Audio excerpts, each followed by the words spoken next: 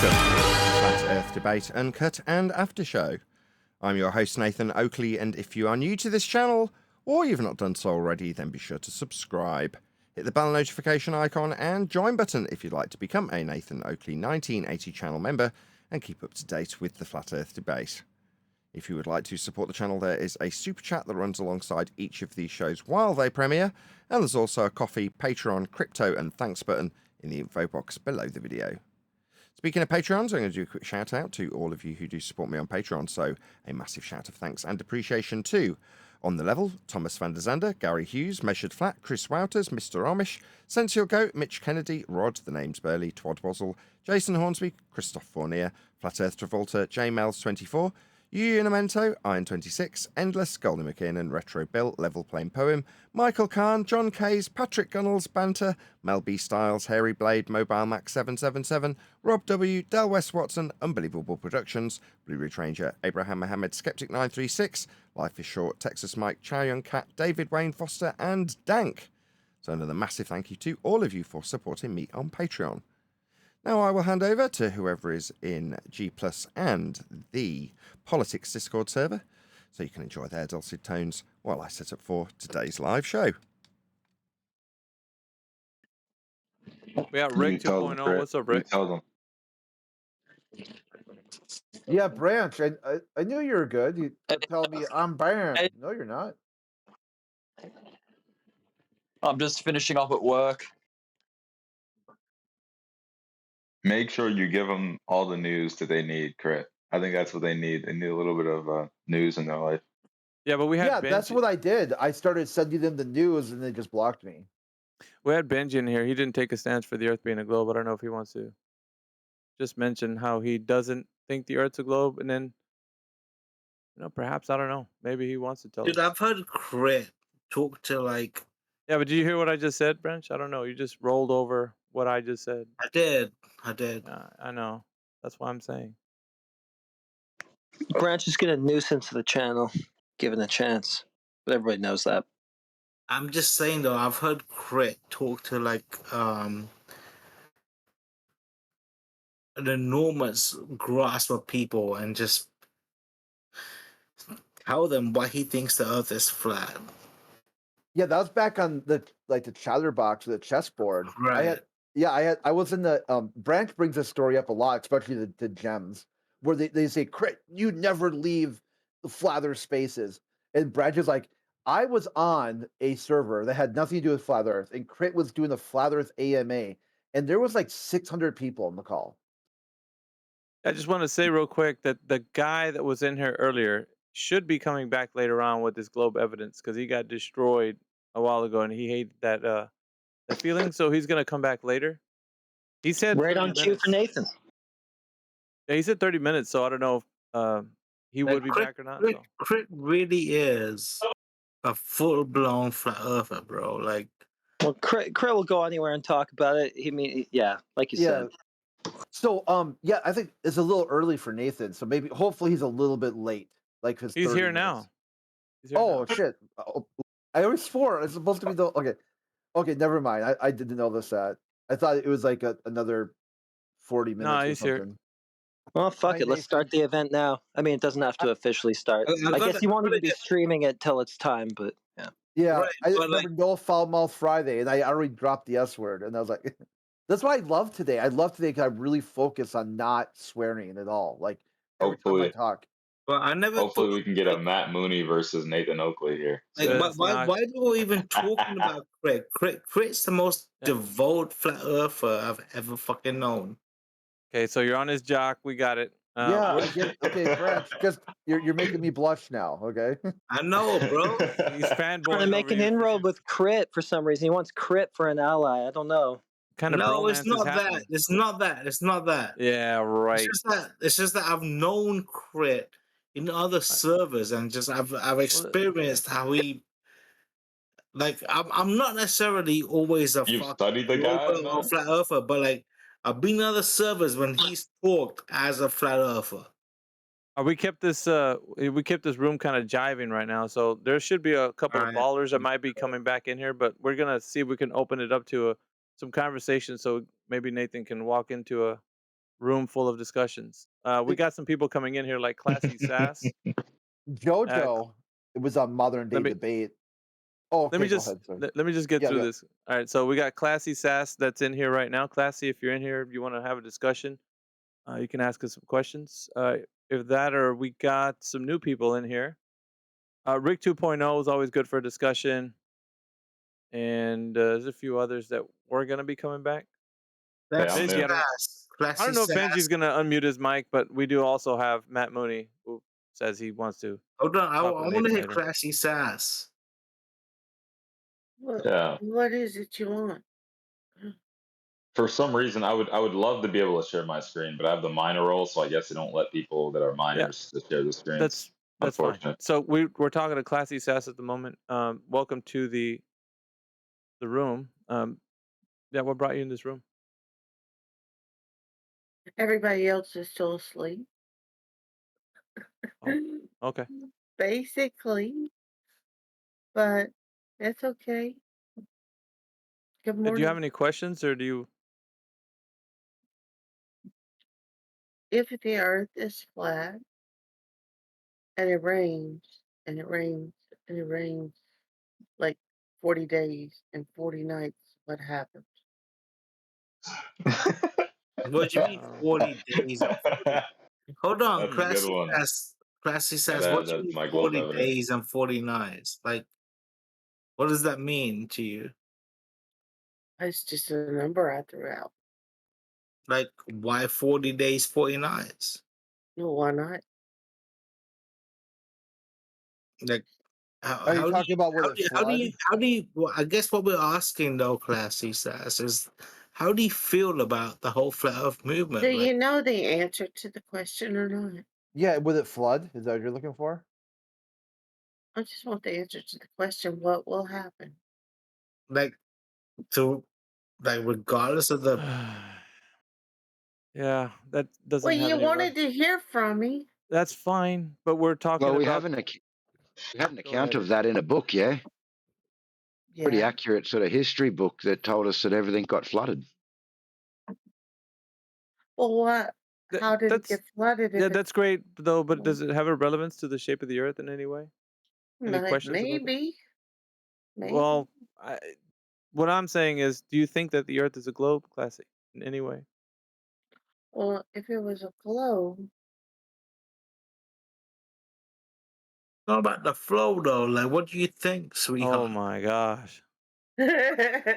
Like, for the flow for you, do you think if that it's flat, and is it a flat box or a flat circle? Like like a lake. Like if Well, you, it's if you yeah. had if you had to question it, Is it a Class, box that just gets deeper and deeper and No, we're deeper? not. Nobody said that. And A I think box. that I don't know what shape. If it's flat, no. and What it the thing, floods, Classy. No. and The the thing water is, just gets deeper and deeper and Classy. deeper. Hello, It goes hello. up. We've got a runaway The train here. water Look, I'm goes asking up. you. Wait just a second. I'm asking if you know if the Earth is a globe. I don't know which one it Oh, is. I'm that's great. asking you if it floods for 40 days and Yeah, but 40 nights we're gonna let and some it's other flat, Classy. what happens? That's what Just wait. There's a few people in here that are coming in brand new. We want to get them to get some good discussions, and that doesn't sound like one that's going to lead us to a good path. All right, so Flag, welcome to the channel. I see that you just joined us. Welcome. Flag, are you there? I don't know, bro. You sure we should meet her though? Why not?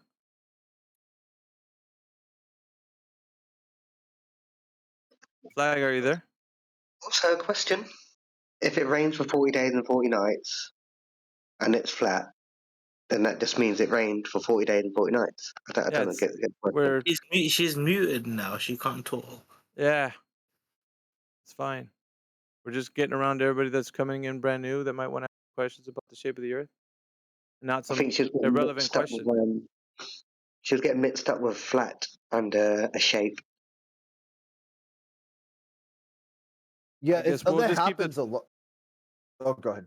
I was gonna say we'll keep the topic rolling if you want. You guys go ahead. I'm just gonna mute up. I got a There you question go. for Flat Earth. What? If the Earth is flat, why aren't people falling off the edge? Bro. Yeah, go ahead and redirect that question in just a moment to Nathan. You want to have some conversation? Yeah. Let's just pocket your information right now, Matt, and save all that energy. Hopefully, you bring that same energy when he comes back on. Well, I mean, Nathan is a very weak opponent. So, I mean, No, I don't. Your microphone sounds good. Yeah. Did you get a new one? Well, Mike, I'm just on my phone right Are now. we sure Classy thinks the Earth is a globe?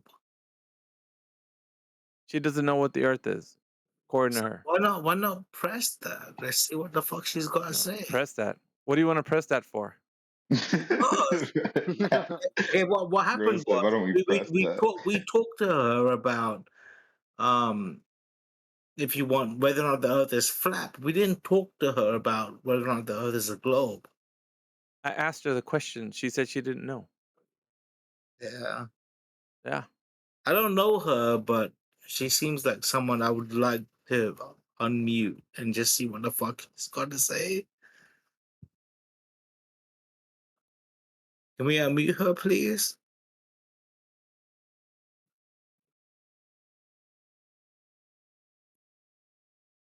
Yo, Classy. I don't appreciate that. Oh, she's mad with you now, Branch. She don't appreciate Classy, like I was discussing in good faith. I get that, and I'm so sorry you got muted. No, you're not sorry. Well, you had the question. Do you feel like your question? Well, hold on, Classy. What I meant to say was I'm so sorry you got muted, and I just tried to get you unmuted. But like, what I would love to know is what your perception on the shape of the globe is. What are the boundaries? If it's raining 40 days and 40 nights, what are the boundaries of the earth? Where does the water go? It's got to have boundaries if it's flat. Right, and what if it's a globe? If it's a globe, Well, yeah, hold on. Why does it have to have boundaries? Let's start there. You suggested that if the Earth is flat, if you describe the surface as flat, adjective noun, why does it have to have boundaries? is there some magnetic force that just holds it all together? Okay, that's a different question. So number one, I'm saying it will go off the edges of the earth. What edges? Flat. Are there edges? Do you know if there are edges? Yeah, I would say inside the heliocentric model, they tell you there's no edge. Number one, in space is ever expanding outward, and there's no edge. And number two, they tell you that the edge of the Earth is the leading physical geometric curve of the ball. That's why you see like ships disappear bottom up and whatnot. So those are an edge and no edge at the same time. While on a flat Earth, no one's talking about an edge other than you, and I'm trying to figure out why. Where are you on the? Did you get down this pipeline? Because I think you walked yourself into a contradiction. Maybe, but if it's flat, you can't get in a ship and go Why? from one point.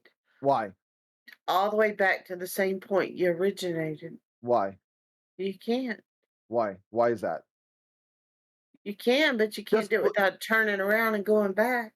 Okay, walk me through this. Why is that the case? Why can't you do that? I'm looking at a flat desk, and if I move this bait to 3 feet to the right, I can't go back to that point without pulling it back toward it. I can't go continuously toward that point. So if it's flat, there's no way you could get in a ship and go forward and reach that point ever again. What if you go in a circle? I'm sorry? What if you go in a circle? Well, I asked you if it was a square or a circle, and no one could answer that. No, if you travel in a circle, you could go back to the same place you started off as. Yeah,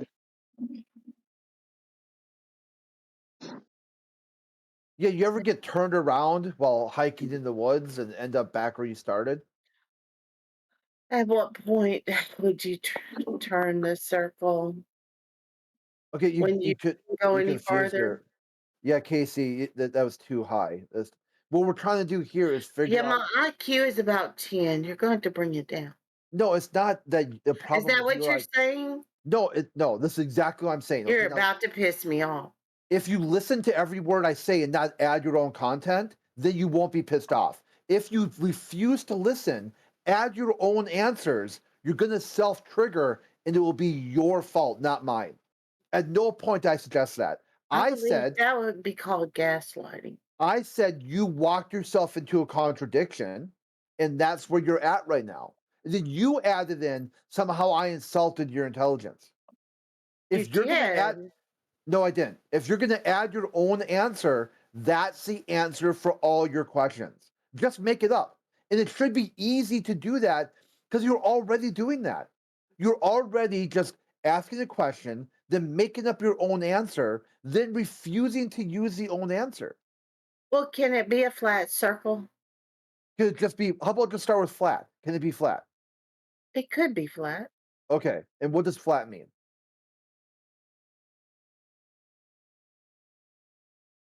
Not having shape. I mean, flat. Yeah, it would It still be, has. it could have a shape, right? It could have a shape. Like a lake. Like, is a lake flat? Yeah, there's. I What's the mean, shape of a lake? 3-dimensional, like a sphere. They were talking about the surface. Okay. A lake is a sphere? Okay. No. Okay. No. No, okay, so a lake. Do you ever seen a lake before? Or like Is a the pond? Earth spherical or is it flat in 2 dimensions? You'd be curved or flat. A description, you're not looking at the full orthographic view yet. Curved or flat? Is the surface, how about this? If it's not curved, what is it? Straight. How about it would flat work? How about straight? Okay, sure. So it's straight Earth. Yeah, it seems plausible.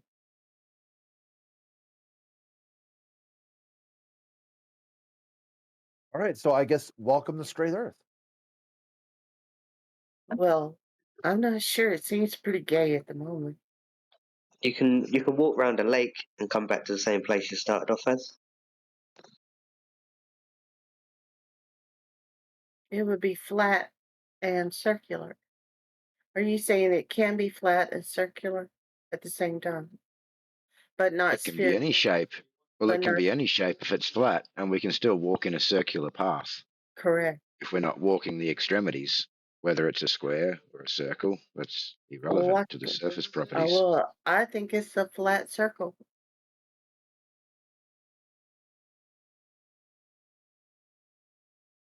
What's wrong with that? Nothing. You can think whatever you want to think. More power to you. Well, that's what it is. And actually, it's conical because, it goes up the atmosphere goes up into a point that comes to a very sharp point at heaven. That's what I think. So the base is flat, but the atmosphere is not.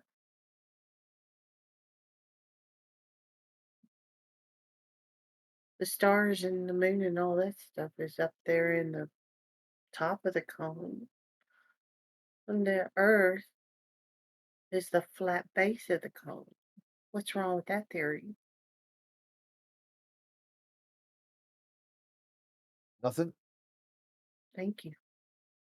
I'm allowed to have my own theory. Yeah. All right. Yeah, even more so when you can articulate it, and then someone can choose to either understand or not understand, and then you can present this theory to somebody, and then see if they don't. What I've noticed is that like flat Earth, they'll come and ask you about it. You'll present it to them. They won't understand what you said, and disagree with it, and debunked it. You And and I'm like, mute how your do you do ass that? when try to say something. Yeah, I'm like, how do you do that? How do you disagree with something you don't even know what it is? They told me yesterday that they weren't, a fight group, but they muted me 5 minutes in. I don't know what you people are doing. I was here in good faith.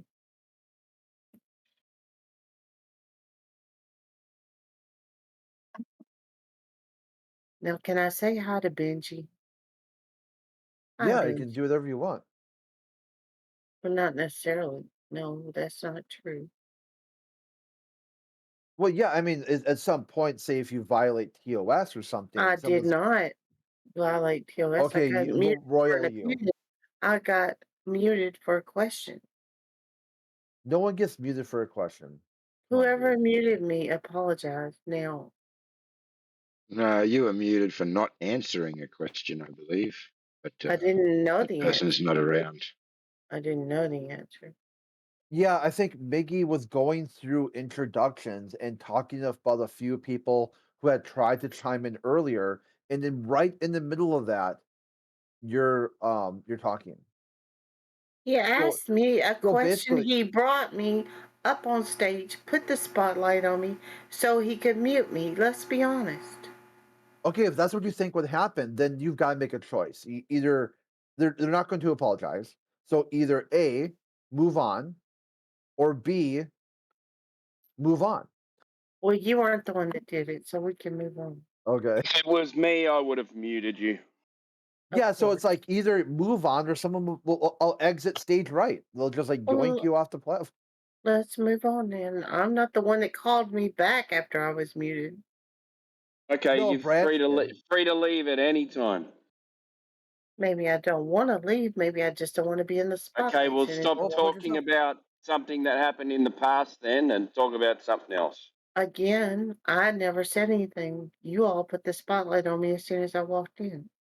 Okay, are you done now? Yes. Great. What shape is the Earth? Are you asking me? Yep. Well, I'm done. Okay, put yourself on mute then. They came up with straight. Straight shape. Yeah. All right. Fair enough. I said conical. Conical. Straight. Straight conical? What? I'm just going to make it really simple and explain it. It's a flat plane with a cone over the top, and the stars are in the cone that goes to a point. Thank you. I thought that's what I said. But I guess it takes a male to say it for you all to understand it. No, I just couldn't hear the 10-minute drawn-out version of it. I just wanted to give it very briefly for everybody. It did help, though. Maybe it was Australian to Australian. Maybe that's what. Yeah, that probably was it. We do speak a different language here. It could be because hillbillies can't enunciate properly. Is that what you're saying? Are we hillbillies? Yeah, see, that's adding your own answer again. Remember, if you're going to do that, the best solution is just keep doing it. Okay, don't stop. Add all the answers you need until eventually you recognize your own contradiction. Then you can be like, you know what? You really don't like answers that you provide. I want to hear what other people provide. And Yeah, well, that's what the globe does too. Yeah, the globe does that. You'll say something like, and they'll say, "So what you're saying is," and you go, "No, that's not what I said." I did ask a question. What was wrong with my theory? And no one's commented. Oh yeah, I was listening on YouTube when you asked that. Have you got any evidence for that theory? Do you have any against it? No, do you have any evidence for it? You presented a theory, so I'd like to see some evidence for that theory. Well, it wasn't even a theory, but it's not a theory. I don't have any evidence. Okay, so what am I supposed to refute? Well, my theory is just as good as anything else anybody else has thrown out. No, because you got the words wrong too, because it's not a theory. You have an idea. No, it's a theory. Just hasn't been tested yet. Yeah, well, that's not a theory. Theories have been tested. Okay, you're right. Yes, I know. I hear that a lot. Nah, Yeah, you just got joking. to have a theory. What's that? You can't have a theory before the test. That's all that is.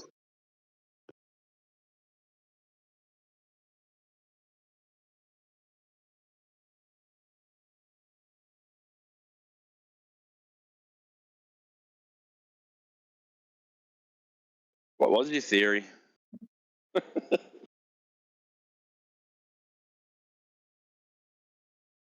Flat with cone shape. Was that the one?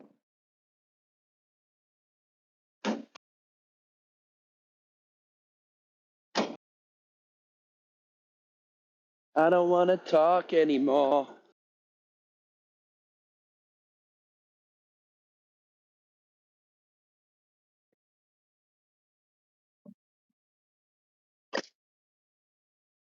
May as well give my appraisal. I'm muting the Discord server. These guys are doing Good really evening, well. Nathan and crew. Straight away they've had. Hello.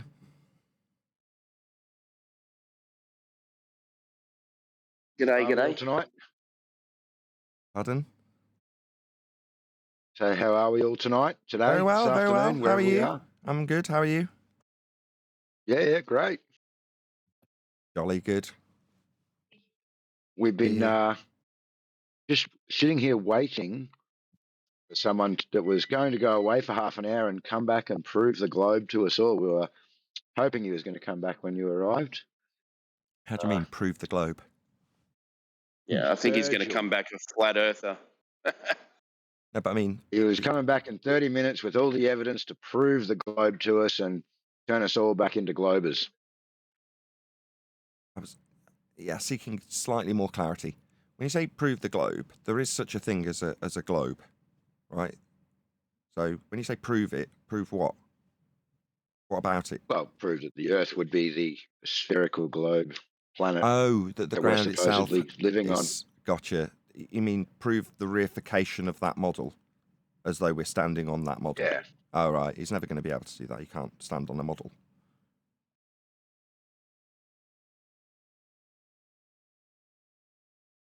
Don't be like that, Nathan. People have been waiting years for this to happen. He should be due back any minute. Okay. What model?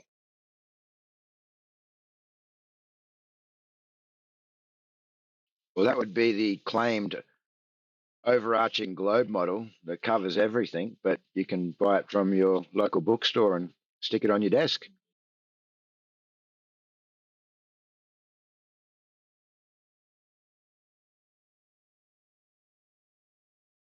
It's their claim anyway. Do they know where that claim of a globe to reify into the ground that you're standing on comes from, as in the origin of the measurements for the globe?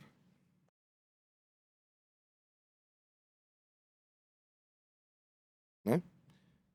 In order to create a globe, you first measure the elevation angles to stars off a flat plane, document them, extrapolate out things like radial values, and then with that radial value, create a model of a sphere. You can then project the points on the ground that you measured the angles to the stars with onto that spherical surface. The easiest way to visualize this is with latitude, in my opinion. And I'm right. If you're measuring an angle to a star called Polaris and then plotting out a system called latitude, which is concentric circles moving out from Polaris on a flat plane, you can then wrap those around a ball. You see the latitude lines on the globe. Well, there is no way to measure those off a curved surface. They are ipso facto measured flat and then plotted onto the curved surface. So, but for the fact that we measure a flat surface, you wouldn't have a globe model to believe in.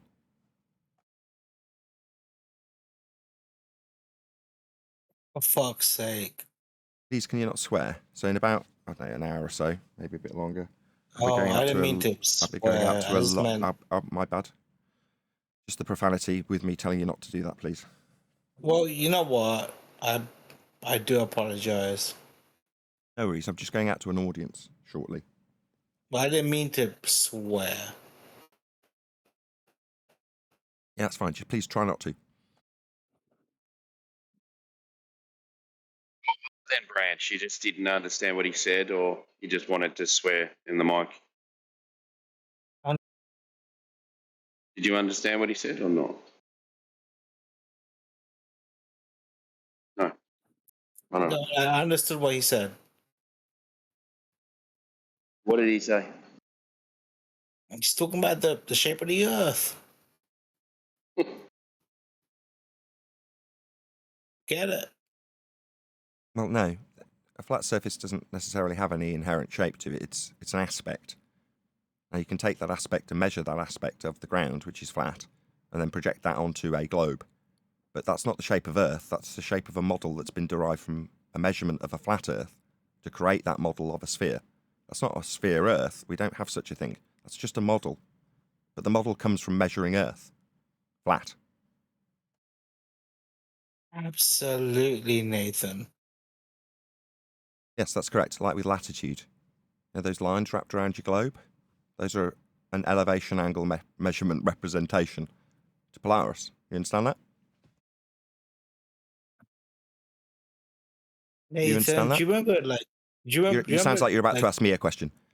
Do you understand that latitude is measured with elevation angles to Polaris? Sounds like you're about to ask me, would you something? It's a yes or no question. Did you know that or not? I was just going to say, like, I don't care what you're about to say. It's a yes or no question.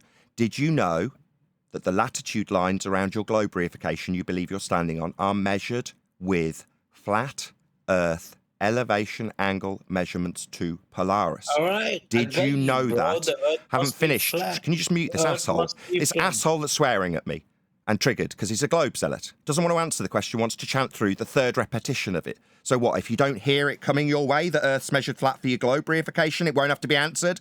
Maybe if you hear it and then ask me a question, you won't have to answer it. Maybe if you chant through the second and third renditions of it, you won't have to answer it. No. Wait, hold on. I will conclude this statement without a zealot globe believer chanting through the painful truth that Earth is measured flat. Now, I will, if the moderators will allow you, give you a fourth. Say that again. Fourth opportunity. No, he's just not going to let me ask the question. Just mute him. Just get rid of him. Prick. Unfortunately, we are surrounded by zealots. People who don't like the fact we measure Earth flat for their globe belief. And when I ask them if they understand the base measurement for that very globe belief, they start asking me something and chant through it 5 times. Unforgivable. Now you're not part of the conversation anymore, Branch, you sweary little twat. Get lost.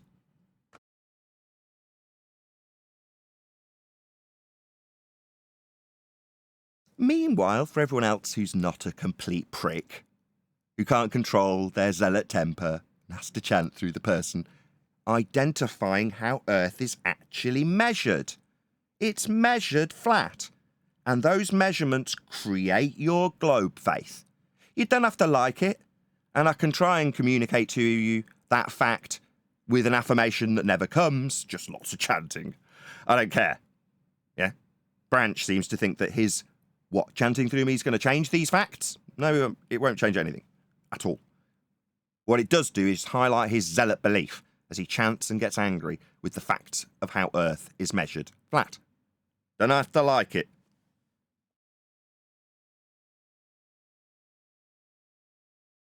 Which end result doesn't mean it has a shape. Which I don't think you understood what you said in the first place, but you weren't saying that's the end shape. It just means measured flat. Yeah, I corrected him on that. He didn't like that. Yeah, he's talking about Earth's shape. No, I'm not. Flat measurements are an aspect of the ground that we measure to get angles to stars. That's how Earth is dealt with. After that fact, you can turn it into a bleeding banana for all I care. The fact that you have turned it into a sphere that you think you're standing on is irrelevant. That's not Earth. You're not dealing with shape. You reify a sphere shape. That's you and you alone. I'm not talking about that. I'm talking about models that you make from flat Earth measurements. Models might have a shape. We're definitely not standing on them.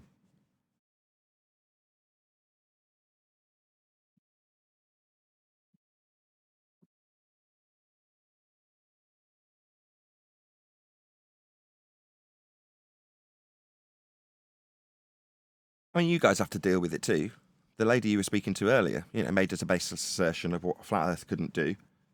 That's travel in a circle. 3 people told her it was travelling in a bleeding circle while I was sat on mute laughing my head off. And then she got all uppity with you when she couldn't shut her bleeding mouth and you had to shut her up. It's like, what is your malfunction? You said you couldn't travel in a circle on a flat Earth. utterly stupid, and then 3 people corrected you on it, you wouldn't accept it. Yeah, your own pride got in the way, and then you start getting uppity about being shut down because you couldn't shut your mouth. Yeah? Yeah, I get it. You all dealing with idiots on this server too. People who just can't quite comprehend what a circle is. And they want to tell you off. The outrage of it. Yeah, okay, Miss Dunning-Kruger, get lost. Couldn't formulate a claim talking about what would happen after 40 days of rain. Couldn't coherently put that into an actual claim for someone to respond to. You just kept repeating it. Yeah, you're going to get shut down when you do that nonsensical idiocy. People are going to get tired of you and shut you down, love. Don't have to like that either. Don't have to moan about it after. You can just grow a pair of balls and actually accept the fact that you're going to get shut down if you keep repeating crap over and over and over again. Yeah, people don't like that kind of person. They're just irritating and stupid. Now, you don't like the fact that being stupid and irritating is going to get you muted. Tough luck. Stop being so stupid, stop being so irritating, or get lost. Oh, we've had a few in here tonight demanding apologies after they spiralled. Of course. A little upset. Bloody snowflakes. Bloody globe-believing zealot snowflakes who can't cope with being wrong. Yeah, we get it all the time. Man up, snowflakes. You've all been deluded, and you have to face your own mirror. Yeah, that stupidity that stares back at you when you realise you've been duped. And that what are you going to do as a result of actually realising how badly you've been duped into standing on a bleeding model that's derived from flat Earth measurements? Well, what? Will you deal with all the people that lash out at you like you lash out at us? Yeah, the awful truth is, you'll have to deal with people like yourself when you actually realise the god-awful truth that you're stupid and been duped, and that everyone around you wants to keep that dupe going by telling the people who've actually realised it that they're stupid. And the useful idiots you have been whilst doing it on their behalf. Yeah, that's all this is. Now, I don't care if you can look in the mirror and realise how stupid you are or not. It doesn't have any consequence to me. Meanwhile, Earth's measured flat. Those are facts that you can either deal with or not.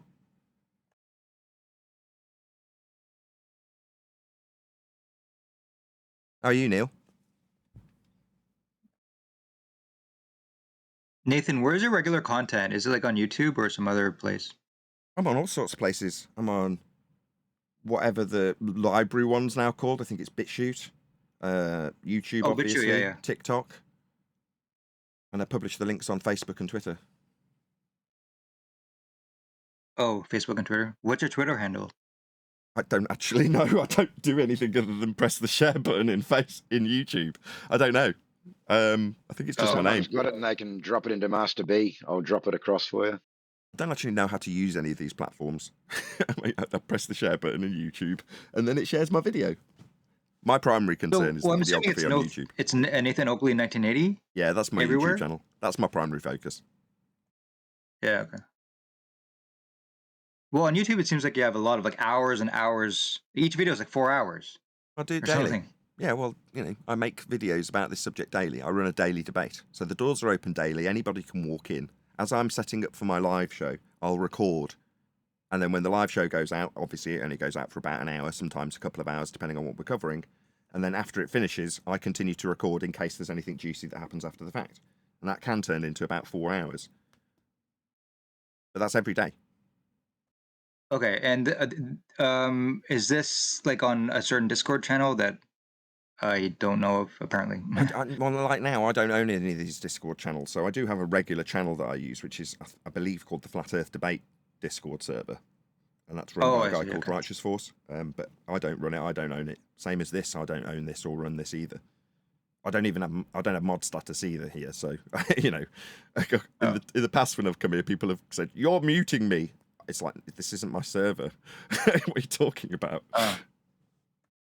Yeah, so that Flat Earth Discord server, that one is, you record around a few hours and post each video on YouTube every day. Yeah, so if you, for the sake of argument, wanted to join my live stream, you'd be joining that Discord server. That's the public gateway. Okay. Well, I have a Flat Earth, like discord.gg/Flat Earth, but not, you said /Flat Earth Discord? I mean, Flat Earth server instead of Flat Earth? Flat Earth Debate. VIP partners. All the links are right there for like pretty much like a dozen or 24 different Flat Earth servers. You'll find them all right there. Right, and there's a good chance I've perused many of them, even the anti-Flat Earth ones I've been in here and there. But yes, I've got a regular one. It's called Flat Earth Debate, I believe. And yeah, that's where the show gets hosted from Monday to Friday, the actual live show that does go out live daily, Monday to Friday.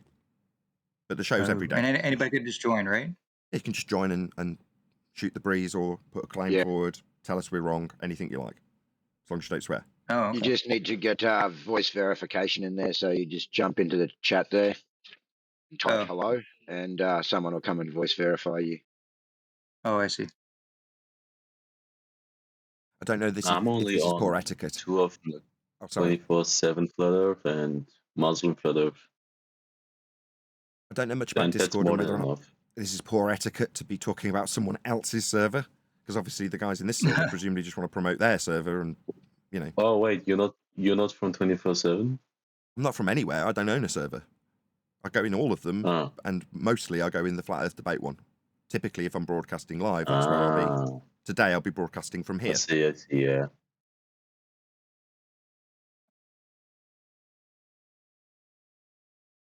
Yeah, today I'll be broadcasting from here. So what I'll ask when I go live, I'll ask my mods in the YouTube live chat to put a link to this server so that people can join this server. And I don't know what the process is. Again, it might be voice verification, or the mods have to talk to you. I don't know. But that whatever the link is, I'm really ignorant. My mods will sort it out, and they'll put a link in the YouTube chat so that the live audience can make their way to this server.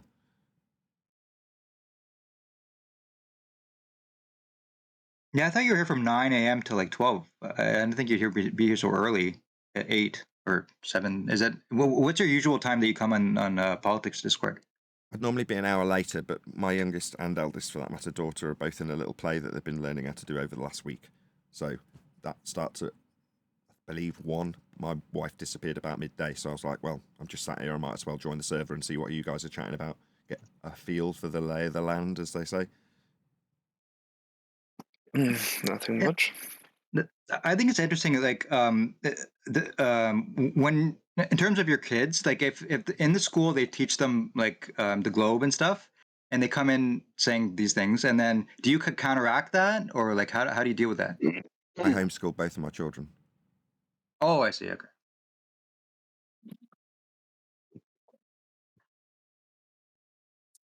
I teach them the globe. I teach them to be respectful of other people's beliefs. Oh. Absolutely. Oh, right. So my eldest daughter's slightly obsessed with it. She wants Planet Eleanor. I'm like, fine, you can believe in that. As long as you're not telling people after listening to my show that they're wrong or that their beliefs are incorrect. It's like everyone's entitled to their beliefs. If you want to believe you're on a banana or a spinning water ball, that's up to you.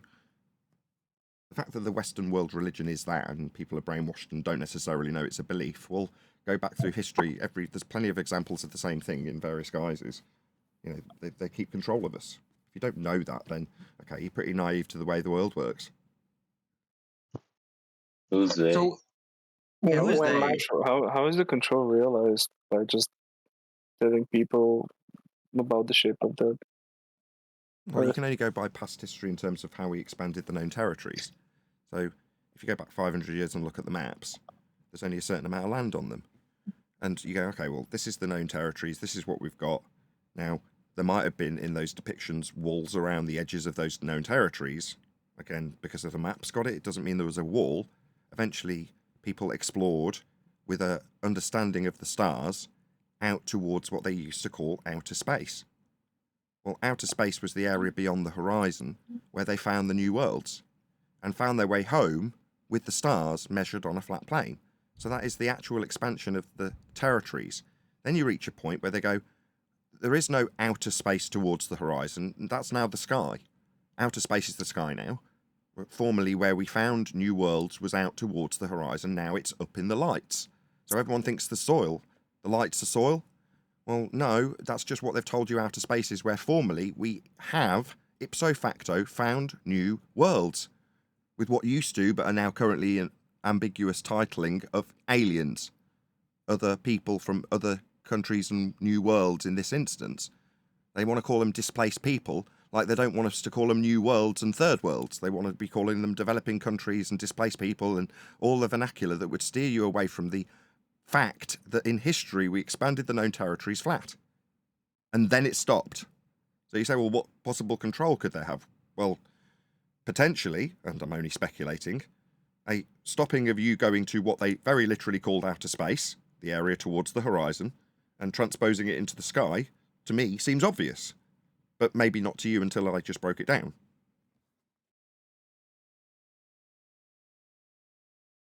Okay. When you say transposing into the sky, Neil, go ahead. You said it's transposed into the sky. Can you elaborate if you don't mind? Yes. So formerly, new worlds were found in outer space. We then colonized them, drilled them, mined them, took all the resources, developed them. That's what we did with the new worlds after finding them. You understand that, right? So Nathan, I'm asking this guy a question. Why is the guy I asked to be removed from the conversation that swore perpetually? Why is he off mute? Talking to this other guy, this triggered fundy that couldn't answer if he understood the elevation angles to Polaris. Well, what were the latitude lines on his reified globe? He couldn't answer. Now he thinks he's going to interrupt this discussion with Mobius. No, mate. I've already called you a prick. Told you you can sod off. Don't know why someone's taking you off mute. Your only purpose in here is to destroy this conversation. So get lost. Why are you still here? I've got absolutely no control over this server, by the way. Me telling him to do stuff means nothing. So what was he? I Sorry, thought I'd Mobius. give him a chance. He asked in the chat. I asked him to please don't interrupt or jump back into the conversation, and it was the first thing he did. Of course. When he guaranteed me he would. Yeah, he's a liar. Yeah, he's a prick and a liar. Yeah, can you hear me? I'm mute, Branch. Just being called out for what you are, a scumbag, disingenuous, sweary, foul-mouthed liar. Nobody wants to talk to the person that's like that. That's you. That's why I'm telling you to get lost, because I've had to extend this over-the-top berating of you, yeah, while you're on mute. I'd rather just have a discussion that ended in a yes or no answer to the question about Polaris measurement. You didn't want it. It undermined your globe faith, so this is what we get from you. Get lost. Anyway, just to round out my point for Mobius. Ipso facto, new worlds in space were found. Then, it's not called outer space anymore. It goes round in a circle, like that woman said. Yeah, that comes about 350 years ago. Okay, so no more going out towards the horizon, no more going out towards space, no more finding new worlds. Well, where do we find new worlds? Well, up in the sky, because NASA say that the lights in the sky are soil. Okay, why? Well, because they say so. That's it. That's just a fact. That's just a factual rendition of what. Who's off mute? Who's doing that? Okay, so these lights that are moving, they're Mars, Jupiter, all the planets, Saturn, Mercury, Venus, right? So is that something like? What do you think about those claims? What claims? You didn't make any claims. You just said lights in the sky, and then named a couple. Right. So you think they're just what do you think those are? The Jupiter. I mean, things they call Jupiter. And the planets or whatever. Yeah, they're very useful for navigating. Okay. Flat. Earth must be flat to use that process that we use to expand out into space and to find the new worlds. Yeah? That's how we did it. We took angle measurements to the stars, plotted their positions. We had accurate data for their ground positions at given times, meaning that we could find our way home when discovering the new worlds out in space. Of course, space isn't called that anymore. It's no longer in existence. We've got a globe that comes back on itself. Now space is the sky. And the soil that was very fruitful and resourceful when we found the new worlds, when we travelled out to the former outer space and found new worlds, that's not where we find new worlds anymore.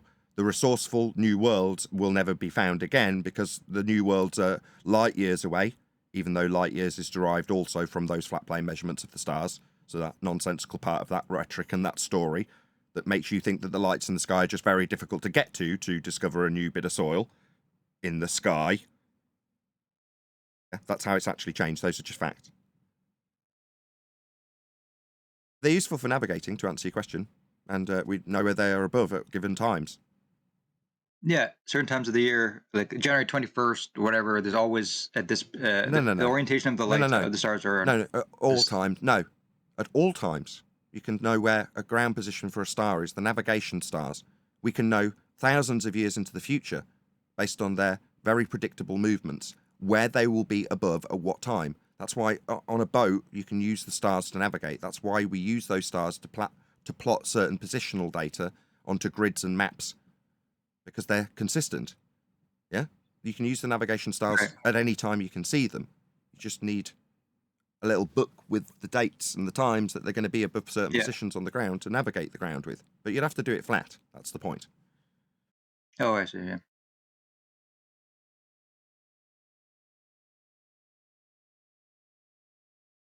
Yeah. So, Hello, Mr. Nathan Oakley. hello. That was very polite. Who's that? I'm not.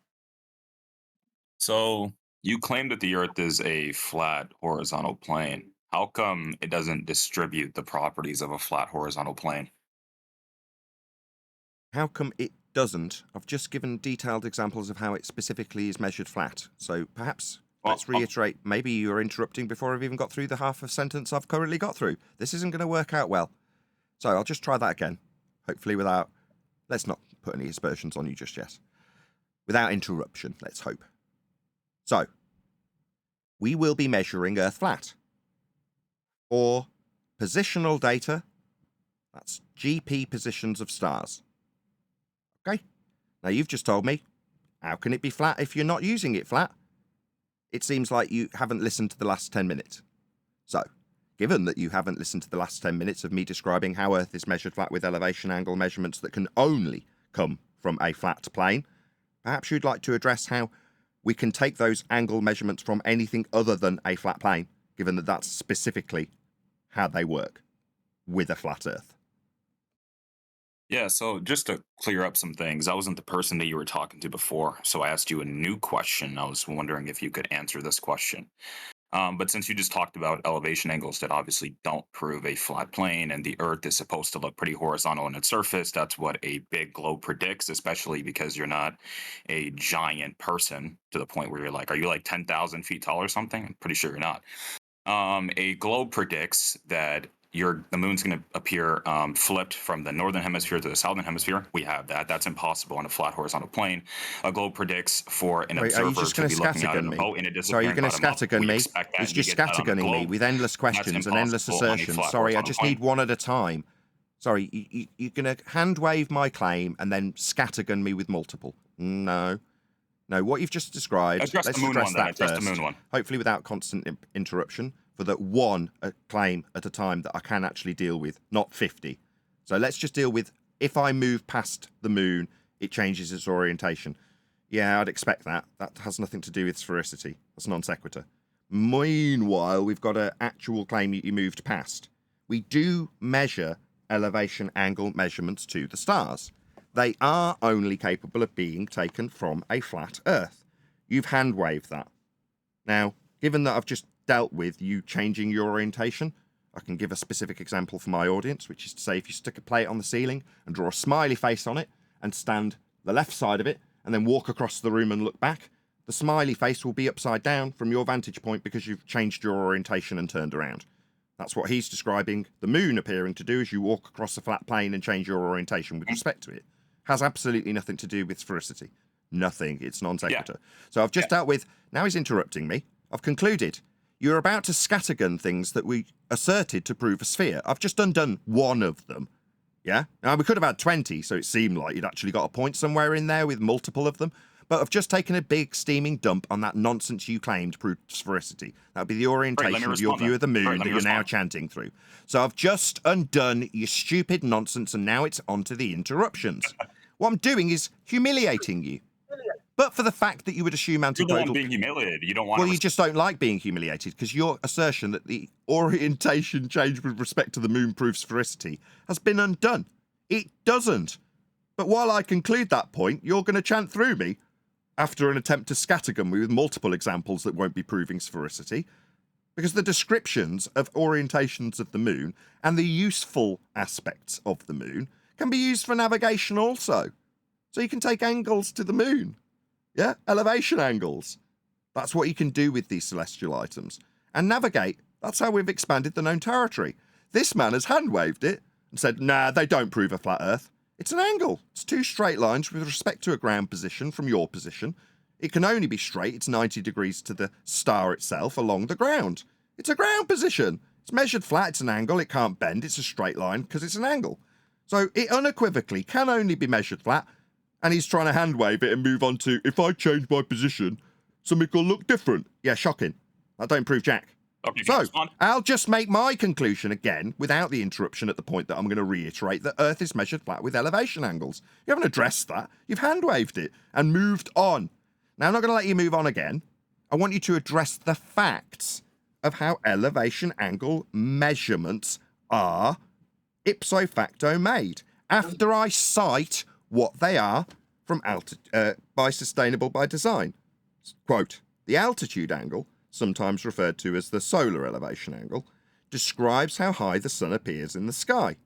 The angle is measured between an imaginary line between the observer and the sun and the horizontal plane the observer is standing on.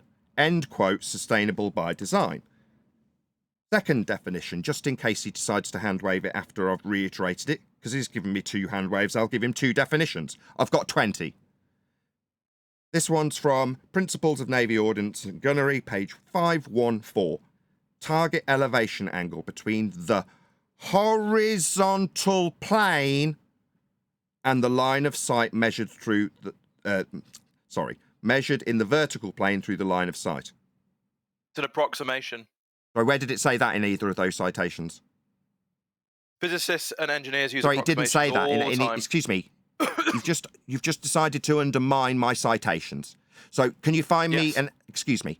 Rather than just undermining it by spewing your no it isn't through the top of it, do you want to go and get me a definition of an altitude angle or elevation angle measurement that says it's approximate or doesn't use anything other than a flat plane? Because it does. Also, I was talking to the Mac guy. Yeah? Yeah, I wasn't talking to you. Well, I was you're in a talking public Discord, I was so- talking to not a white knight who needs to undermine me without citation. I've given 2. I'm here. Hey, Nathan, I'm here. Can I respond to your claims before? Because you kind of went off on a rant and you didn't really It's let an me ad respond, hominem especially attack. when Do you you were want saying to very shut this stupid guy things down again and while I address the contradicting audience basic about what he's doing? visualization? Shut him down. No, that's an ad hominem attack. Telling me I wait, went Nathan, I've on got- is a poisoning the well fallacy and ad hominem attack. I didn't go on. What I actually did was went and gets 2 citations. Now, that's been undermined by my opponent by him saying to my audience, you've just gone on. No, I cited gunnery ordnance and Sustainable by Design. Now, you're not going to undermine what I actually did by saying, you just rambled on. No, I didn't. What I did was undermine your crap that you hand-waved when you said, nah, it's not. I don't need a flat earth for these angles. Really? So it's not the, quote, horizontal plane the observer is standing on, end quote, Sustainable by Design. And it is not, quote, the horizontal plane, end quote, Principles of Naval Ordnance. Yeah, it is. Your hand wave won't work, Matt. So do you want to give that another go? Maybe attempt to actually rebut what I said rather than undermining it by saying, oh, rambled on. I didn't. Quoted 2 citations. Yes, I want to actually respond to one of the dumb things you said about basic perspective. So I didn't mention perspective. Number 1, I didn't talk about perspective. He's about to strawman me. Stop him. At no point did the word perspective come out of my mouth. So he's about to strawman me and ignore the horizontal plane the observer is standing on, end quote, Sustainable by Design. He's decided he's going to hand wave it, and that's been successful somehow. No, I've already hand waved that. Now I'm going to talk about perspective, which was not mentioned at all. Nathan, if you're this is a straw man. Why am I getting white knight shutting down while I address his fallacy? What he's used is a hand wave dismissal fallacy, which I already addressed, and now he's using a non sequitur straw man. Perspective was not mentioned by me. Now he's saying, you want to go on about the perspective? No, I didn't mention it. No one mentioned it. So this will ipso facto be a straw man fallacy, and it's also a continuation of his hand wave dismissal. So because he's hand waved it and used a further straw man fallacy about perspective, I will reiterate that we are discussing the flat earth that must be measured for elevation angle measurements of Polaris specifically. And the elevation angle measurement requires we have a horizontal plane, the one detailed by Principle of Naval Ordnance and Gunnery and Sustainable by Design, who make it explicitly clear that this measurement requires the horizontal plane the observer is standing on, end quote. That's all that needs addressing. Perspective was not mentioned. Straw man, Matt.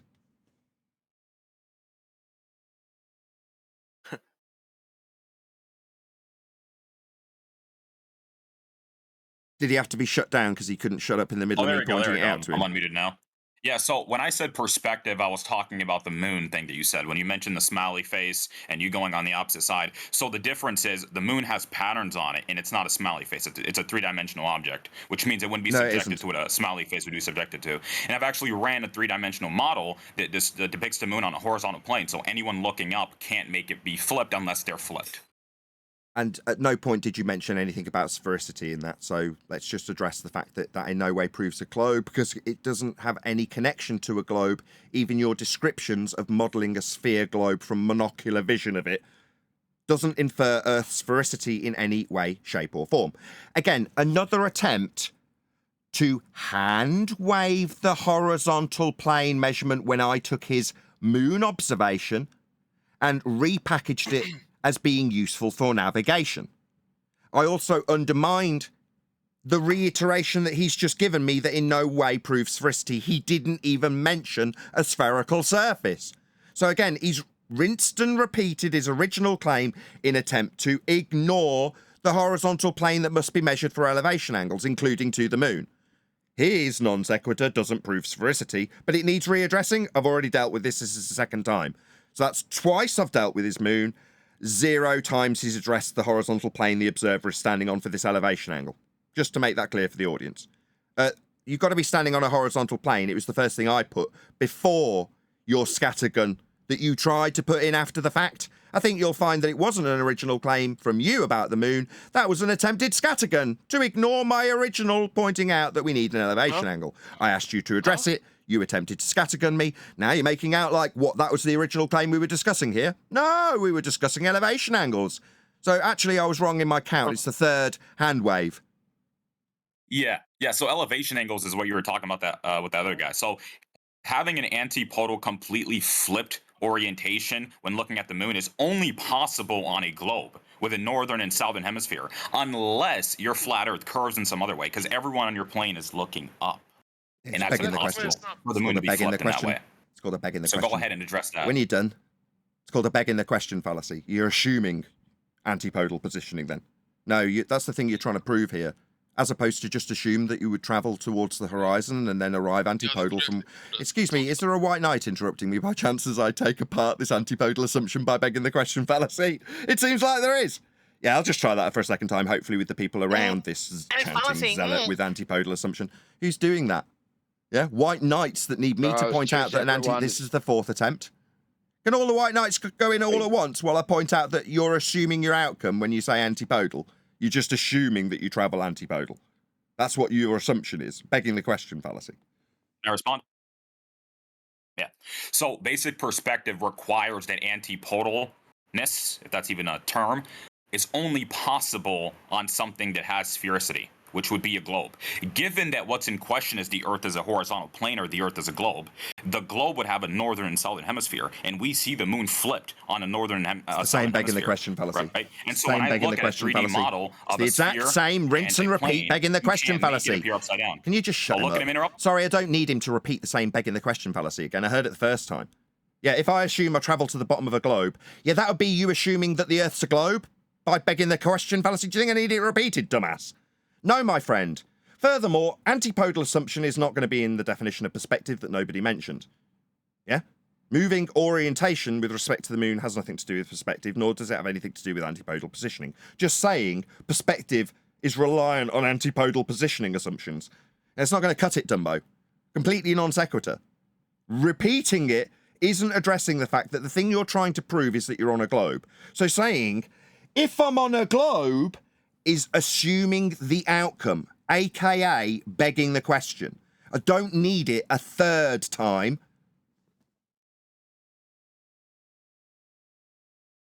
Yeah, what's in question is either the Earth is a globe or the Earth is a plane. One's impossible on a plane and one is completely coherent. Oh my God. Shut him up. That's a false dichotomy fallacy.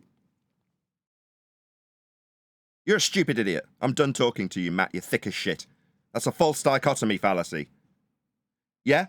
So you're going to layer on top of your begging the question of antipodal positioning a false dichotomy with a flat plane.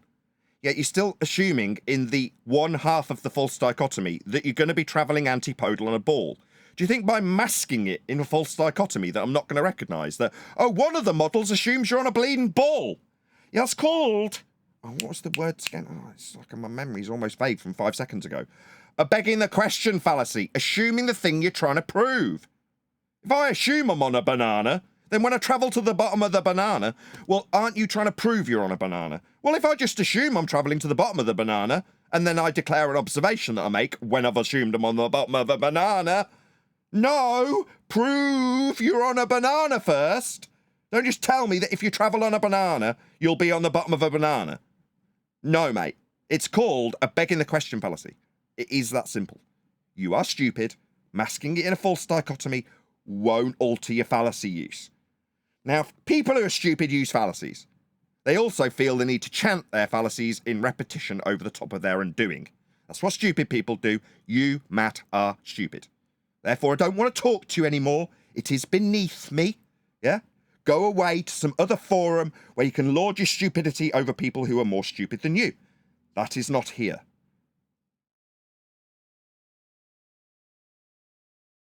Well, we have his first white knight is hanging to get into the conversation, the Moopinator. Mute him. Hello. You're up, the Moopinator. I just wanted to clarify the thing he was saying about the clock in a way that isn't question begging, because I understand what you were saying, right? That he mentioned, you know, where if you go to the southern hemisphere and you obviously don't believe in hemispheres as such. It's begging the question. So let me get. It's begging the question.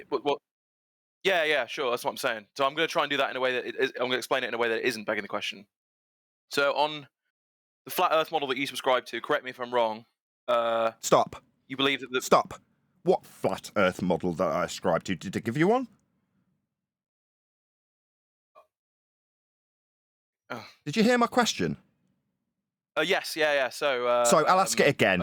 I'll ask it again while you stutter and about the question you haven't answered. Did I give you one? Yeah. Well, I've seen your content before. So which model did I give you? So, well, that's what I'm saying. Correct me if I'm wrong. You are wrong. I do not offer any model. Models are pseudoscience, reifications. Now, what I do offer is navigation. Navigation is what I offer because it measures Earth flat. That's what I offer. I've offered it already. Maybe you weren't listening. Maybe when I said elevation angles to Polaris, you will use to wrap around your globe after measuring them flat. Maybe you heard, I've got a model. No, you seem like you're delusionary. Like you're hearing things. Are you hearing things? I'm definitely hearing your voice, yeah. Are you hearing model when I say elevation angle to Polaris? Did you hear the word model? Well, I mean, to calculate things. It's a yes or no question. It's a yes or no question. Don't tell me about what's calculable. Did you hear model when I said elevation angle? It's a yes or no question. In a sense, yes. Well, then I don't want to talk to delusionary idiots that don't hear the words I say. They're very difficult, you will be. Would you very difficult, like you're doing now, chanting through me. I already know you'll be very difficult to communicate with. Because when I say X, you will hear A, B, C, D, E, F, G. And then tell me that I ascribe myself to A, B, C, D, E, F, G when I've said X. Ergo, I won't be talking to you. You've already proved yourself disingenuous and delusionary. You have delusions. You hear things. Go away. I don't want to talk to you. Go and have yourself committed for hearing things. Don't talk to me. Next. Who was the second white knight here? Let me have a look. I think he might have just jumped out. No, do you remember when the globe was just launched into random... Mountain. Sorry, AJ. No, you're right. We got Mountain here. Mountain, you were jumping in earlier. No, I wasn't. I was unmuted. Sorry, I was talking to someone else. No worries. IRL. But I really wanted to hear the point of Thermopinator, but I guess he's full muted now. Who? The guy you were talking to earlier. Matt. The Moopinator. The Moopinator, maybe. Yeah. Moopinator? What? The last guy you spoke to. Oh, okay. Who was not easy to speak to. Well, he wanted to represent how you could beg the question without assuming the very thing that you're trying to prove in the first instance. Well, if you believe you're on a globe, there is no route to suggesting that you're standing on that globe unless you beg the question that you're standing on the globe in the first instance. It is a fundamental requirement. What's going on? Is it just me, or am I being chatted through? What's going on? No, you were chatted through. Are you? I'll try Could that you? I'm a Maybe very I'll try curious that again. guy. Maybe I'll try that again. Maybe you'll just get like that interruption to stand when I was in the middle of a sentence, or you could just pop yourself on mute while I'm talking. No, go ahead. Go ahead. You don't need your frigging permission. I need you to shut your bleeding mouth while I talk. Yeah, not interrupt me because your mic's wide open because you're too stupid to find the mute button. What I need you to do is shut your mouth, not tell me to go ahead. I don't need your permission. Yeah? You wanted to hear the stupidest person here. The delusional guy hearing voices is what you wanted to hear. Okay, mate, well, you can toddle along to the nut house and find some other delusionary idiot who hears voices. I'm telling you that the guy's a nutter. What he wanted to do was stack up a false dichotomy with what I adhere to in a flat earth model. Not that I'd given him one. Not that he could answer no when I asked him a very direct question about whether or not I mentioned one. Couldn't just say no. But you've got, what, a desire to hear more from him? I wonder why. Could it be because he's on your side? Could it be because you're a glober? Could that be why? And maybe he'll have some salvation for you after hearing how Earth's measured flat. Could that be why you want to hear the delusionary idiot who's hearing voices, as opposed to the flat Earth measurements I've given him? No, he didn't hear the flat Earth measurements, did he? He heard model. Yeah? There's a nut house plenty local to you, mate. Go to it. You'll hear plenty others like him. I'm not going to be discussing what he's got to talk about. He wanted to talk about something I'd never said to him. Then he lied about saying he'd watched plenty of my content, inferring that I'm punting models. It seems like the guy who's a chanting asshole started talking through me again. The guy that gave me permission to talk only, 30 seconds ago? Is this you giving me permission to talk, asshole? Or is this you yammering through the top of it? Just shut him up. He's a white knight. He's already chanted through someone else having their ass handed to him. And now while he gets his ass handed to him, he's got his mic wide open and he's talking through me. Because he's telling us how he wants to hear more from the delusional Dunning-Kruger guy who hears voices and things that nobody said. Yeah, I'm going to berate you for your stupidity, mate. Yeah? Going to infer that that's because you're a delusional globe believer who likes the sound of idiots who hear voices. Yeah, that's me chastising you. Not your invitation to chant straight through me. Yeah? No, that's not how it works, no. No, I'm respectful to people until they behave like complete idiots. Then if they tick me off, I'll just point that out to them, much to their dismay as they start chanting through it. Well, here, I don't have to be biased in any way. It's not my server. When people behave like that, they get shut down by the server moderators. I have absolutely no guilt as I chastise you for your white knighting as your fundamentalist zealot globe belief gets undone by me for an audience. Maybe if you just interrupt enough times, the rest of the audience won't hear. No, they will. I'll just go through it 20 times. No worries. Earth's measured flat elevation angles. Nobody's addressed that from the globe side yet. What a shock. My audience has it flashing up on screen the whole time. There's one on there now. Elevation angle measurement, a demonstration from a celestial navigation book. I wonder why I've got it flashing up and the globe believers want to talk about how my model stacks up when they beg the question, rather than addressing the angles that Earth is measured flat with. Shocking, innit? Got lots of discussion about how put out they are for being muted. Yeah? Not by me, I'll add. By the moderation team that won't tolerate assholes.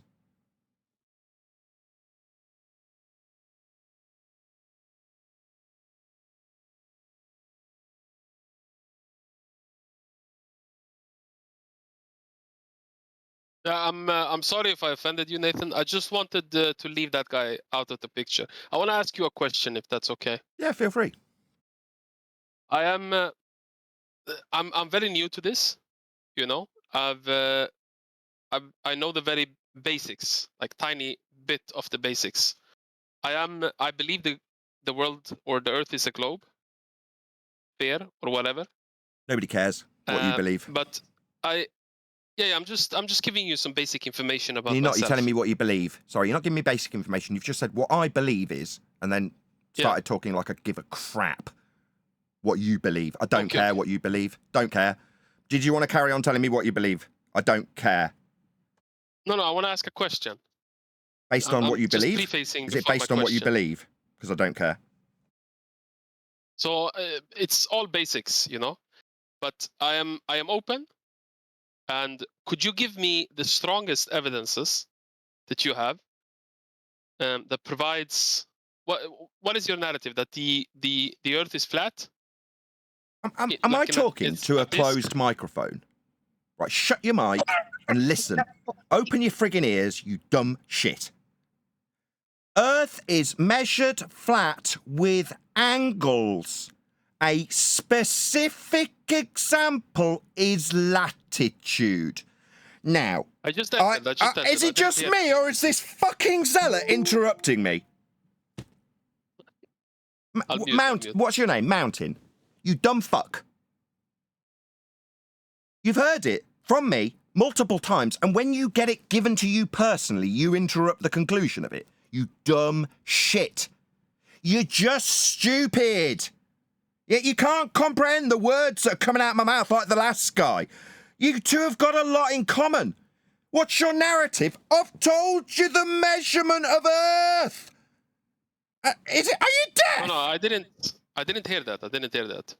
Well, then when I said open your friggin' ears, you started talking through me. You didn't hear because you weren't listening. Let's say it. Let's say it. Let's say it with this chanting asshole talking through me again. You didn't hear it. Okay, stupid dickhead. I'll say it even slower. Hopefully without the stupid idiot interrupting again.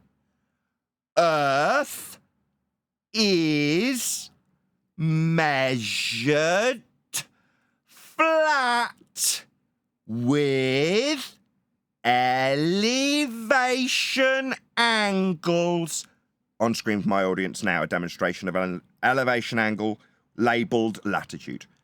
Just for my audience, not for this guy. I was probably talking too quick for him. Elevation angles, that's a flat Earth baseline to Polaris. Okay.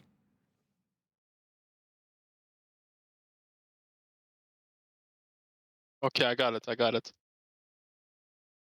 Now, maybe you'd like to ask a question based on that. Yeah. So how did you come to that conclusion? Oh, I'll give you a definition by somebody who deals with warfare and things like that. This is from Principles of Naval Ordnance and Gunnery on page 514. Target elevation angle between the, listen up son, horizontal plane and the line of sight measured in the vertical plane. Do you understand? I'll give you another one. What am I basing it on? I'm basing on its factual description of the measurement. Here's another one. The altitude angle, sometimes referred to as solar elevation angle, describes how high the sun appears in the sky. The angle is measured between an imaginary line between the observer and the sun and the horizontal plane the observer is standing on. Full stop, end of quote. Sustainable by design when defining what this flat Earth elevation angle, you've asked me why I think it needed a flat Earth, is. It's a measurement with respect to the horizontal plane the observer is standing on. So we'd need to be standing on a horizontal plane to measure this straight line that cannot bend. It's an angle.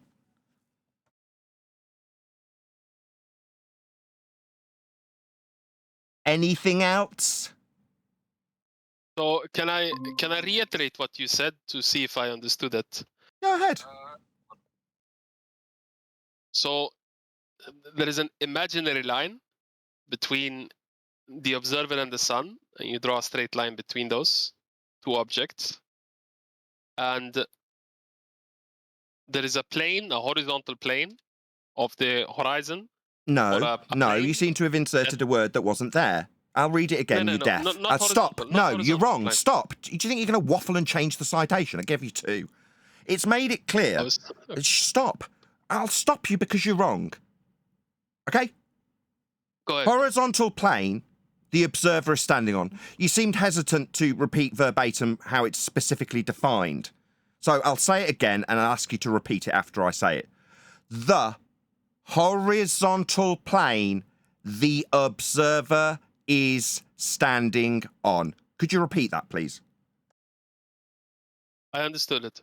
Well, I'd like you to repeat it because you didn't. You inserted the word horizon where it wasn't included in the citation. So if you can't repeat it, I'll assume you still think there's this word horizon in there that wasn't said. So you say you understand. You've demonstrably now chanted through me, pointing out that you clearly don't. That's why... There is a horizontal plane on where you're... Stop chanting through me, you little bitch. You will repeat it, or I'll end this conversation, you little bitch. You'll do as I damn well tell you. You'll repeat what I've said that you were hesitant to repeat and got wrong. You don't understand it, you failed to repeat it, now you will friggin' repeat it at my request. Or the conversation's over, you friggin' zealot. I'll say it again and you will repeat it. Or you can run like a bitch. Those are your choices. I'll say it, you'll repeat it without chanting through it. I run. I'm going to repeat it, and you're going to repeat it after me. The horizontal plane the observer is standing on. End quote. Go. I run. He's talking to me in a foreign language. I don't want to deal with this. Get rid of him. No, he's saying he runs. He's running. Go, run. He said you gave him the option to then run. Repeat it. Why are you still in the server? Leave the server now. Run. Get out. Not say you're going to run and still stay here so you can interrupt this discussion. Leave. What part of... no, he's going to interrupt. So you're a liar.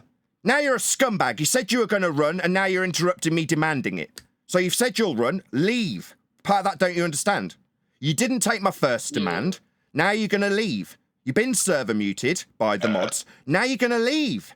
Get out of this server.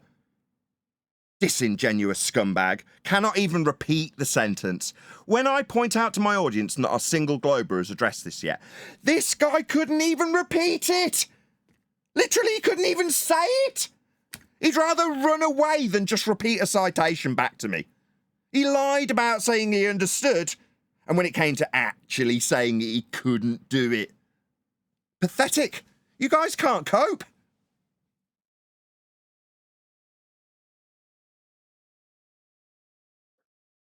Can a Glober repeat that citation? Who can buck the trend and literally just repeat that citation verbatim?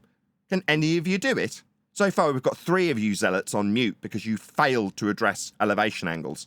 It was about false dichotomies. It was about the moon's orientation. It was about what I think and believe in, right? That's what we've had. When it comes to actually defining my point that's been asked of me 3 times and ignored 3 times, you haven't even managed to repeat the citation about how we measure it. It's about how I believe in this stuff. That's how Earth's measured. These aren't debatable points. They're facts that make your globe model. Without them, you don't have a globe model. If you want to deny that we're measuring these angles, what do you think you're going to do to create your stupid globe to believe you're standing on? How do you think you're going to make that globe? Where do you think you're going to get the lines that you wrap around it? Where do you think they come from? If you deny that Earth is measured flat with these angles, you're denying the genesis of your globe religion. Are you guys really this stupid? Have you not actually researched where your globe came from? Oh no, we've got men on the telly that float around in sky vacuums and say it's real, I don't need to do any more research. You're all really stupid. Like, really, really lazy. And then you get embarrassed that you've been fooled. Yeah, well, you're just lazy. Not surprising, you didn't do any research. If you want to believe you're on a globe, you'd think you'd at least find out how that was measured. We did that, and what do we get when we put that to you? How do you believe in these measurements? That's how it's measured. Well, can you tell me how you believe in it? Well, what about one of these 20 citations that talk about how Earth's measured for an angle? Well, this must be flat, it can't be anything else. Well, what about if I put a globe that I beg the question of in false dichotomy with your model that you adhere to that you haven't mentioned? No, that probably won't do it, because Earth's still measured flat, in spite of your attempts to obfuscate this fact. Globe-believing idiots. Your globe comes from these measurements. The quicker you learn this, the quicker you can realise how stupid your belief is.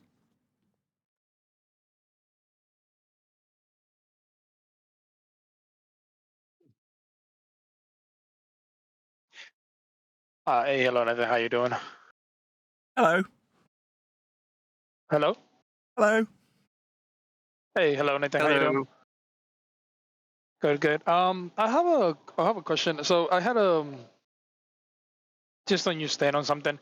So when when I ask people sometimes about like what do you guys think about the flat Earth? Do you think it's real or not? And they always come to me with the then how do you explain like the GPS? How do you explain like the satellites outside in space and all of that? How do you respond to those claims? Just curious. I point out the genesis of those claims. Okay. They're flat Earth measurements. What do you mean by the flat Earth measurements needed? Okay. Yeah, there's flat Earth measurements needed. If you want to assert that men fall around in a sky vacuum, then you're going to need the orbital motion mathematics derived from flat plane measurements of the stars. The globe has a radial value that has to match the motions of the stars. Specifically, the outside edge, the globe believes, is something called the equator. Actually, the minimum elevation angle to Polaris, measured on a flat plane. It's the only way to measure it. So you start with flat plane measurements, extrapolate them out onto a ball, and then put it all into orbital motion. You're going to need the flat Earth measurements as a genesis of orbital motion, though. Orbits needs a flat Earth. Sky vacuum, for what? Meant to float around in and maybe take pictures of this stuff? No, that's a second law of thermodynamics violation. Orbital motion takes place, in spite of its flat Earth derivations in the first instance, in a place that violates natural law. You can't have an area that isn't being filled with the high-pressure gas we're all breathing. That's a defiance of the second law of thermodynamics. Was there a third one? Was that it? Sky vacuum and orbits. You said satellites. That's orbital motion. That needs flat Earth measurements. And then presumably attached to that is the sky vacuum they're claimed to be in. Second law of thermodynamics violation. Was there a third? GPS. GPS is also flat. Gotcha. It's using the Mercator projection with latitude and longitude grid on it. Well, I've just covered, not that anybody acknowledged it, repeated it, or coped with it, but it's latitude. It's measured angles to Polaris on a flat plane. That's what that grid is on the Mercator projection. Now, I could bore the tits off you and tell you how you measure angles, derive circles, wrap them on a ball, project them out onto a cylinder, cut it down the middle and roll it out flat to give you your flat square grid that was originally circles, called the Mercator projection used in GPS. It's still a flat map. It's still a flat grid. It's flat. And you could say, well, the Mercator projection comes from a globe projection. Yeah, it does. And the lines around the globe come from flat Earth measurements of Polaris. So it's a flat Earth converted to a globe, converted to a flat map, so that it will work with angles to stars. Because that's how the world actually functions. Does nobody question why all the maps are flat? If we're on a globe, wouldn't the most accurate way to deal with that reification fallacy be to deal with the globe? No, we deal with flat maps. Why? Well, because we're drawing circles of equal elevation on them. Because they've got to match the circles of equal elevation they were derived from. That's circles of equal elevation with respect to Polaris that is the grid on those flat maps. It's an intrinsic part of the map. It has to be flat. But nobody's questioning it. They're like, where's your flat Earth map? They're all flat. Well, they're globe projections. Yeah, that came from flat Earth measurements. Anything else?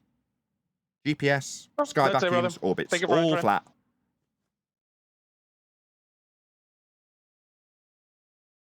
Was there anything else? When navigating with GPS, Earth's surface is depicted as a horizontal plane.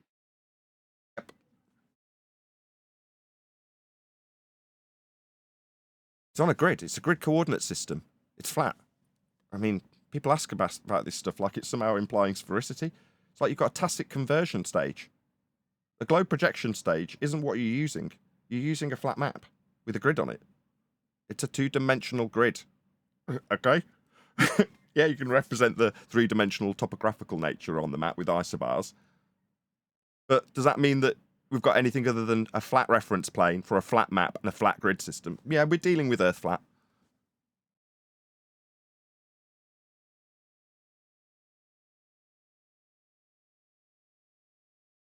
That wasn't rhetorical. Has nobody asked themselves why all the maps are flat? Why would they all need to be flat? Why wouldn't they all be globe-shaped if we're on a globe?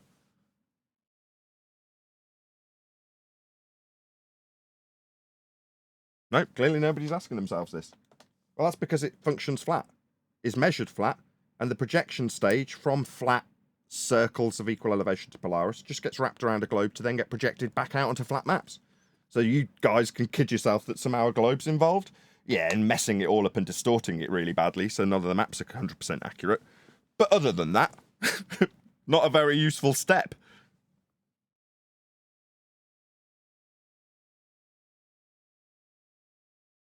No, nobody's considered why the flat maps would be flat. Okay, fair enough. I was just assuming that all the captains of all the ships pull globes out of their pockets to navigate. Do they not do that? No, they pull out and roll out flat maps and then chart their positions with respect to the stars that they measure with sextants. That would be to say they're taking elevation angle measurements with respect to the horizontal plane the observer is standing on. Of course, they'd have to make a correction because they're rocking back and forth on a boat. So they have to correct for their height above the deck because they're not standing on it. They're on a boat. So other than dip correction, they do the exact same process. They're establishing a horizontal plane of reference, parallel with the ground. And it can only function if it's parallel with the ground at the crow's nest or at 30,000 feet. Doesn't make any difference because we've got a parallel plane with the parallel line of sight that you measure with eye level at any point on Earth. That's how it functions. GPs don't make any difference if they're 30,000 miles in the sky or on the ground. They're in exactly the same place. That's how GPs work. So Earth can only function flat for any of these systems to operate.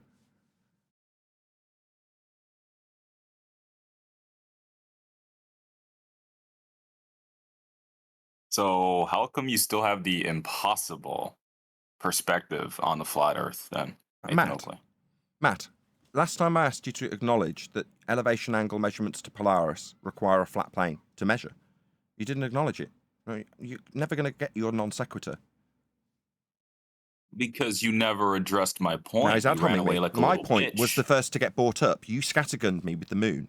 In other words, you've ignored my point and scattergunned on multiple occasions, and now you're projecting that which you've deflected away from and are asking a new question. Again, you're just reiterating a point I've already made and moved on from. You cannot address the flat Earth measurement with respect to latitude, and you have not. That's the fifth attempt to segue from it. I've reiterated it. It was the original point I brought up. You're like, that was with a different guy. No, I put it to you immediately. Yeah, but you need to lie and squirm and deceive and hopefully undermine that point that Earth's measured flat. You won't concede it. It's too painful. But I'm never going to go to anything else when you're talking to me, Matt. I'm just going to simply accede. How about you concede to the point acknowledgement of the flat Earth angle you're now rumpusing? You're not a reasonable person to talk to. Me concluding that Earth's measured flat and you haven't acknowledged it once in 6 attempts. Well, how are you a reasonable person to talk We'll just get me chanted through by you. Yeah, I'm making a conclusion. Earth's measured flat with that angle you haven't acknowledged. Now, you telling me that I need to discuss something else 6 times won't work. It's just that simple.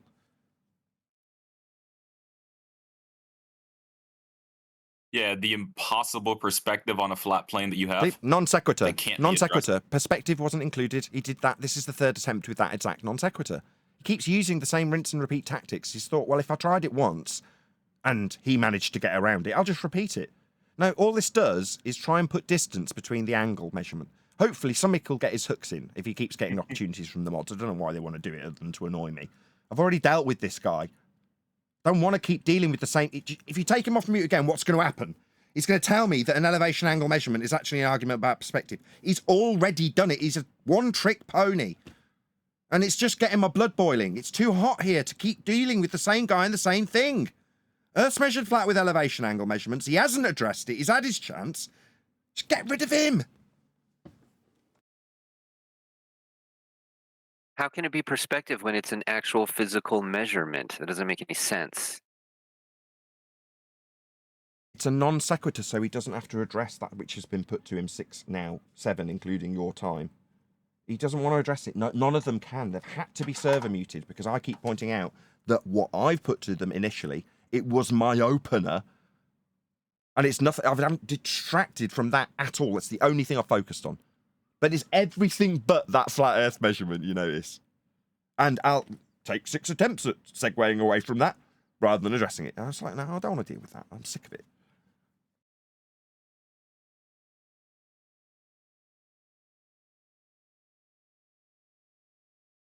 You measure your like table. That's just the inches are perspective, I guess, right?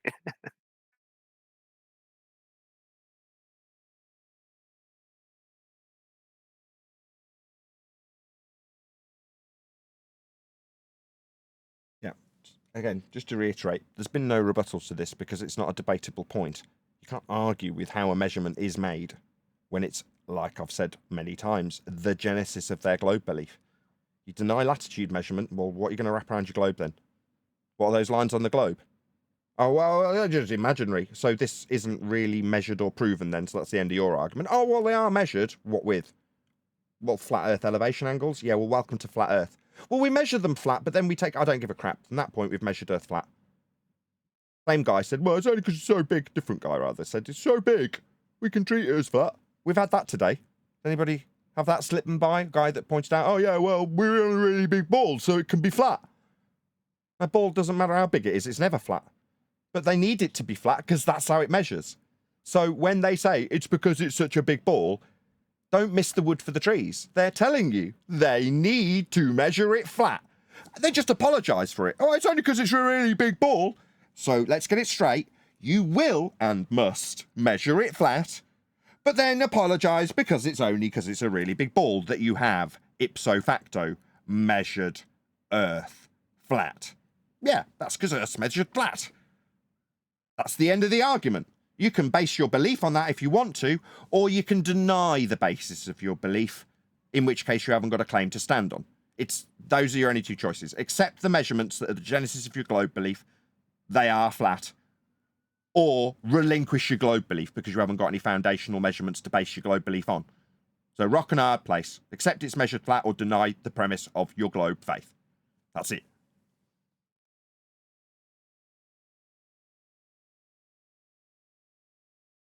Right, we're about 10 to the hour, so anybody who remains in the server that's not been server muted because they can't help chanting the same thing through an ignorance of elevation angles to Polaris in this instance, please do not swear. I'll do a proper intro, you'll get told again in the introduction, please don't swear. But, you know, there's maybe families listening, just have some respect for the audience that's out there, and just at the very best, try to moderate your language. Think, if there's a 3-year-old listening, would I want them to hear this word?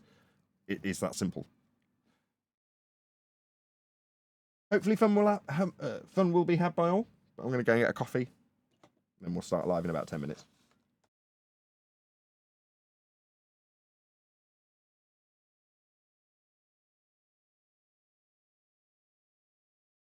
There is a shed load of people in chat, guys. So, welcome to the channel, everyone. Hope everybody's doing well. Hope you're having a fantastic day. And Nathan says he's going to get coffee, so if anybody wants to fill the air for the next 10 minutes or so, any new people to the channel, any flat earthers, anybody who's been here before, if you want to open your mic and have a conversation, that'd be cool. Kind of don't really want to unmute Matt Mooney at the moment, so we'll leave that for a bit.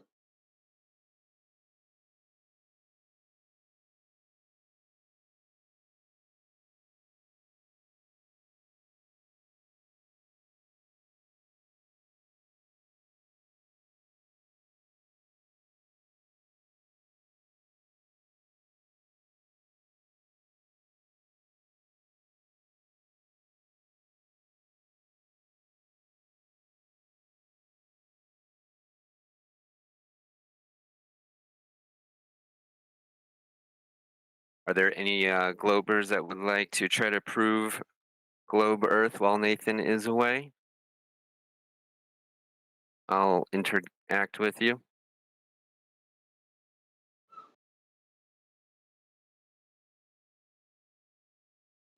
Well, I really don't want to, but I tell you what, Matt, there you go. You've been released for a little bit. Try your best, mate, please. No, I will. I mean, I was trying to remain pretty peaceful. It's just the fact that Nathan could never address me, and so I kept getting muted because the second I step away, he had Homsby. That's a lie. Second I step away. Yeah, you're going to ad hom me. Ah, he's back.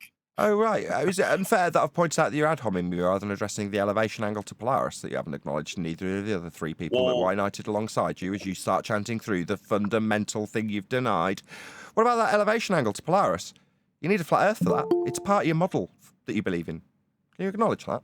Here, Matt, try this. Like, talk to Nathan like you talk to us on the regular day. Just pretend it's a regular day of the regular flat earther here. Not like you're trying to win the internet or something like that. Just be normal. Just try to be functionally normal. Well, I mean, it doesn't appear that I'm talking to a functionally normal person, just to be honest, but because he doesn't seem like one. Get to it, dude. This is going to end quickly. Matt, that's the sort of thing that's going to get you muted, dude. Try and stay away from the personal attacks and your bitchy little attitude. Try and do that, mate. That's ironic. I will try to address. You had your chance, Matt. Oh, that's okay. It's good that he had a chance because it means I can reiterate that Earth's measured flat. It's a fundamental basis for your globe religion. Without flat Earth measurements, you wouldn't have your globe to believe in. Let's just make that clear. Obviously, there's going to be white knights and people around this guy that might try and channel their way through this reassertion of the fact he couldn't address. And opened with an ad hom, not with an address to this. I think he's starstruck. He's normally a little bit better than this. This is like quite out of form.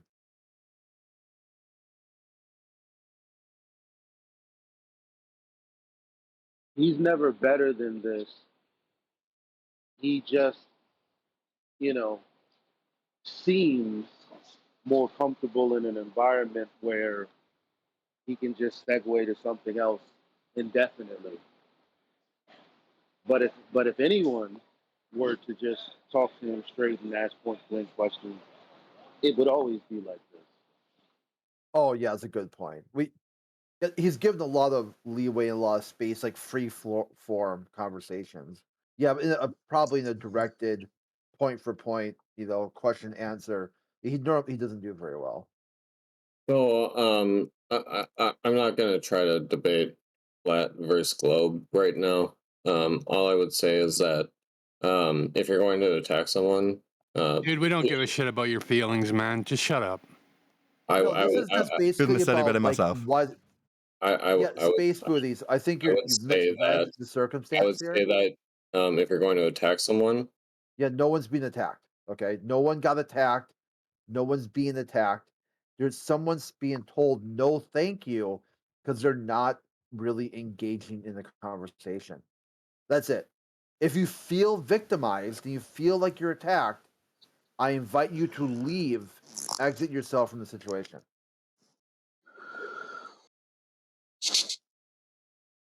Yeah, don't feel attacked. It's just elevation angle measurements to Polaris. No big deal.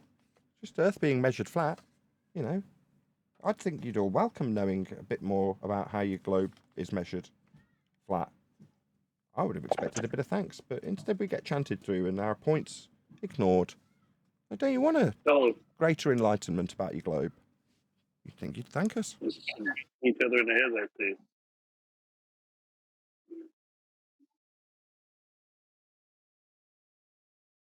I have a basic question. Can you guys hear me?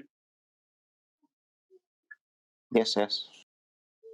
If satellite images of the Earth are true, that would mean that the idea that the Earth is flat is false, correct?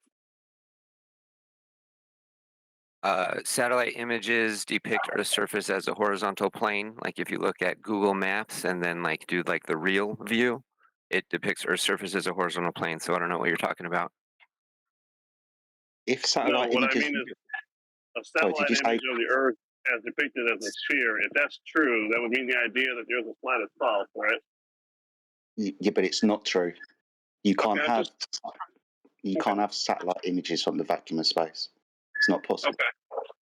I'm just saying, if it were true, that would mean the idea that the Earth is flat would be false, right? Yeah, you heard. No, if unicorns were true, then the idea of unicorns would be true. Is that what you're saying? No, I didn't say anything about unicorns. Yeah, and you heard my response. No, they're not true because you can't take pictures from a place that doesn't exist. You can't have a vacuum on contempt for my gas pressure. That's not possible. Oh wow. Yes, Jedi. Okay. Yes, Jedi. And we're not looking at pictures, mate. We're telling you how it's physically measured. Yeah, you can look at as many pictures as you like. We know it's physically measured on the surface of Earth. It's measured flat. We don't need photographs from Narnia. We know how it's done down here on the ground at sea level. Okay. Well, we don't have to spend a lot of time on this. I was just trying to gauge if we were being intellectually honest. I was just basically asking if A is true, then an associated B would be false. That's basically what I was asking. Well, no, because I think Jedi's already pointed that out to you. But secondly, the satellite imagery produces a 2D representation of the object, so flat. Yeah. Okay, so I'll ask it another way. If it's what he's imaged saying is onto true a about the sphere. Earth being flat, then the Earth being a sphere would be false, right? I think the guy's missing the point. The guy's missing the point. The Earth's measured flat, yeah. So it's not a globe. So if you're seeing any images of a globe, that's a lie, because it's actually measured flat. Right. Latitude measurements, mate. So if what you're saying is true, then that means that the Earth being a sphere would be false, right? Yeah.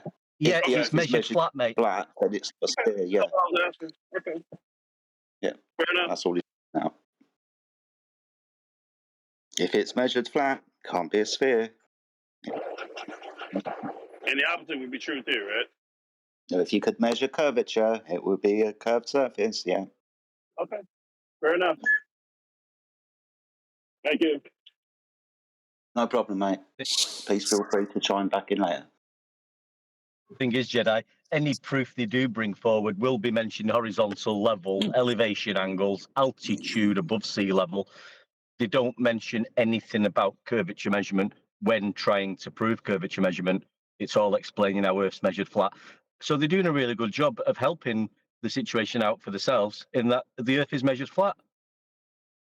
This is what Globers are explaining to us now, how it's measured flat. I think it's really funny.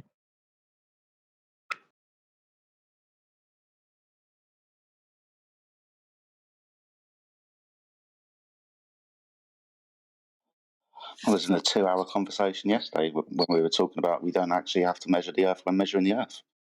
Well, that was fucking eye-opening.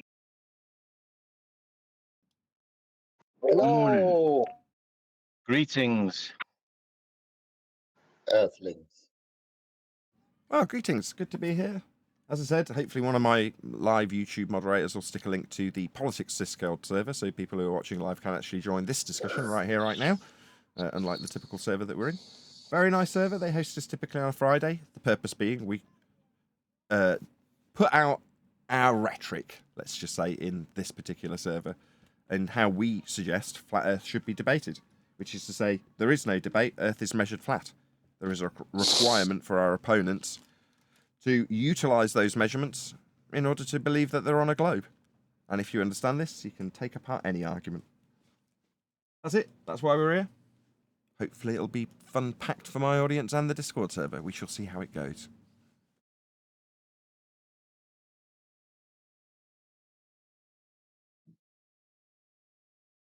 For my members who will be watching the after show after the fact, you can enjoy a few zealots trying to deny the principles of elevation angles in favour of me positioning an argument that they can actually cope with. That happened quite a few times. Fun was had by all. So check it out if you're a member, or in a week's time if you subscribe to my second channel.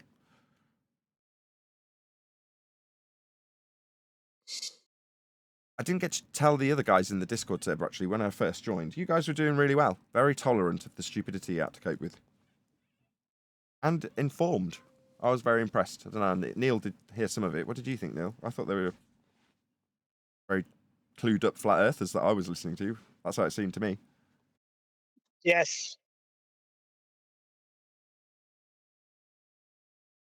This server's got some Morning, polish guys. on it.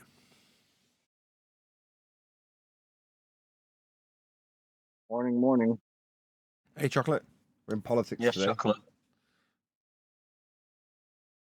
Morning politics. Morning 24/7. What's up, Chocolate? Yo. What's going on, guys? Yeah, we're still coming. Other than the very first time we came, we've never outstayed our welcome, which is why we're still being welcomed back. Hopefully that'll continue. Wow, Nathan, you're still here.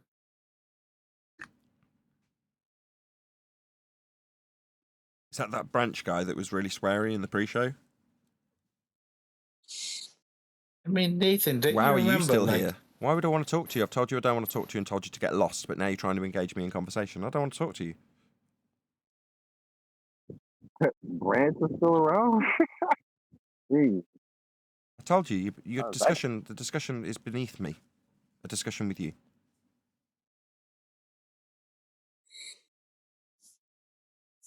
Hey, Mia, did you want to add something?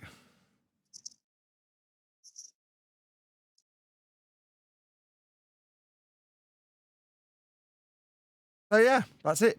I can only praise you guys for what a great job you're doing in regards to pointing out how Earth is dealt with, answering the questions that I probably wouldn't be tolerant of, like from the lady in the discussion when I first got here.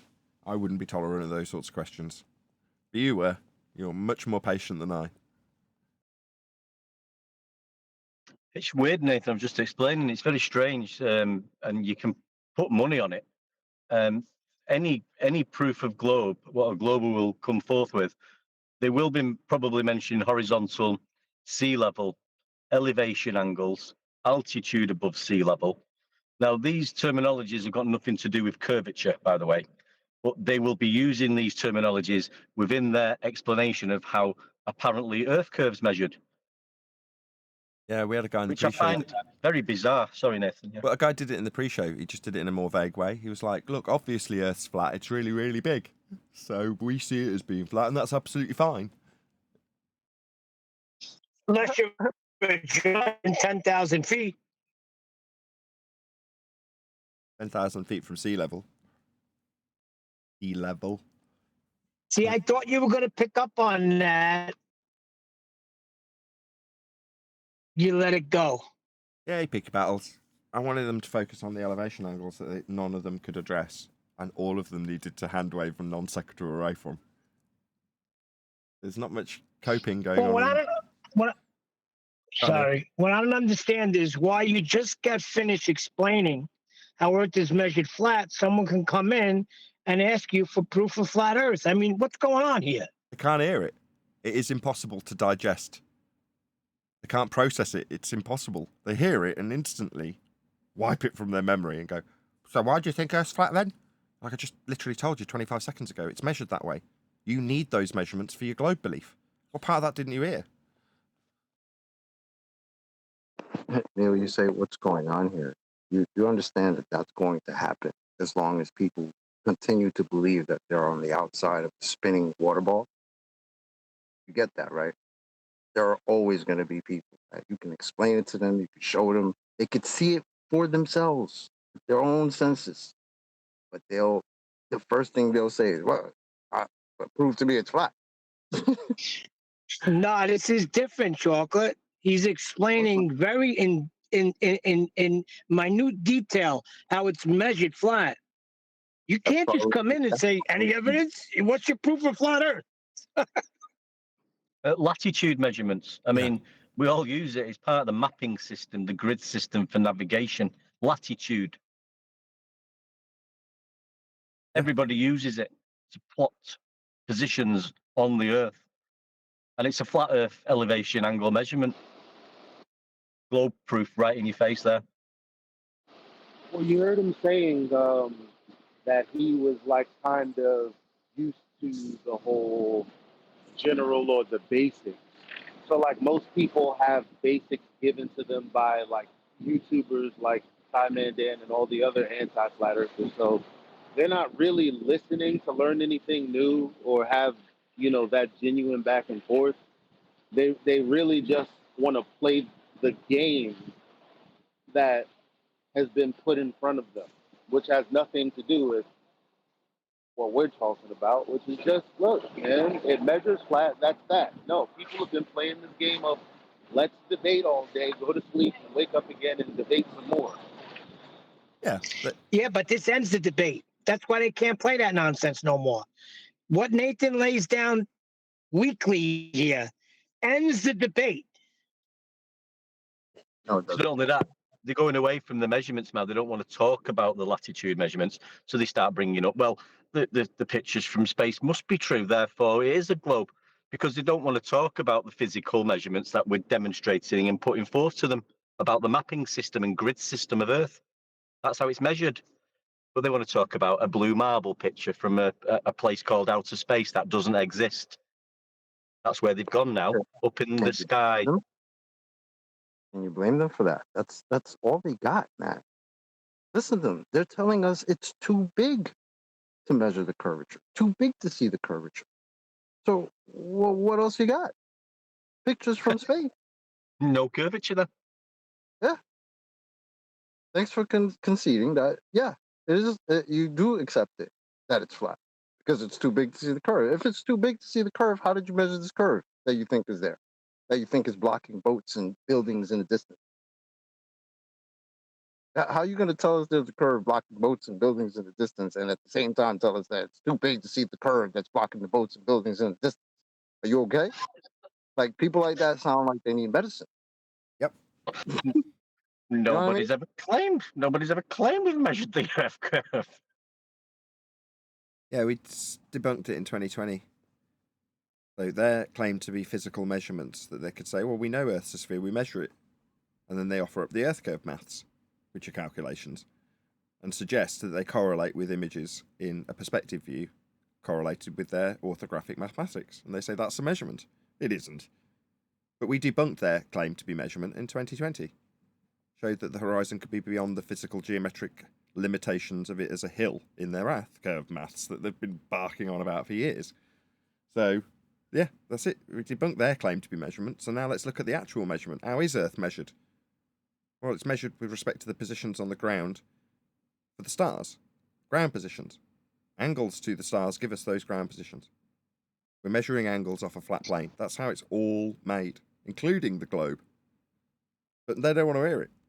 They wanted it to be, what, we've got Earth curve from Earth curve maths? No, afraid not. No, what happened this morning, Nathan, was you were explaining to that one guy how the world was measured flat, how new worlds were discovered, but now they're going to the sky for the new worlds. And that got people very angry. Oh, is that what you think triggered them all?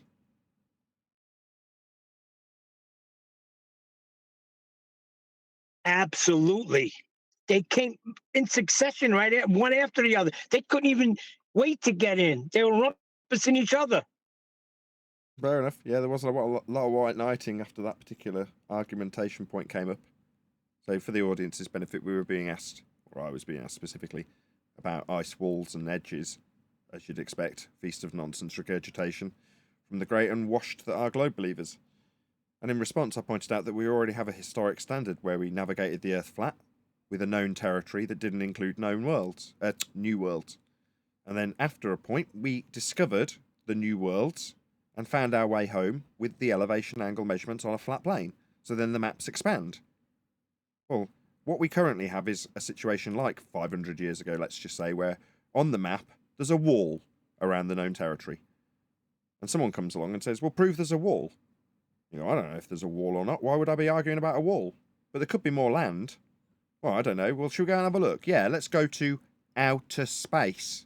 The area beyond the horizon. The unknown territories. And what do you know? They found new worlds.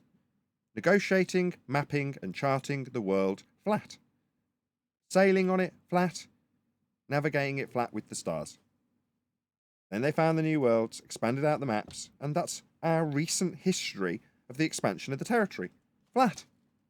So what do we get asked from the Feast of Nonsense table? What's beyond Antarctica? Why do I need to refer to areas that apparently are undiscovered and uncharted, when we've already shown the expansion of the known territory in recent history? It comports to every single flat earth proof that I lay down currently, and it is historically accurate and factual. There's no getting around it. How they navigated is how they navigated. How they measured it is how they measured it. And how they expanded the territories into unknown, uncharted lands called outer space beyond the horizon was what they did. That's a fact. Then what?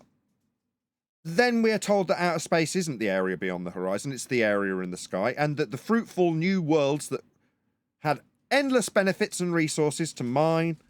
No. We won't carry on out towards the horizon to find the new worlds like we did before. The new worlds are those lights in the sky. That's where all the soil is. Oh, well, let's go there then. Oh, no. If we take the angle measurements of those stars and extrapolate them out into orbital motion, and then derive an AU value for the distance to the sun based on a scale done by Huygens, we can say that they're really, really, really far. And you'd never get to those new lands with soil in the sky. What's that you say? We used to find new worlds? No, let's not focus on that. What's beyond Antarctica if you say it's flat? That's how this scam works. Let's not focus on the recent history and expansion of the known territory flat. Let's focus on what we don't know about and ask flat earthers to justify it. Yeah, very slick. 10 years ago.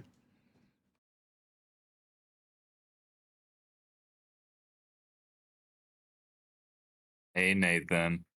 Hello. Should we have the discussion again? About the moon?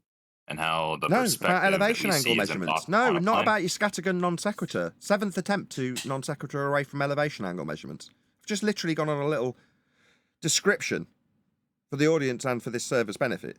And you think that the response to that is to go straight back onto your non sequitur I already dealt with orientation to the moon. No, Earth's measured flat with elevation angles. Your globe requires it. Deal with it. Or get lost. How about this?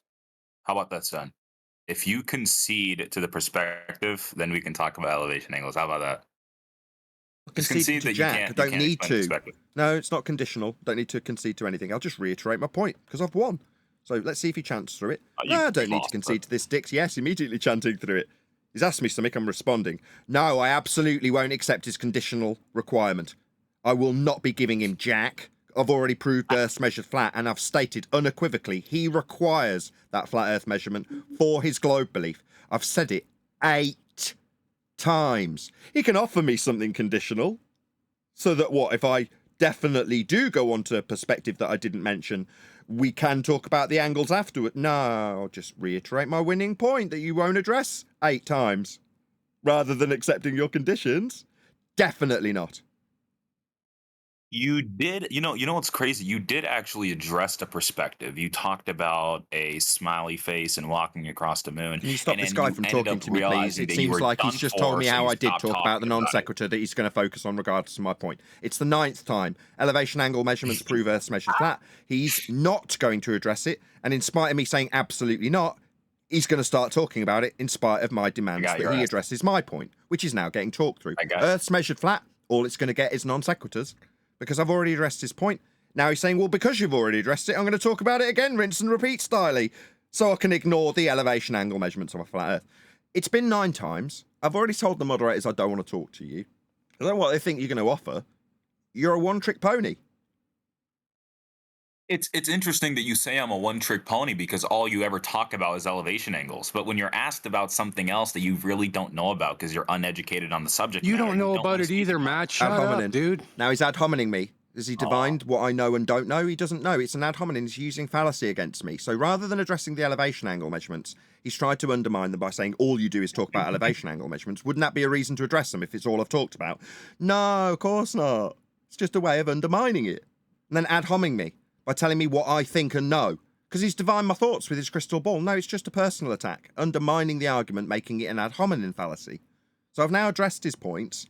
I mean, it's only the 10th interaction with him where we won't get to the elevation angles that apparently I've just been going on and on about.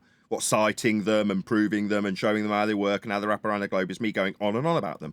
Again, a pathetic attempt to undermine the winning argument and then move on to perspective because I've already dealt with it. Well, actually, you did deal with my non sequitur already, so I'm going to talk about it again rather than address the elevation angles that require a flat Earth to measure. And we've done it 10 times. Don't want to do it anymore. That literally is it. I'm tired of this guy. I've done it 10 times now. I've counted them off for you. Moderators, 10's enough, please. Yeah, no, that's fine. I did And that unmute him wasn't for your life. perspective. That was a change in orientation. Sometimes idiots are useful. Sure, but often in my own server, I can end it whenever I like. Here I can't.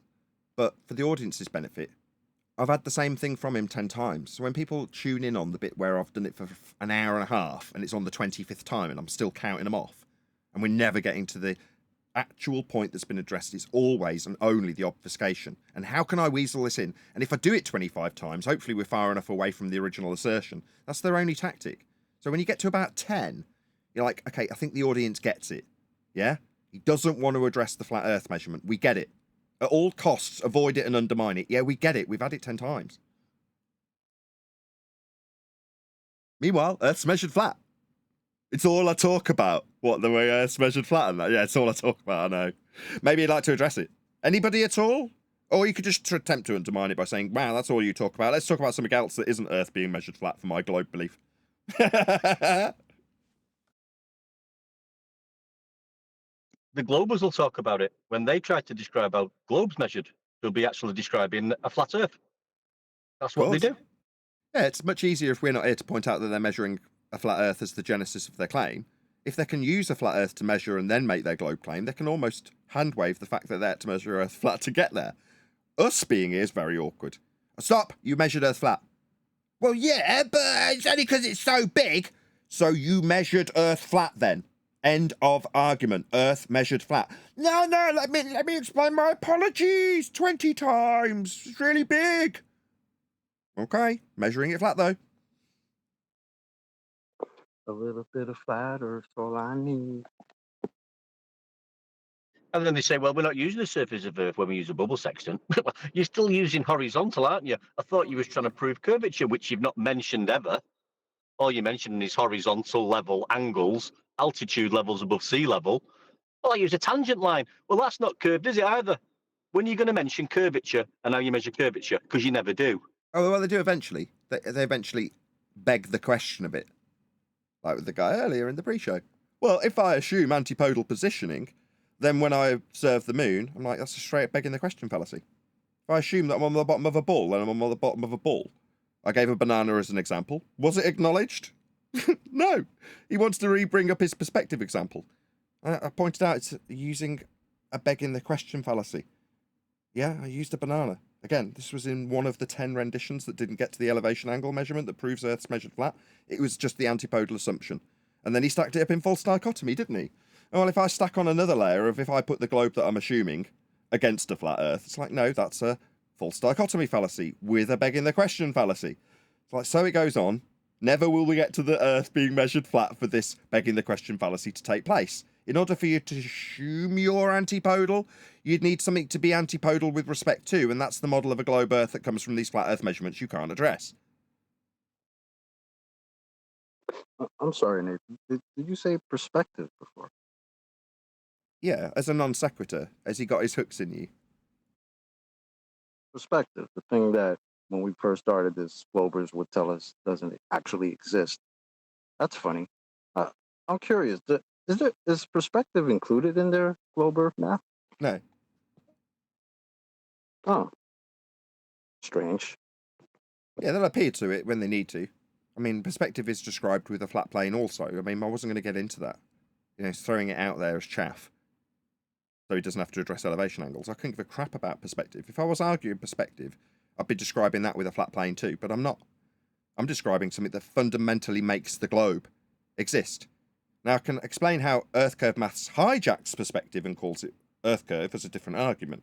But that's not today, is it? Today we're talking about how the globe comes to fruition with the latitude lines that are wrapped around it and measured flat. We'll never get it addressed because it undermines the premise that they're on a globe. If they can ignore it and ask about how perspective works, maybe they'll be able to weasel in a win from that. They won't. That needs flat Earth too. Everything does. All roads lead to a flat Earth. Well, I just my mind. Sorry, I like to keep. Sorry, bro. Real quick. I just asked because I like to keep track of progression of the responses we get because, like I said, we were told like 8, 9, 10 years ago that perspective doesn't actually exist, flat earther. That's something that's used in art class, flat earther. Right? All of a sudden, now perspective is a thing that you guys can assert. Interesting how things change, huh? Like I said last week, though, Chocolate, when I wrote it down, it's like it blew my mind how they hijacked the perspective of the celestial dome heavens to then bring down the perspective of a curved dome down to a flat Earth. to then create a globe model that doesn't account for perspective and replaces perspective with curvature when perspective was used in the first instance to create the non-perspective Earth curve model. How bizarre. This is it for the audience's benefit. So this is the equatorial plane and the protractor view that was just described by one deck becomes the globe. So you're standing at the middle of this. Sorry, it's not the equatorial plane, it's the celestial plane. The equatorial plane is inside this globe. So you're standing on. Rephrase that more carefully.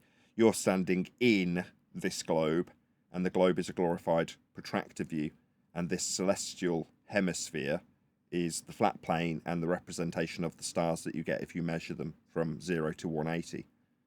So you can't stand inside a globe, but you can project out PZX triangles from the centre of hell to infer, with the Haversine conversion, that you have a globe projected through the points and angles that you measure the stars with. So you're measuring this flat baseline, that's a flat Earth, from hell to the stars in the celestial sphere representation, originally derived from the ephemeris. So flat Earth measurements is how you create the globe inside the celestial sphere, with two antipodal flat Earth representations of 2 points, one that doesn't really exist and one that does, in the sky, all measured with parallel planes. So it's the angle to the sky parallel with the ground that gives you these measurements. You can then take them and plot them on essentially the hemispherical view of the protractor itself.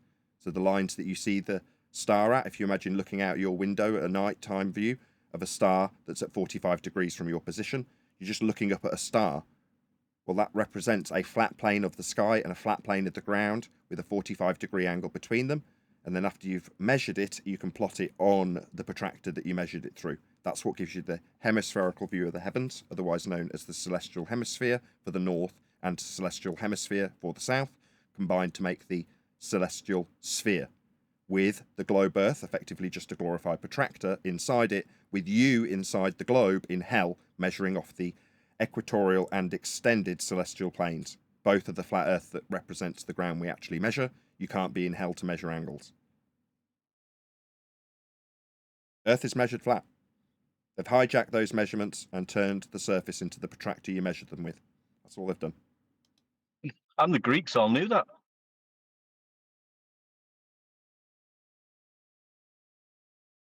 Fascinating stuff. As I said, you'd think the globers would be grateful we're giving them an advanced knowledge of their globe and how it was made. They won't be grateful. They'll ask me how I believe in a flat Earth. It's like what the one I've just explained how your globe is made from. Like, you understand how your globe's made from them? There'll be a bunch of ingrates. One more time? I said they'll be ingrateful, like an ingrate. That's belligerence, I think. Yeah? Yeah. It's like the worst thing you can do is like someone offers you kindness and you abuse that. Like the whole world is cruel, abusive place. And here's a space to have an actual conversation and they won't do it. They'll be belligerent. You tend to find that some people like being abused. You know, they actually want to be told what is what and how to think. And if that is in any way challenged, they would rather direct their efforts at stopping someone else from allowing them to conform, allowing them to just accept information based on belief, and oppose things like measurements if they defy that which they've been given.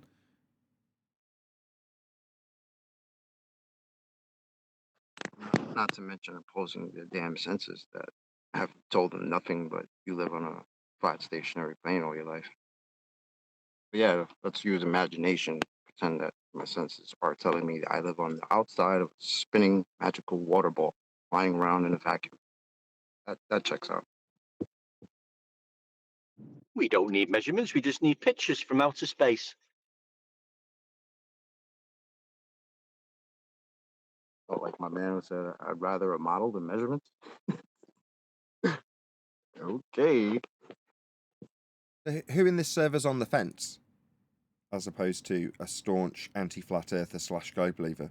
Anybody here because they're like, I don't really know and I'd like to find out?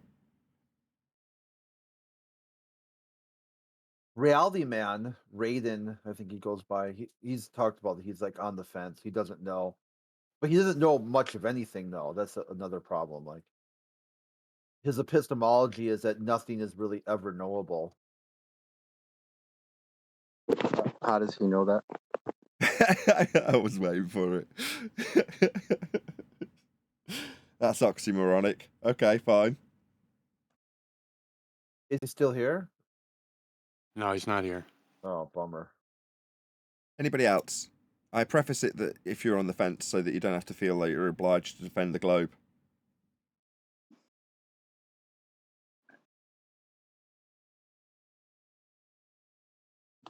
And we can have a decent conversation. It doesn't have to go the wrong way, right? If we sound slightly hostile, it's just because, hey, it's been about 10 years for some of us just getting called names for not believing we live on a ball, right? But that's what we're here for. We're here to have the conversation. It doesn't have to go the wrong way. Yeah, obviously we can only have the conversation if we put down a fact and cite it. You have to actually acknowledge it rather than try and change the subject. You know, that's not really a reasonable conversation now, is it?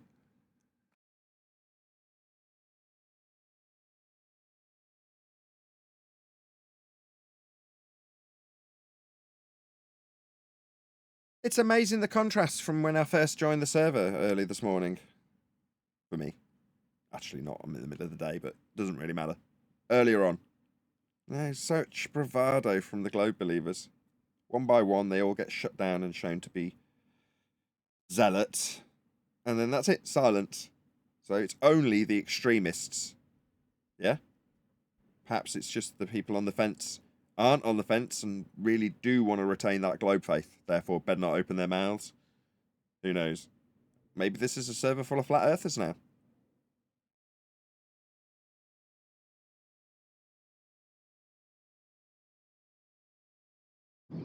But everyone's a flat earther, aren't they? Because that's how we manage ourselves on the earth. That's how all engineering is performed. Navigation, travel, engineering, building. It's all dealt with flat and horizontal and level in everyday life.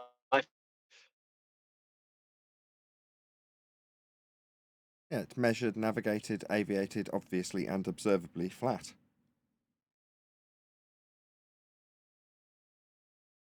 Today we've covered mapped and charted. Expanded out through history. Flat.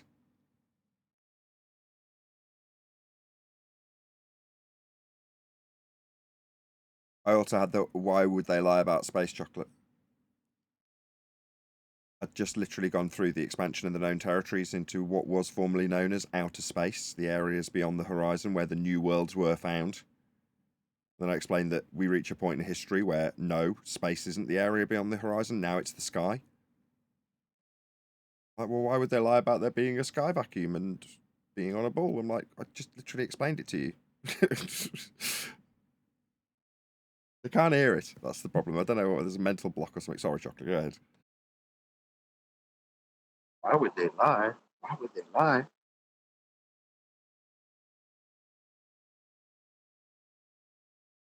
Called an appeal to motivation fallacy. Who cares? If you're going to spend your whole time trying to negotiate with the psychopath about why they're gaslighting you, they'll just gaslight you more. That's all they'll do. People delude themselves that the people who deceive them will. Go ahead, Chocolate. Sorry. But yeah, that's why we made a song about it. Check it out. I'm sure somebody can post it if you haven't heard it yet.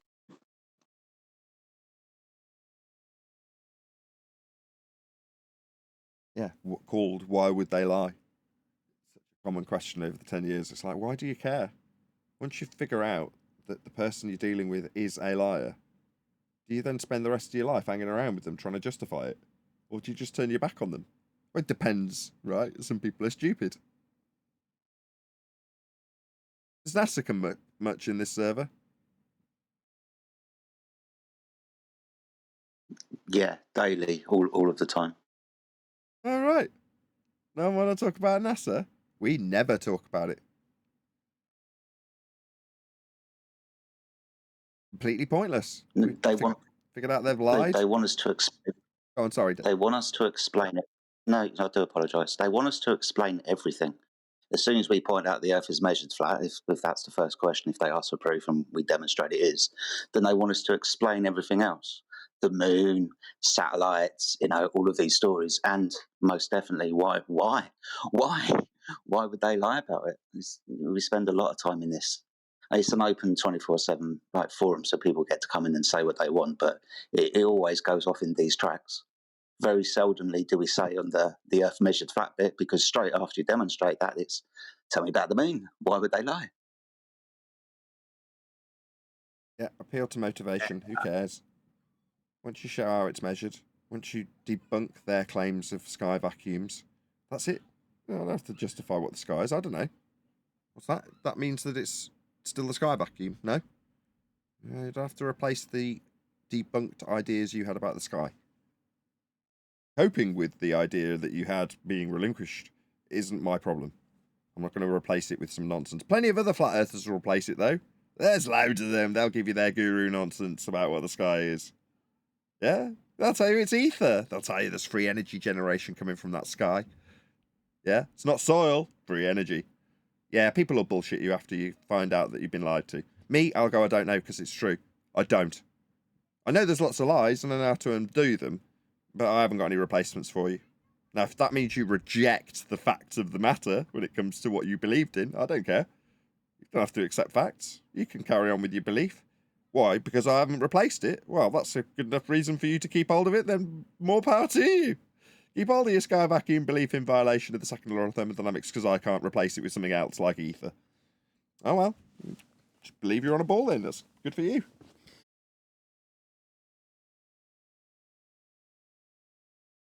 No one going to throw pictures from space today then? Clearly not. They know better. I suppose this must be quite nice for the moderators. Everything goes quite chill on a Friday afternoon now. That's up until you leave, and then they come out of the woodwork again. They're afraid of you now. Oh, really? It sounds familiar. See, when it was my server, it isn't, but presumed to be my server. I do have moderation control in, to be fair. They were told that it was my unreasonable behaviour that meant that they didn't want to pipe up. Yeah, we all knew the projected fear that they were actually encountering, and me being here on a server that I definitely have absolutely no control over whatsoever, I'm a guest, highlights their fear as they scurry away until I leave. Yeah? Everyone was like, you don't leave your echo chamber. Here I am. Where are you all with your NASA claims? Right? Oh, you got nothing? Maybe you'll boycott this channel that I've got no association with beyond being a guest here. Yeah, this is the same pattern we experienced before. It's just they had a mute button to blame last time. Now they don't have that. It's just total silence. A few of them still blame the mute button I've got no control over. You're all terrified. Yeah? We all know it. It's been this way for 10 years. We've been saying for about the last 5 years, share your pain. Because we all know what's really going on here. You, on the globe side of this discussion, especially if you're an anti-flat earther, live in perpetual fear. It consumes you. We know it. You know it. You just don't want to talk about it. It'd be better projected onto us, right?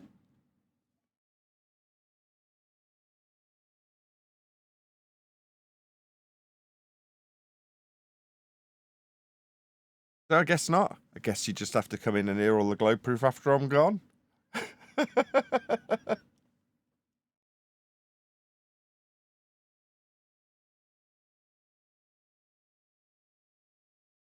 Well, this is a lot more relaxing for me. I'm not going to say I'm complaining. This is how it should be. Nice and calm, with us being able to tell an audience Earth is measured flat. If you're in the audience and you're under the misapprehension that you're on a ball, well, you can have an advanced education in how your ball came to fruition now, can't you? How those elevation angle measurements to the stars that we expanded the territory flat with became your ball. I mean, it's not like you can measure those lines wrapped around it with respect to a curve. They're angles. But that's how your ball came to fruition. So everyone's a winner. Everyone gets to know a little bit more about their religious belief or how actually we measure Earth. Yeah, but everyone's happy, which is just how it should be. Obviously, there's going to be the odd chanting zealot that comes our way, like we've experienced. 10-time rendition of a addressed a perspective that I've been talking about. No, apparently I'll talk about nothing else other than elevation angles that aren't getting addressed. But you know, as the audience, you know, as the Discord server, what Earth really is. Because we told you.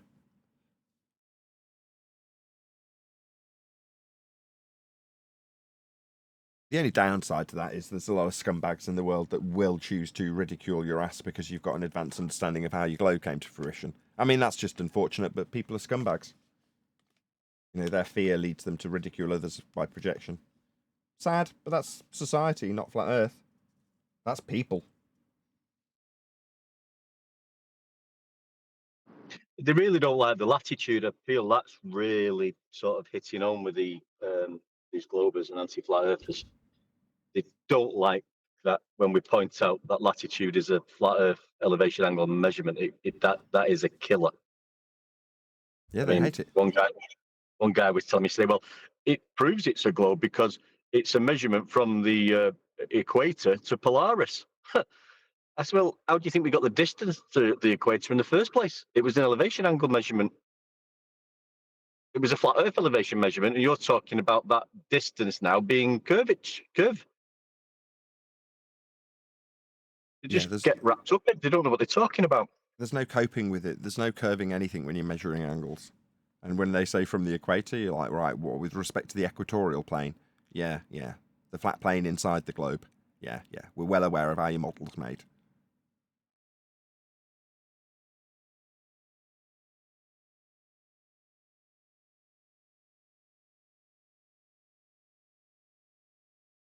But half of them are being trained in this stuff, right? They go for a little search on the internet about what flat Earth is, and all they get shown is what anti-flat Earthers say flat Earthers say. So at the moment, they'll come across things like the final experiment from Will Duffy and think that the way to solve this problem is to do what the guy who did earlier. Offer up a begging the question fallacy, where you assume antipodal positioning, and then stack it up in false dichotomy with an azimuthal globe projection against this antipodal assumption. You're like, because that's all they'll get as the general public, they'll think that that's a good argument. And when I'm stopping them going, shut up with your globe false dichotomy and begging the question, they think they're being interrupted unjustly. Oh, this guy's just chanting through me. No, I've stopped you because you're using a false dichotomy and I'm just not going to let you continue. Yeah, I've heard it for 10 years. Think you're special, do you? You're offering up your false dichotomy with what a flat Earth will do versus what I can assume is antipodal. No, we've heard it all so many times that I can summarise it in about 3 sentences.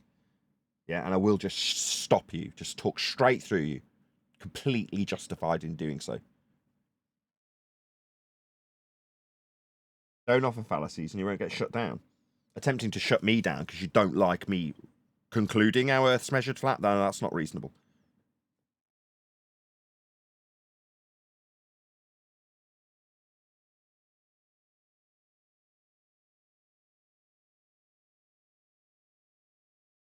It seemed like there was a whole crowd of globe believers. Was it just the 2 or 3 making the most noise then?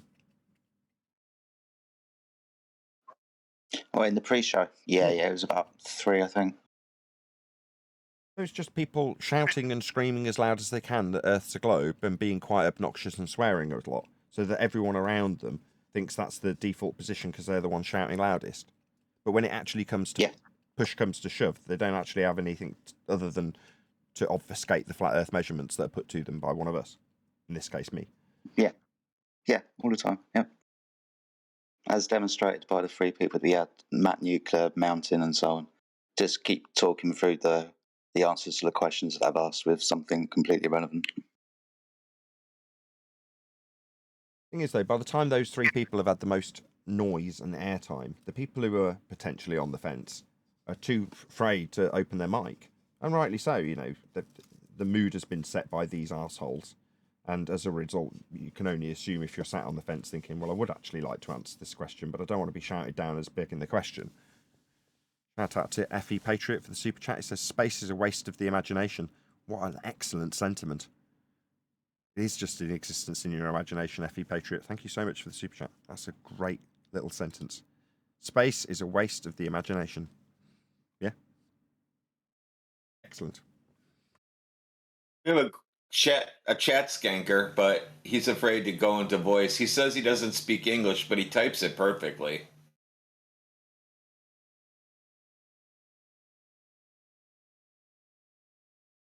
This all sound familiar, for lads on the G+ panel? After a given amount of time, all we're dealing with is the chat skanks from the chat, too afraid to come in, making their excuses. He wants me to ask his question to you, and then you can answer. And I said, "How? You're not even in voice. How would you hear the answer?" So it's just chat skank.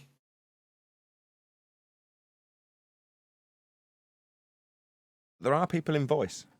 You know, there's people in voice chat already.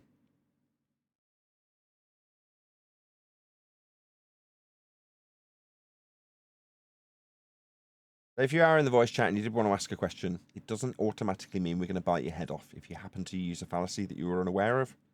Yeah, it's only after about the 9th rendition that you're getting your head bitten off.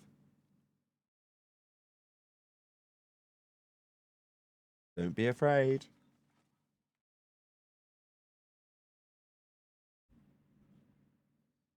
Yeah, the Western world is under the impression that we're all idiots. Yeah, here we are, globe believers stunned to silence. And us reiterating over and over again how Earth's measured flat. Yeah, obviously we're worthy of the high degree of ridicule. If that wasn't propagandized into the Western world's viewpoint, they wouldn't be able to automatically hand wave everything we say.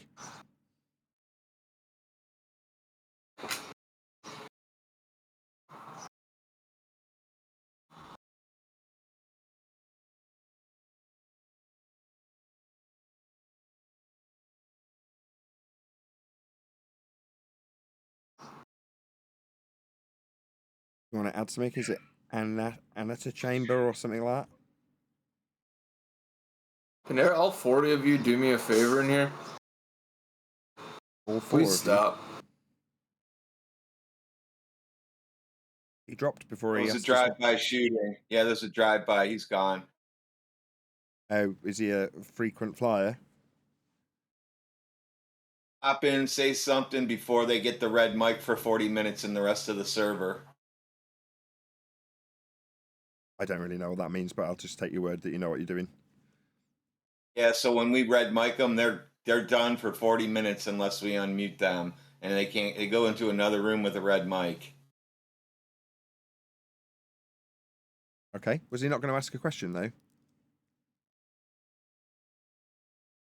Left. No, he was the type of idiot who just takes a couple of seconds of airtime, thinks he's clever, then buggers off. So Yeah, his question was a request to stop. He did it yesterday too. Yeah. Yeah, I mean that's very telling though. Just stop is a call. That's the word. A cry for help. Just make it stop. We've covered a few videos in the past where the videographer is expressing the exact same sentiment. Just make it stop. Just stop them. Just stop them. Stop them talking about this flight. I can't stand it. Yeah, that's share your pain moment. Just make it stop. What? The globe measurements that you use taken from a flat Earth. Make that stop. I can't make that stop. That's how your globe was made. What do you want me to stop? The origins of you don't shoot the messenger. I can't help it that your globe was measured flat.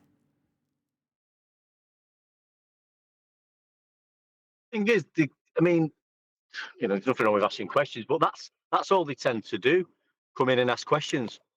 When what we want is then you're saying that you live on a globe and you can provide some evidence.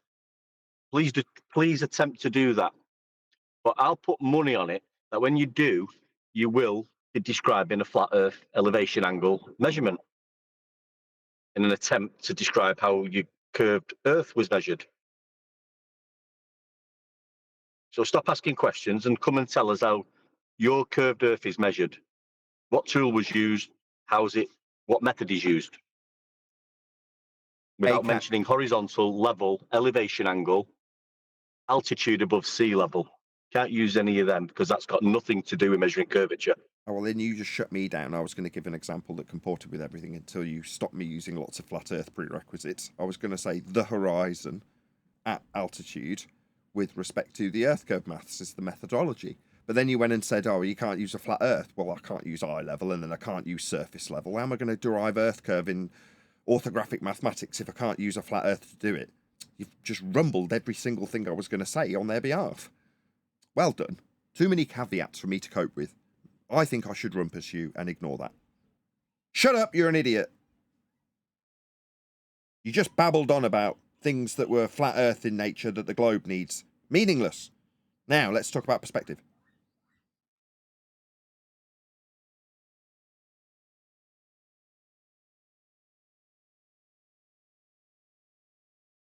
Yeah, good job. I love a good caveat statement, or a statement with lots of caveats.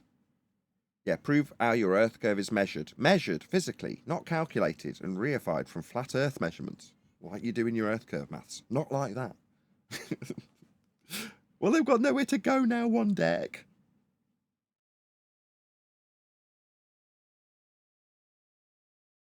Like, all roads lead to a flat Earth. Any claim that comes our way that suggests the Earth has sphericity to it, we can take you to the origins of that claim and show you how Earth was measured flat to make it.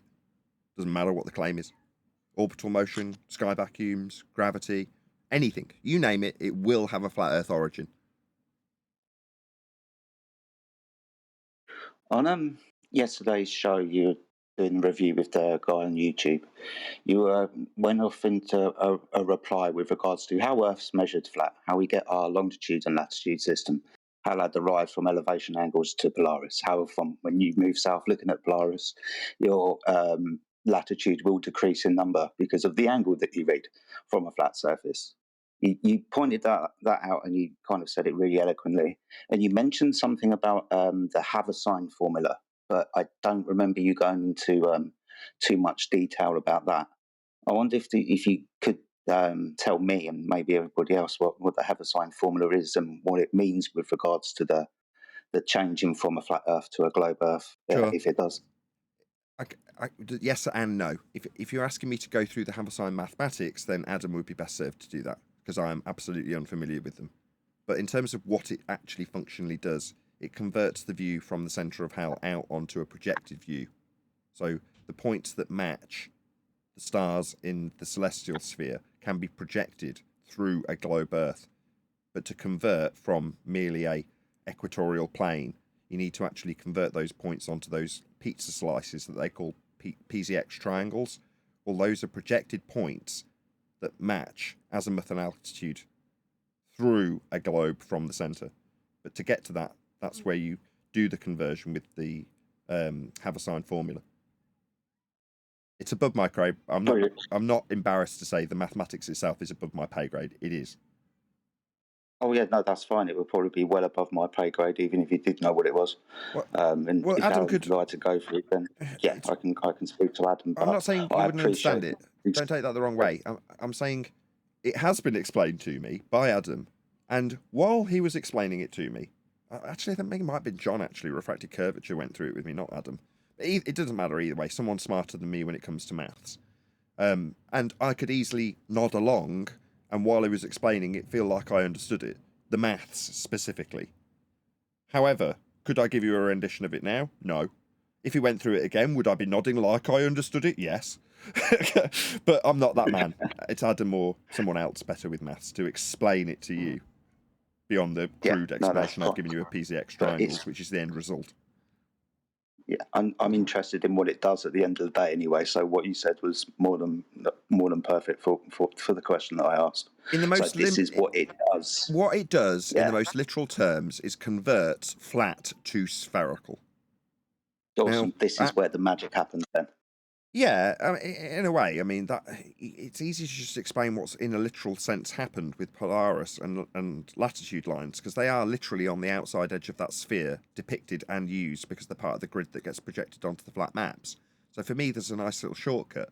Now, is the maths for conversion from flat to sphere as simplistic as just dropping the lines around on a ball? Well, no. And do I, or could I, explain that to you now? Well, no. But there is a process, and what it, to answer your question, does is convert the flat measurements to spherical ones. That's literally what it does. Now, back in the day when we first came across this, our question was, if Earth is a sphere, because we were still begging the question with them then, why would you need to convert from flat to sphere? if it's already a sphere. You wouldn't convert to spherical if it's a sphere, but that is what it does. Plus, as well, guys, that them circles from 90 degree at Polaris back to the equator, they're all circles of equal altitude. So that will require a flat horizontal plane. Sorry for to that drop this in. happen. Sorry to interrupt. 100 people watching. Woo-hoo-hoo! Please share the show if you've not done so already. A very warm welcome if you've just joined us. Nice to have 100 plus people watching. Good to have you all.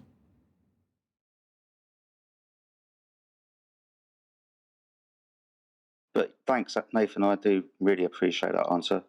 At least I I've got didn't a give you better anything. understanding of. Well, you told me what it does. That's really Yeah. what I wanted to know. Converts flat to sphere. Yeah, awesome. So we measure weird, though, everything isn't up until this point until we bring in this magical mathematical calculation based on our presupposition and sphere. Gotcha. Yeah, that's what I was going to say, Jedi. I mean, if you was measuring something in reality, in physical reality, why would you then need a formula to change the measurement that you've just measured? Yeah, exactly. You wouldn't, would you? Yeah, this is a sleight of hand bit, isn't it? Mathematical calculations. Whoa, sphere. Ta-da! Yeah, after the fact, you can then make up justifications for parallel light. And the parallel light, whenever you hear that, there's only one reason to do that. And that's to take an inferred elevation angle measurement off a curved surface, which cannot take place. That'll be potentially intertwined with Earth so big we measure it flat for the angle. That's us measuring Earth flat. But then when they suggest that you've got parallel light rays meeting a tangent plane, that's their justification to take the light that wouldn't make any difference if it was moving to the surface of this tiny little dot called Earth with respect to the vast distances, actually infinite for this to work. It's no longer their set distances. I'll just drop that in there. But for that to function, they suggest that it's just as reasonable to move the angle to the centre of the sphere Earth at the equatorial and extended celestial planes. But that's the only reason they do that. It's like it can only work on a flat plane, so they just put that flat plane in the centre of hell. But to suggest, after they've converted it, that you can actually acquire this measurement to put it in the centre of hell, they suggest that all the light's coming in the oxymoronic statement of almost parallel, which always makes me laugh. Anyway, that's the full shebango. I'm being asked about Haversine formula, QE, and I've told Jedi that it converts flat to sphere, but I'm no good with the maths itself and wouldn't even attempt to explain the maths itself of Haversine. Are you any good with that? It's too early. I'm not even listening. Oh, well, okay. Well, maybe Adam will do something when and if he comes.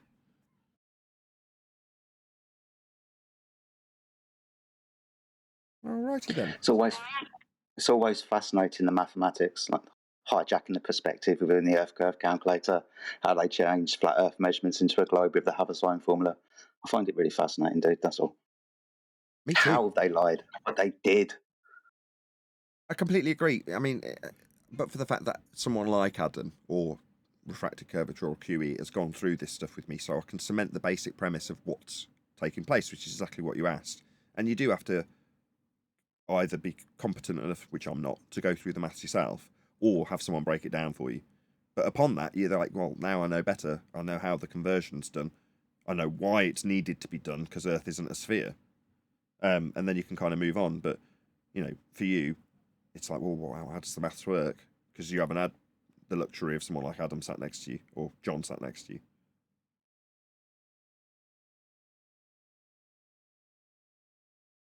I'll definitely have to catch up with one of those guys at some point. Maybe I'll ask Quantum Arrays if he has some spare time on 24 when he visits, if he hasn't got the time now.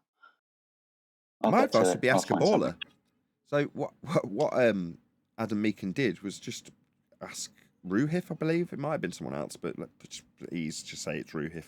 You know, to take him through it and let them explain how you convert flat to spherical. You know, if they understand it, they'll explain it to you. You know, they'll pepper it with their disclaimers of how that doesn't mean it's flat, but it works the way it works. You know, it's not ambiguous in how it works from memory. I'll add it to my quiver of questions that I go around and ask ballers to. We got a lot of frequent flyers, people that come back and try to stand on a hill and defend this bull for some reason with quite eloquent arguments in some regards. So I'll ask them to quite a few of our known compatriots on the globe side. Cool. Have you got a quantum eraser live today, QE?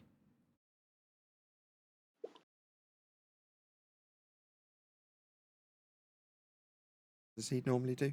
Oh, God. Does anybody know if there's a QE live show today? You're all Isn't useless. it weekends mostly? It's tomorrow. Is it Yeah, no, that's Saturday. Ballbusters. Ballbusters is tomorrow. Oh. I think there might be a quantum eraser live tonight. I might be wrong.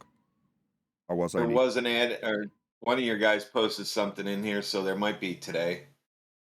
I'll plug it like it's happening. If it isn't, then go and watch one of these other shows. But I believe there's a quantum eraser live. What does he call it? Open panel or something like that. He's not here to confirm any of this, so I'm doing a terrible job of plugging his show. But I believe it's at 7 o'clock UK, or I'm going to say 1 p.m. UK. US Central. So be here or be Sphere on the Quantum Eraser YouTube channel. There'll be a live stream similar to what we're doing here in the politics server, but from the Flat Earth Debate Discord server and on the Quantum Eraser YouTube channel.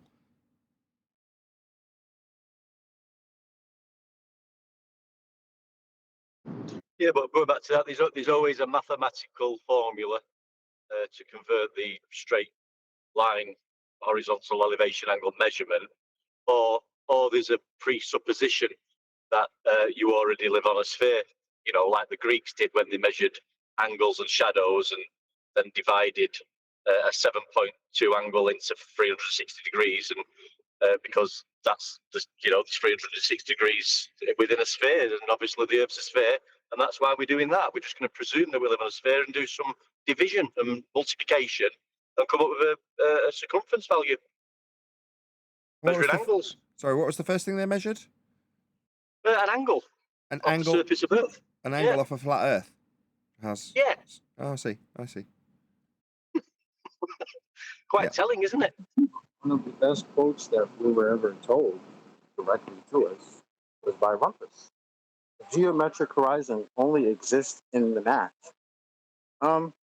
What's the geometric horizon again? Earth curve. Oh, okay. So, to paraphrase, the Earth curve only exists in the math. That's correct, and it is Straight up never the a math truer quote. statement. Yes, Earth curve only exists in maths. It doesn't exist in physical reality. And if you assert that it does, we can debunk it based on what the horizon claimed to be Earth curve physically does. You can't move hills. Hills don't move. If they're physically in the way of things, they stay there because they're hills. Earth curve edge horizons are claimed to be the proof of measurement of Earth.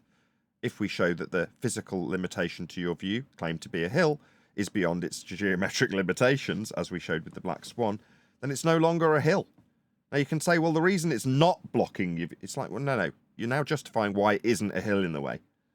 It's not a hill in the way. It's not Earth curve. We debunked it. It's funny. Remember ages ago, Nathan, when we brought up the if somebody's looking into the what shape is the Earth and how is it measured, and you get the 7 proofs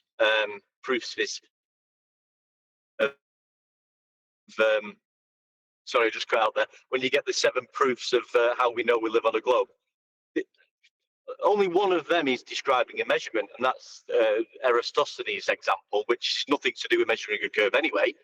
That's measuring an angle and doing some mathematical trickery, which we've just talked about. And all the other examples are, it was climatry, pictures from the ISS, eclipses, sunset. It was nothing to do with measurement. It was just, and the boats obviously disappearing as they get further away into the distance. So there was only one example of a measurement, and that was a flat Earth measurement. The others were just observations and presuppositions. That's what the normal everyday Joe will get when he Googles it.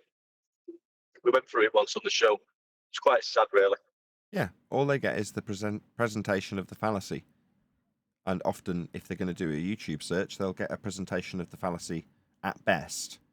but more likely a decry of their opponent based on a straw man that their opponent doesn't hold. So, the general first go-to is to ridicule the opponent, to personally attack or stereotype everybody, and then personally attack the stereotype. That's their go-to. They're not going to proving Earth's flat even in a fallacious way. They're going to, these people are idiots. You're okay to ridicule these people. It's okay. That's their go-to.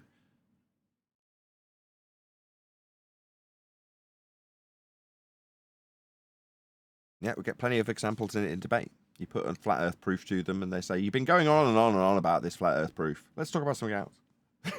Going on and on and on is just an ad hom, right? Undermining that which has been put to them, not addressing it, and saying that you're boring by inference. Okay, well, that's an ad hom. Now let's deal with the Earth that's measured flat. 10 attempts later, you're definitely not going to be doing that with a zealot. And that's what you've established after 10 attempts. They're a zealot.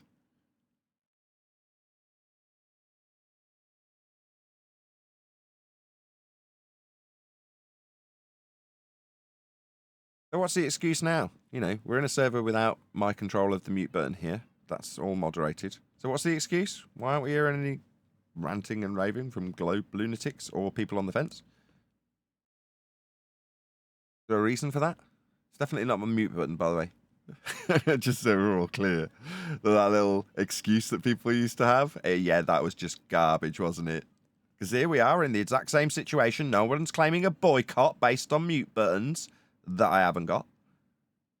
So what's the excuse now? I don't seem to hear anything. It's just the stony silence of ex-globe believers, I'll assume, right?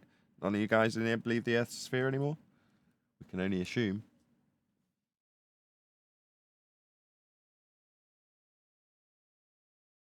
Looks like we converted the entire server. Go ahead, whoever that was. I was just going to say that it's the deafening sound of tumbleweeds blowing by that we're hearing now because they've all been defeated. Yeah, looks like we won. I mean, given that's the case, you'd now appreciate why we'd need to be suppressed. Yeah? This is why.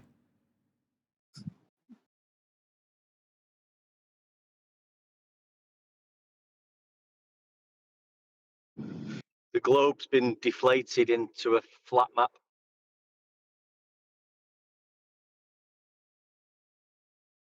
Any last remarks before I round out the live show?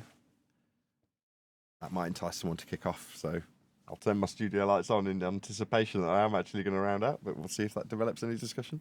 If not, I'm going to round out and ask everyone to stay tuned for the after show. Going once. I don't think you're going to put anybody out from underneath the woodwork just yet, but I definitely appreciate you coming along, and I look forward to the after show where maybe one of them will come out of the woodwork. Should be interesting.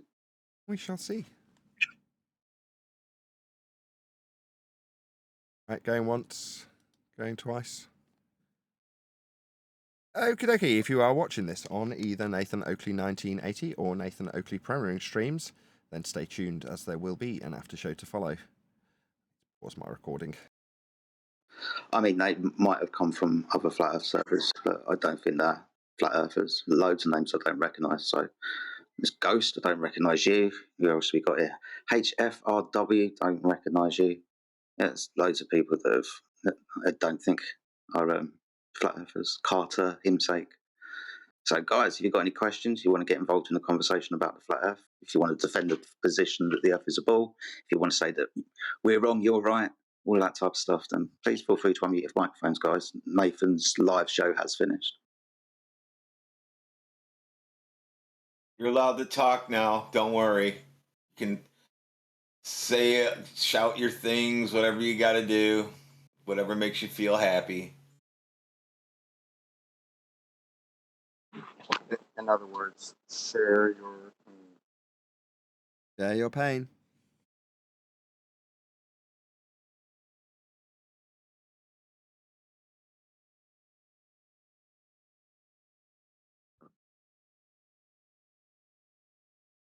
Frustrated as they wanted to. And so they're just like, we'll try next week.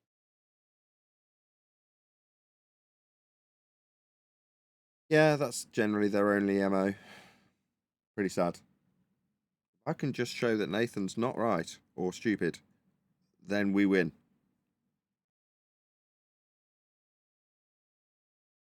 Well, lately it's been a scramble. You can tell they've been chickens with their heads cut off. They've been denying every single thing that you can tell them. Even if the sky is blue, it can't be blue. You know what I mean? So they're getting rid of triangles, and Earth isn't what you're measuring from, even though that's what you're measuring from. It's just, and it's getting pretty obvious again. Yeah, it's all very painful.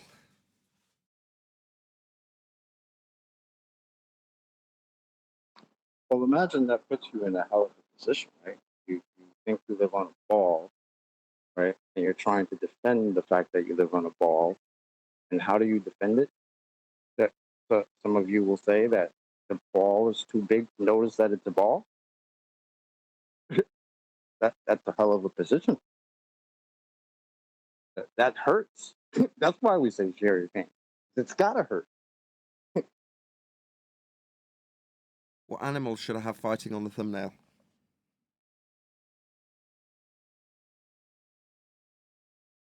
Platypus.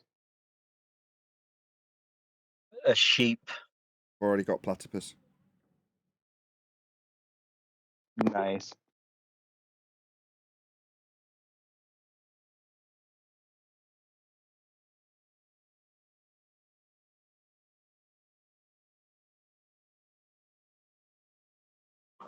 Platypus, the guy that told us that he would rather a model than a measurement. Shit like that. Like, how do you say that with a straight face, but yet want to defend the notion that we live on a ball? Just talking about the Greeks, I'll just read a little poem, Nathan, while we've got a dead air. It's called "The Greeks Play Tricks." No It way. was way back into. Hold on. What, Hold on. Stop. I hate to do this because it's not my server, but if possible, could you all pop yourselves on local mute just while we hear a poem from one deck? I'll clear the airwaves and tell him when to go, but just try not to open your mic in the middle of the poem. Thank you. Go ahead, one deck. Yeah, it's only because we were talking about it. It's called "The Greeks Play Tricks." It was way back in 200 BC that a Greek measured Earth using mathematical trickery. So here it is. I'll explain what he did by measuring angles using shadows and sticks. He presumed in one location at the zenith of a well, he had sunlight coming down straight and parallel. In another location, 500 stadia away, a stadia for ease is a mile, we'll say, he again measured the angle of the sun. Whoops, I'll just explain what he's done. He's just measured an angle using the surface of Earth. But you can't measure angles by using a curve. This is point one, proving Earth is flat. But we don't want to get hung up on that. The angle he measured, 500 stadia away, was 7.2 degrees, we'll just say. Right then, what next? What do? We just need to presume a sphere of 360 degrees. Here. You divided 360 by 7.2, that gives us 50. Now what do? You times that 50 by stadia 500, which equals 25,900, giving us supposed Earth circumference. So that is how the Greeks measure the sphere, using straight line angle measurements. Oh dear. It's surprising what mathematics can do when you sprinkle on some wizardry and trickery too. That was excellent. Yeah, man, that was really Cheers. cool. I like the mathematical trickery, man. So well done for pointing that out in the poem. It's got to be like the 10th poem you've done on this subject. Yeah, got about 12, I think. But I just sort of stopped. I stopped doing them because I sort of covered a lot of the topics within the housekeeping questions and the discussions on the panel. And I didn't want to get too repetitive with it, going over the same old ground type of thing. So, although I have got one on the go, actually. It's called, I've not finished it yet, but it's called Trevor. And it's about a guy called Trevor who thinks he's relatively clever, but recently is finding himself in a psychological dilemma. And because I'm not reading it out, but he's finding that within his daily life, when he's talking about the Earth and where he lives, he gets into conversations with people, and he's actually finding it difficult that he's explaining that the Earth's a sphere and it's round and it's curvature, but then, you know, when you talk about the horizontal and level and baselines, he's thinking, well, yeah, I can see that as well, but that can't be right because I live on a globe. And he's fighting with himself in his mind. And he's called Trevor.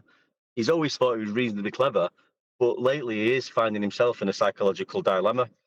So I've got that sort of scribbled down, but I think that's true. What's happening now? People are finding themselves in a psychological dilemma because they're coming to a point where they're thinking, it's not actually curved. I'm telling people it's curved. And telling my kids it's curved. And I'm talking about space and the moon, but none of this is actually happening in my everyday life. I don't experience this. So yeah, Trevor's in a psychological dilemma. When I finished it, I'll let you have a listen. Cool. I like a flavour.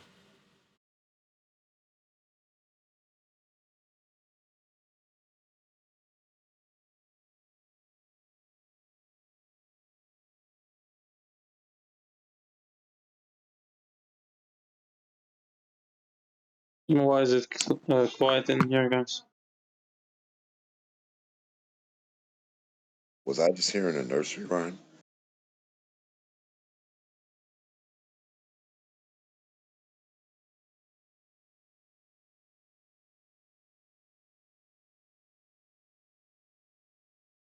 How is it so crowded and nobody's speaking?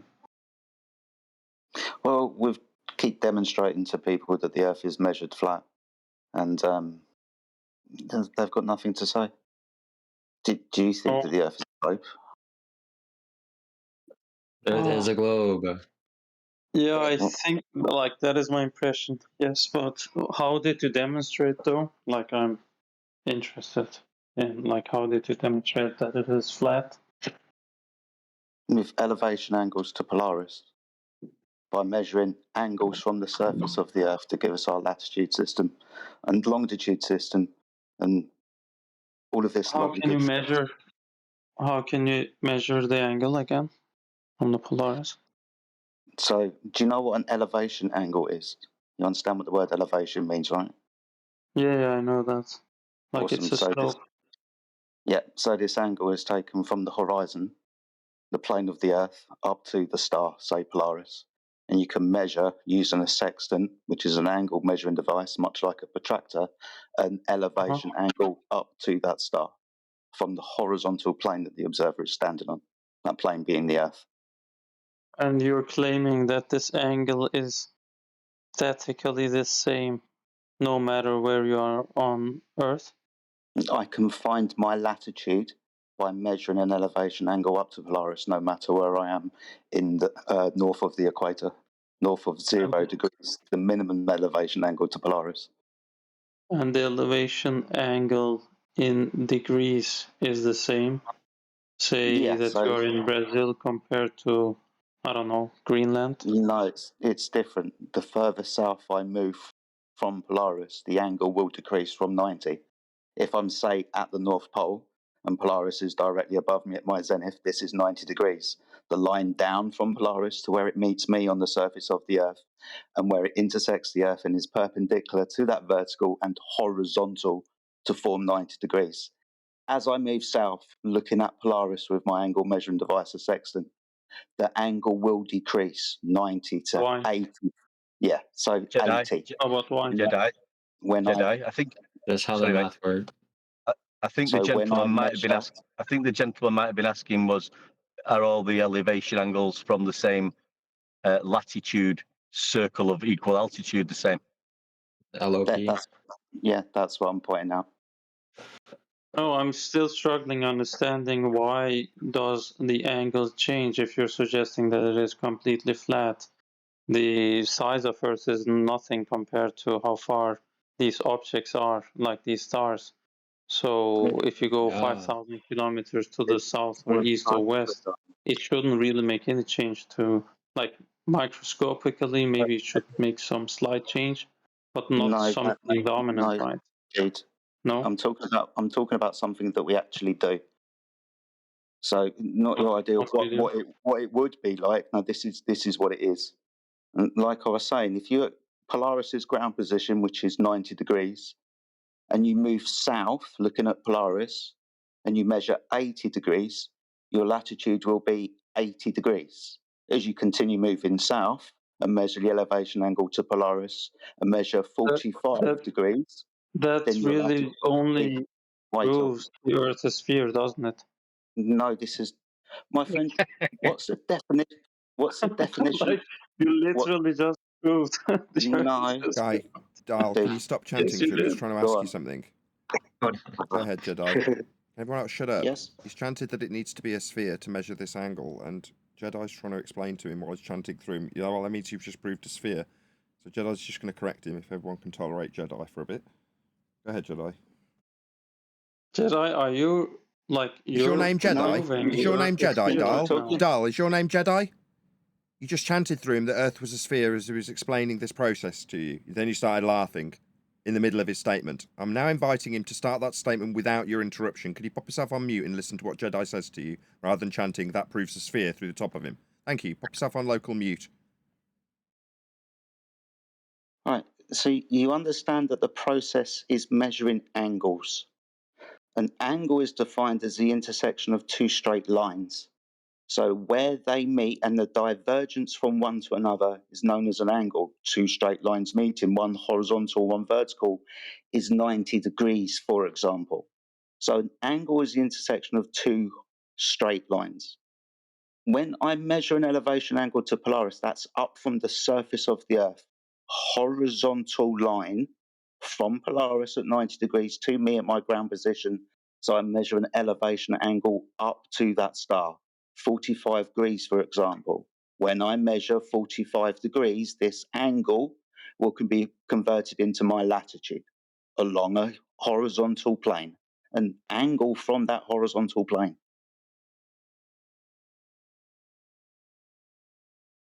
Proceed. The finish, dude. That's it. It's an angle. Requires two straight lines from the surface of the Earth, elevation above that surface. Okay, but you just stated the more south you move, this angle of elevation is actually changing from 90 to 80 to 70, blah, blah, blah. It's That called is latitude. only proving the Earth is sphere. It's So called just prove latitude. the Earth is sphere, my friend.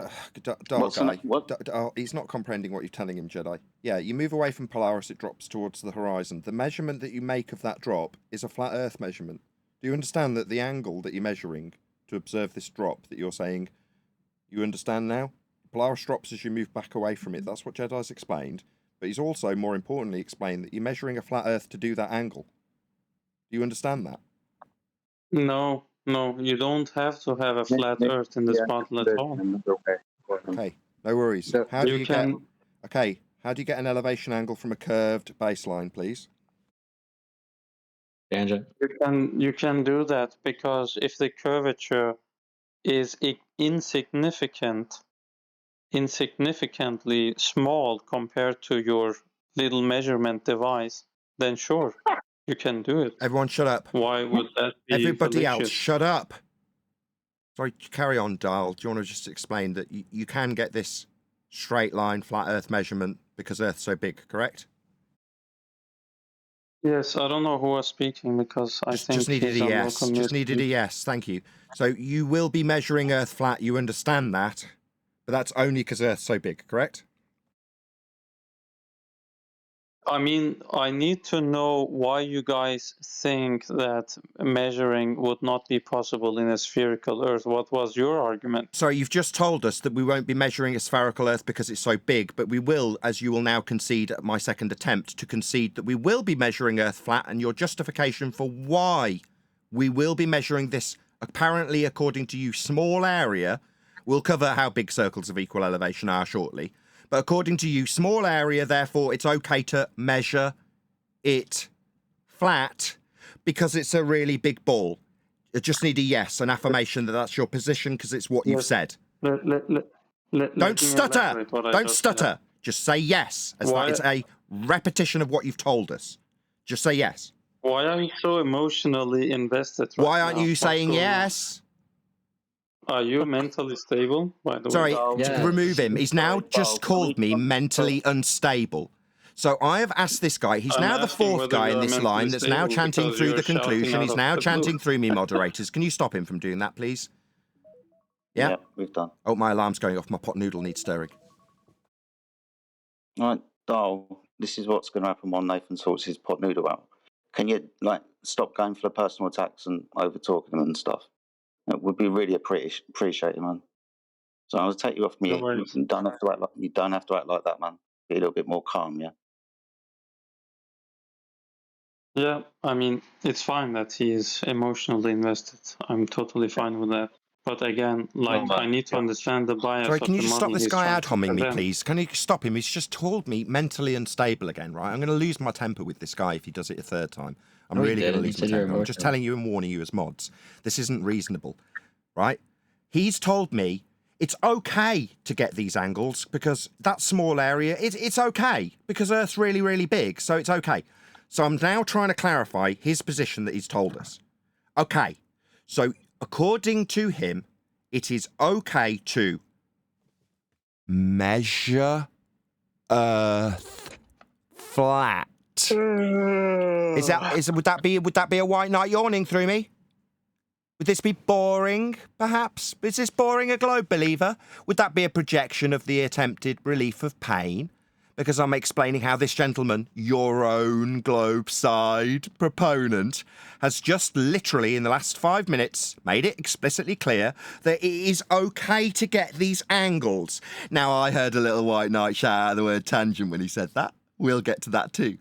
Meanwhile, he has said it's okay to get these angles. That would be, I'll say it again, hopefully without a white knight yawning through me. Earth will be measured flat. But that's okay, because it's a really big ball. Now, all I'm asking is for him to confirm that which I've reiterated, his point to him. And he's called me mentally unstable. I hope that's absolutely clear for everyone that's here. He'll be invited to respond and affirm what he's just told me when he's taken off server mute in just a second.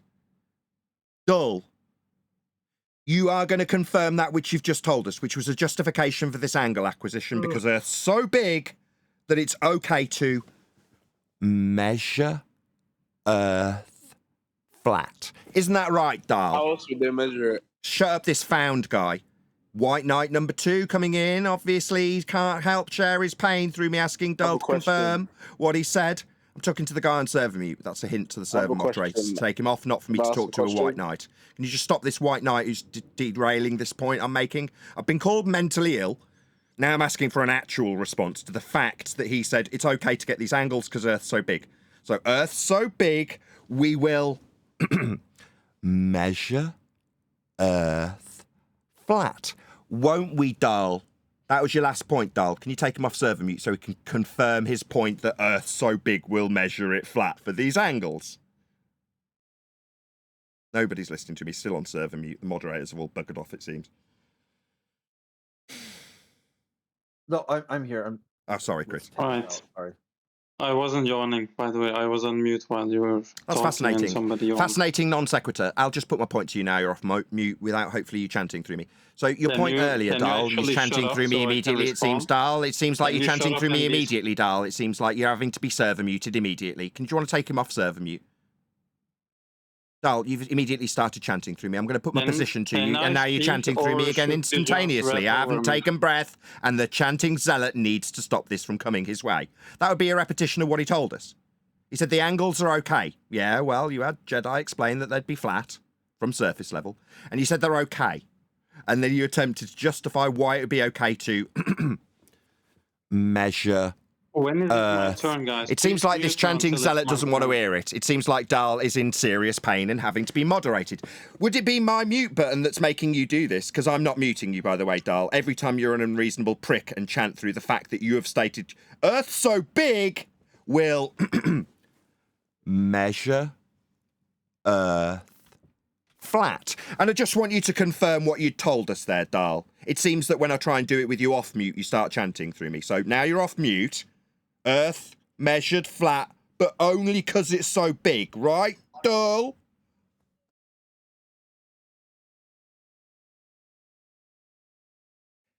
That's non-responsive. He's off mute. Hasn't got a damn thing to say. Can't do it. Is it only the interruptions when I'm talking, Dal? Because it seems like you're now talking now I'm asking you why there was a stony silence. It seems like you're answering me as I'm asking you why you didn't answer the first time. Now, given that there was a stony silence and now it's only when I'm talking that Dal's talking. I mean, that's his fundamentalist chanting zealot mute button. There was a stony silence and then what? An opportunity for him to talk through me pointing that out. Yeah, it's only when I'm talking that Dal wants to talk now. It's only when I put the point to him that he'll start chanting off mute. He's off mute now for the audience's benefit. So I'll put it to him again. Yeah, that would be his point. Oh, I don't even get to start it. Dal, you told us you're going to measure Earth flat, but that's okay because it's so big. Oh, it's not going to happen, right, ladies? Is this me muting him, by the way, ladies and gentlemen of my audience? Definitely not. What's happening is every time I put the devastating failure of his argument that unequivocally, in his own words, would be measuring Earth flat, but only because it's so big, he doesn't want to hear it and confirm it while off mute. Now, while he's on server mute, he's obviously chanting away in his own little la-la land, so he doesn't have to hear this. And when he is off server mute, he'll chant through it in the delusional belief that he hasn't had it delivered to him 6 times, and now he's ran. Run, little bitch! Earth's measured flat. All you can do is chant through me or run. Well done, Jedi. This is what happens, like I said earlier. Why can't people have... Why can't people have normal conversations? I don't get it. Jedi. Yeah. So this, like we were speaking about earlier, when you show them with demonstration that the Earth is necessary to be flat when measuring elevation angles for it, when you show them the measurement, then they do this. There's some kind of cognitive overload that happens, and then they turn into this gentleman. Now, Neil, I'm sorry, Jedi. I did not know he was asking you something. I was coming in with, I don't understand why people can't have a regular conversation. Go ahead, Neil. I just did. No, you just justified your interruption. I'll forget it. Did the guy leave already? I said I don't understand why people can't have a regular conversation with you. What is so hard about that?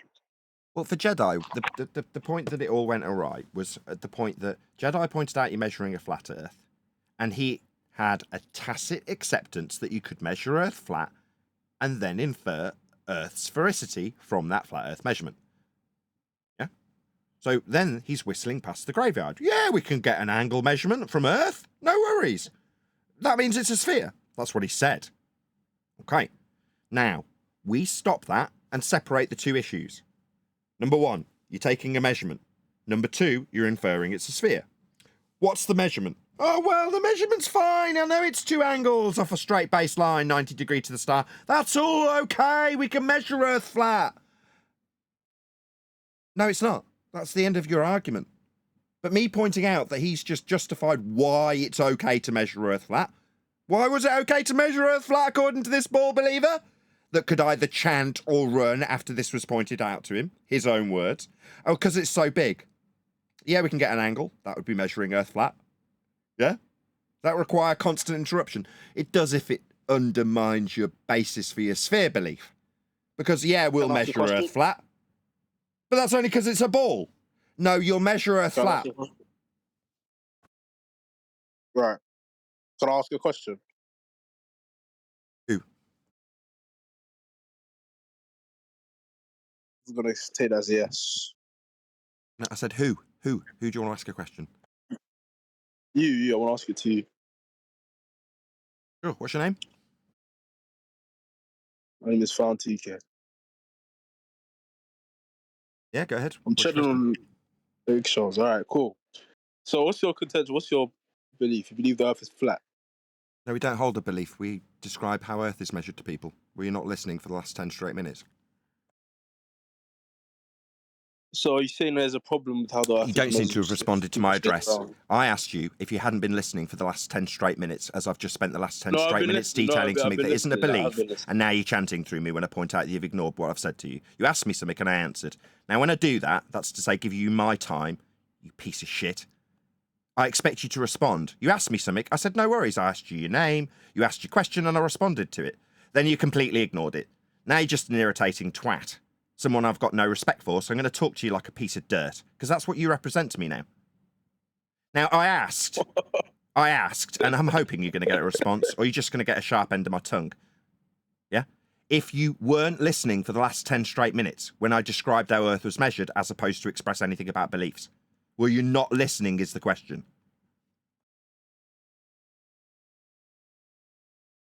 I was listening. What part of Earth is measured flat made you believe that you needed to ask me about what I believe in? Are you stupid? New question, are you stupid?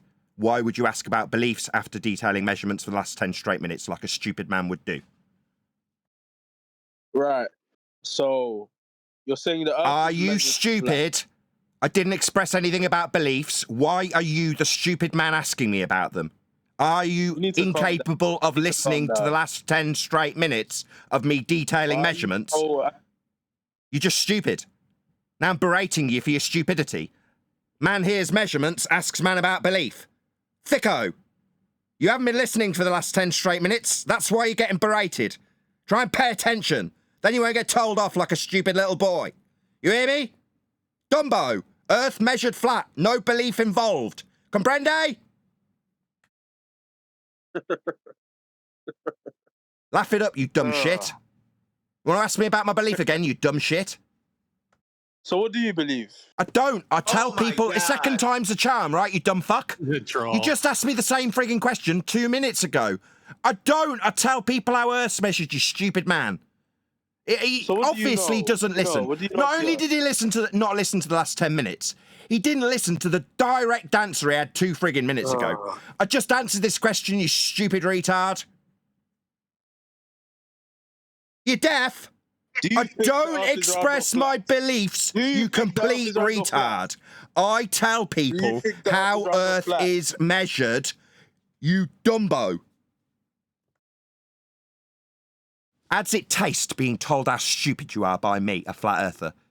Did that little chuckle relieve your pain? Because you're demonstrably stupid when you ask me about beliefs after listening to 10 straight minutes. Oh, my bad. Not listening.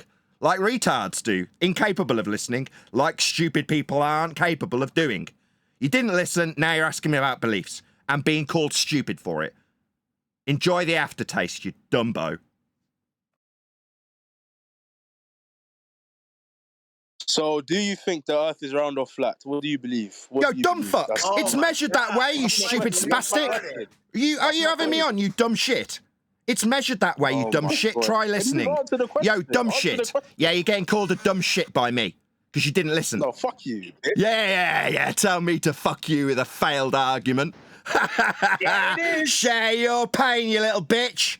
Share your pain. Yeah, tell me to go fuck myself too. Yeah, you're a dumb fuck asking about beliefs after someone's laid out the measurements of Earth to you and you didn't listen, making you a spastic. And what have you got to say for yourself, spastic? Fuck you. Excellent rebuttal. Nah, son, you're just a spacker. How do my balls taste, spacker? Asking me about beliefs, having not listened to the description of measurements, just makes you demonstrably thick. I hope you enjoy the taste of my balls. How do they taste, son? Do you want to tell me to go fuck myself? You lost badly and were shown to be stupid, asking about beliefs after discussing and not listening to measurements. You understand why you're stupid? Or do you want to tell me to fuck off again? Yeah, I'm laughing at you, son. Laughing at you for being stupid. How does it taste? How does it taste, son? You're demonstrably idiotic. Do you want to tell me how that tastes? Or do you just want to swear at me again? Because I can do that too. With a wry smile as I laugh at how stupid you are. Ask me about my beliefs You're so again so I can tell childish. you off You're again, debating maybe. with no one. Ask me You're about my just using the beliefs same again. words. Ask me about my beliefs again so I can tell you off again. I really enjoyed telling No, you because off. you're not even willing to. You're not going to stutter much, you dumb fuck. Yeah, you are going to stutter like a pathetic little bitch that's being told off. Stutter and stammer for me, bitch. You like swearing at me, do you, little stammery bitch? Yeah? No, mate, you're getting told off by a flat earther for being a dumb fuck. That's what's actually happening here, son. And I'm smiling while I do it, and all you can do is swear at me while you share your pain. Here we go. Hey, Found, how could you not understand he's a flat earther? He's been on here for the last 2 fucking hours preaching it, you idiot. Yeah, because he's too stupid to listen. Because he's too stupid to listen. He's dumb as all shit and can't listen. It's a simple fucking question. Simple fucking question, man. I was just asking about fucking beliefs after we've talked about measurements for 2 fucking hours. So I'm going to sit here in a little pant because I'm a little 3-year-old who was just asking a fucking question, man. Doesn't mean I'm stupid just because I've asked about fucking beliefs. Yeah, fuck you, man. I want to ask about fucking beliefs, man. Fuck you, man. Fuck you. You're a dumb fuck. You're getting told off by a flat earther for being a dumb fuck. Now you want to have a little paddy rage like a 5-year-old, don't you? Go on, son, have your little rage and swear at us again. Oh, it's really amusing. We'll laugh at you while you do it. Go on, swear at me again while I call you stupid for asking about beliefs because you haven't listened. Did your teachers used to tell you this in your report card? Doesn't listen very well. Is that what he used to say? Touching a nerve? Yeah, dumb fuck. Try and pay attention next time and you won't get told off by a flat earther for being stupid. Like you have. Or would you like to rage some more and swear at me? Throw your dummy out the pram? Because it's just a question, man. It's just a question about beliefs, for fuck's sake. Dumb fuck. Yeah. Hey, let me can I ask him a question for a second? But just to try to calm it down for a hot second. Is he still there? The guy. Yeah. I just asked. Yo, Dumbo, you still there? Yo, dumb shit, you're being spoken to by someone else. You there, you dumb shit? Hello? Earth to dumb shit. You being talked to? Hello? Oh, he's still incapable of listening. Why is this retard referring to me as a dumb shit? Why are you talking? Yeah, because you are a dumb shit. Yeah, I've shown it, and now we're laughing at that fact while you had a little paddy about your question that you just wanted to fucking ask. That's why you're being called a dumb shit, because you just wanted to ask a fucking question, man, about belief. You are a dumb shit. That's why I'm going to call you dumb shit from now on. Know your name. So you're there then, dumb shit. Good job. Go ahead, Chocolate. You can talk to this dumb shit. Go ahead.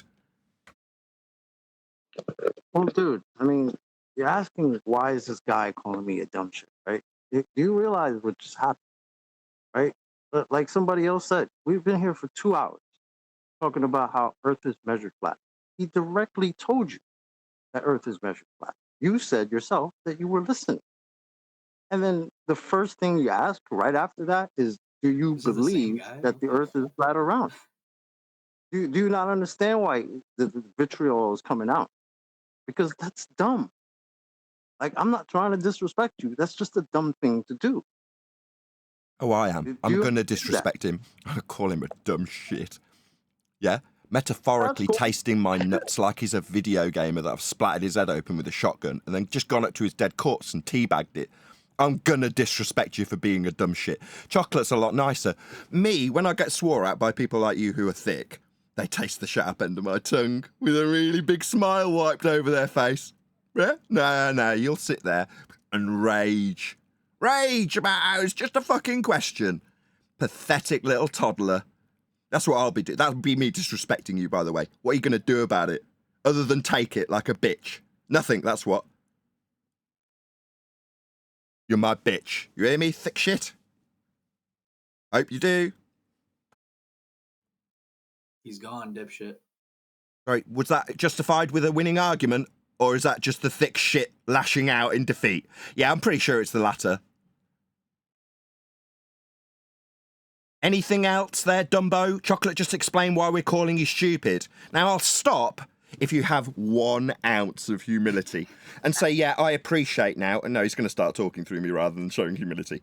I'll stop calling you a dumb shit after you swore at me with a little barrage of temper tantrum if you can acknowledge that asking someone about a belief after they've explained measurements to you is a stupid question. If you can acknowledge that with a bit of humility, we'll return to a normal level where we don't have to berate you for your intolerant belligerence and stupidity.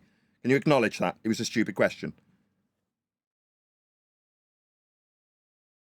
The dumb shit has ran away. Of course he has. Yeah? He doesn't want to be my bitch, I told does you. he? Of course not. But you all are, you globe-believing numpties that think you've got a decent argument when you ask me about my belief. Yeah, you're just going to get berated. You're going to get your ass ripped through your own throat. And then run away Notice like how it's a coward belief bitches. and not fact. Say again? One more time? You said belief, not fact, bro. Get wrecked. Yeah, that's what he wants to know about. My belief that I don't have.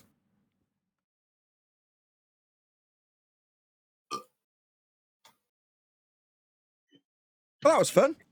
Chase, we have an individual in here. Chase, would you like to engage a little bit more with Nathan instead of just the little slights? Do you have something to say? I mean, yeah, I think he's an idiot, but it's just a about it. peanut gallery. So it's about the guy. To address You're that gonna for just the gonna audience's talk about benefit people, then. So before he's even opened his mouth, that's an ad hominem attack because there's been plenty of arguments that have been heard here. I've And it's already opened my also a mouth many poisoning the times. well You just fallacy as he continue to chants talk through and me, talk and talk. So I'm gonna talk demolishing his over you. fallacy use. This is- So he's going to chant through me explaining his fallacy use. There's two fallacies he's just employed before he's even started. One is called second attempt. He's going to chant through it's painful. I'm making him look stupid. I'm going to start highlighting what's happening as he He chants through me now. left. This is him looking really stupid. This is the pain creeping up on him. He's used a poisoning the well fallacy. That's to say, before he's even made his argument, he's decided to tell my audience that I'm stupid. That's the first thing. That's a fallacy. Second is an ad hominem. That's to say, it's a rendition of a rebuttal in lieu of an actual recitement of the argument with an actual rebuttal attached to it. Instead, he's attacking me, at the man, ad hominem. So poisoning the well and ad hominem is this man's opener. Just so the audience is aware how we're starting this discussion with this man off. Okay, there we go. Excellent. Interesting. He also ran away. Yeah, of course. They're all terrified. Go ahead. Who'd have thought that measurements would make people so mad? What is going on? That's funny. That's all I want to speak about. Is my mic coming in? Mic check. Yes, Neil. Clear and loud. Once you go to measurements, there's no longer a belief anymore. I do flooring. I do a lot of measurements. If my foreman asks me to take a measurement of the gymnasium, when I give him that measurement, he doesn't have to believe. It's a measurement. It's done.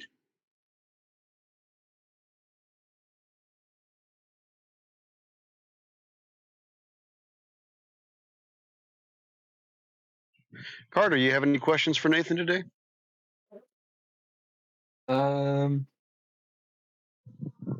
just don't know why whenever we have to do celestial navigation on the globe Earth, we can't take tangents. Why can't we do that? Why do we have to say it's a flat Earth when we take a tangent? Tangent to what? What? Oh no! 1 second. Or a So when sphere. you do celestial navigation on the Earth, the first thing you do is you get your height of eye in the harbor.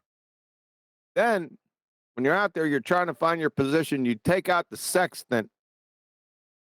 When you point to the tangent mirror on the sextant for everyone.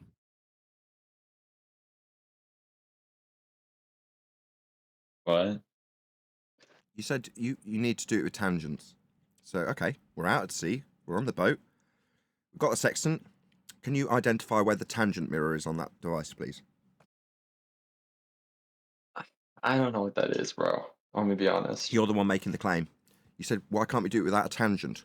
Okay, well, let's say we Yeah. can. With the device that's doing this process, is there a tangent mirror on there? What is a tangent mirror? It's your claim that we need to do this with tangents. How are we going to establish the tangent? We're out with a sextant. You say tangent. Okay. It'd be eye level. So maybe if you interrupt the rendition number 3, maybe if you interrupt this, that will undo the problem that you're having. You don't know how you'll acquire this tangent, but what you thought you'd blurt it out as being a point of interest for us to discuss. Okay, you say tangent. How the hell do we get that? Is there a tangent mirror on the sextant? No, there is not. Perhaps you'd like to enlighten us what other tool other than a sextant's being used for this tangent that definitely isn't part of the process.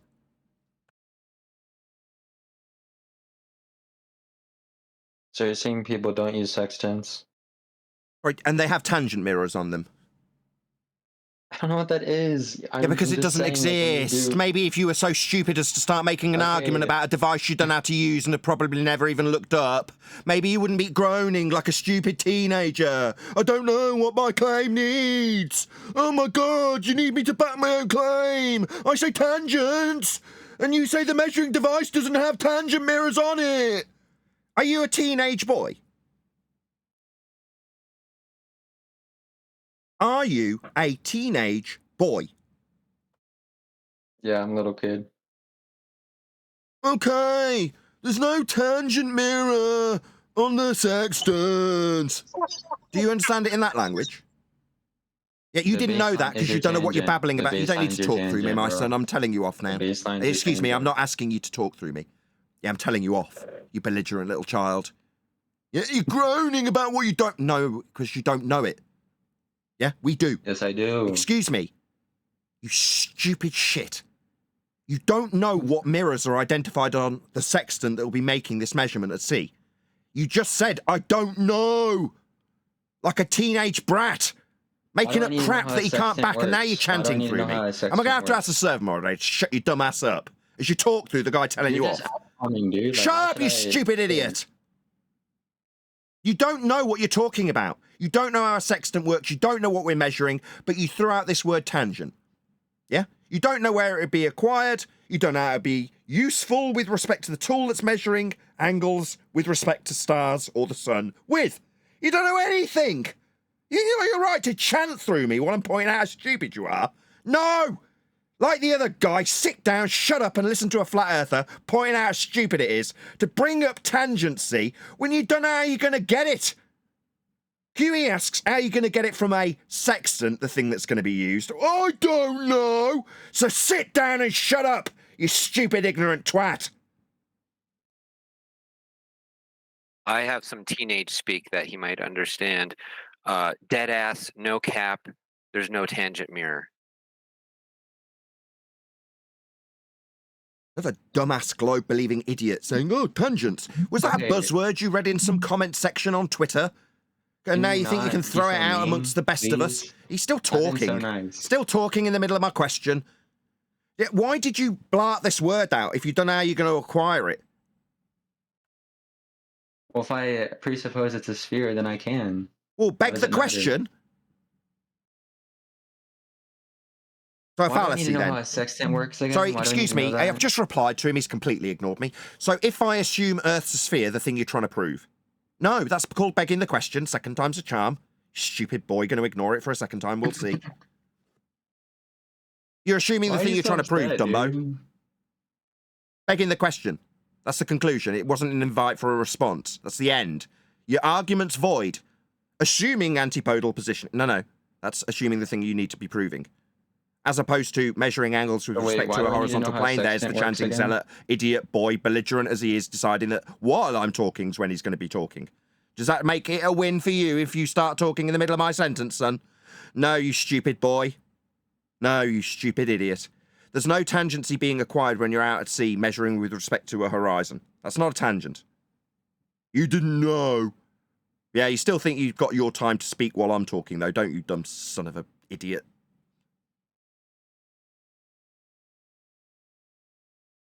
Okay, son, you need to know how a Why? section Why do I need to because know? you brought up celestial navigation.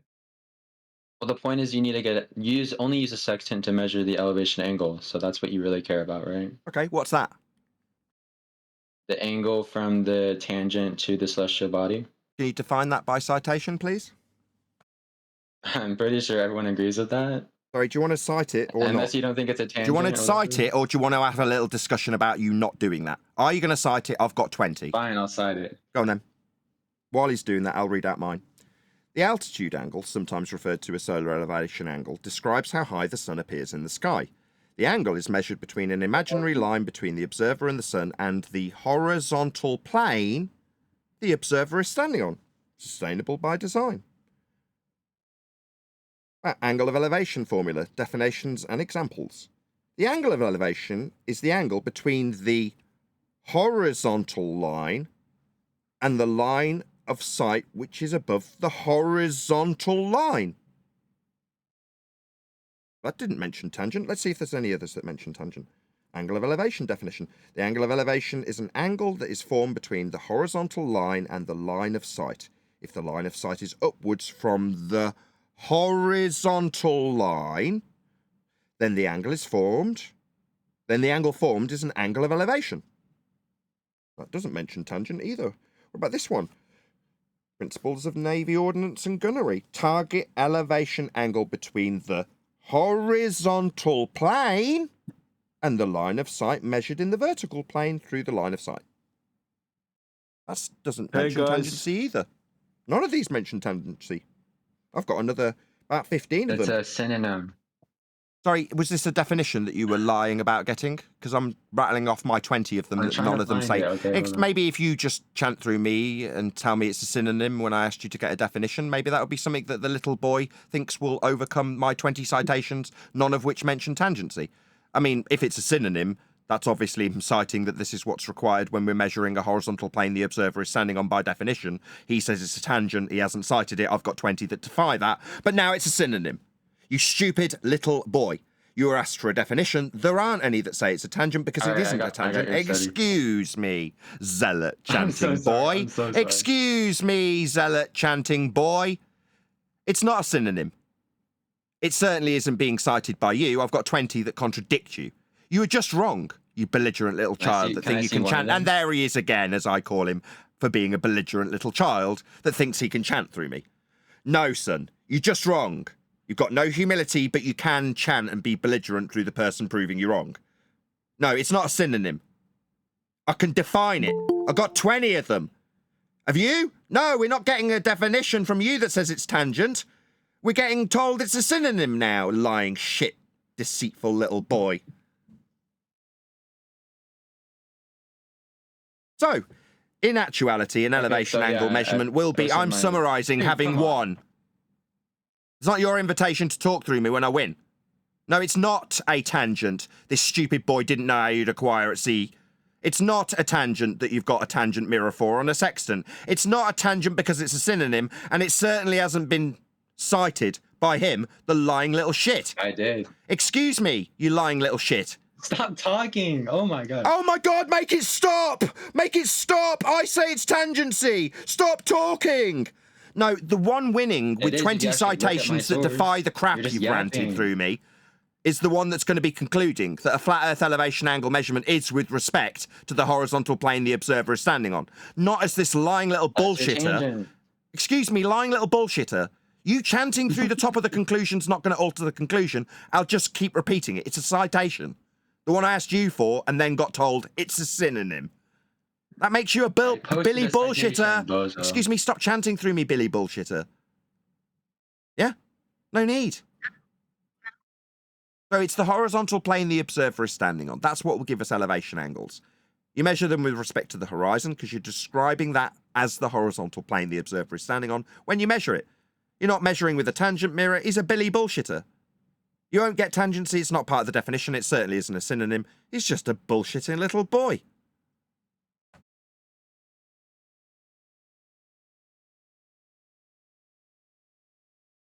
That would be a stony silence, as opposed to an actual response.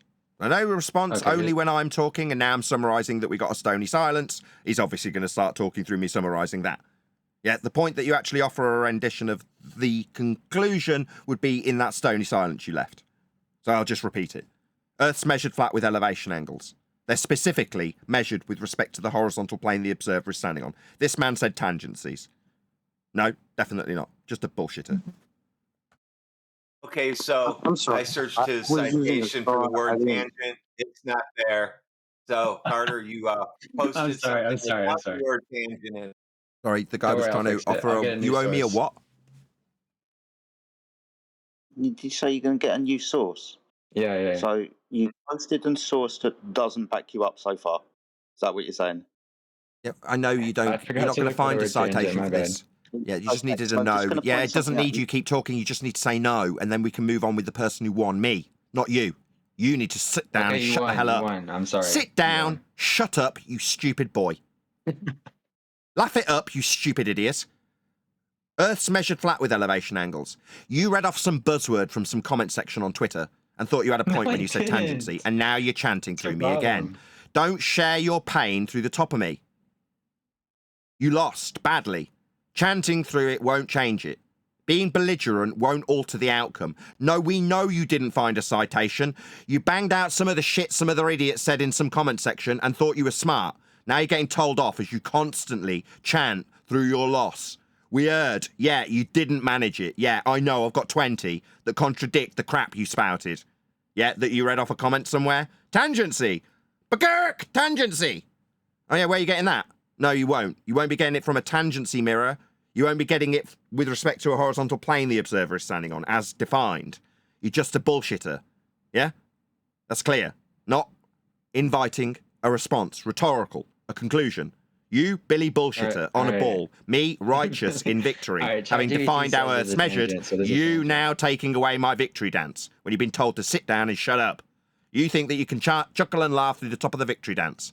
No, Dumbo, you get to sit in the dunce corner, having been stupid. That's what you get to do.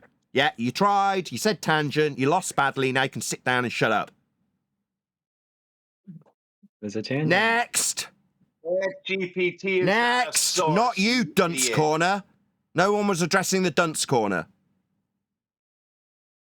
Next. Unless he wants to be educated. No, he doesn't want to be educated. He wants to tell me he can find a citation for something he made up on the spot. And then when he fails, he thinks he can chant through me concluding that the 20 citations that contradict him need him talking through the top of them. Off to the dunce corner, little boy. Next time, don't blart out tangency if you don't know what it means or how you'll measure it.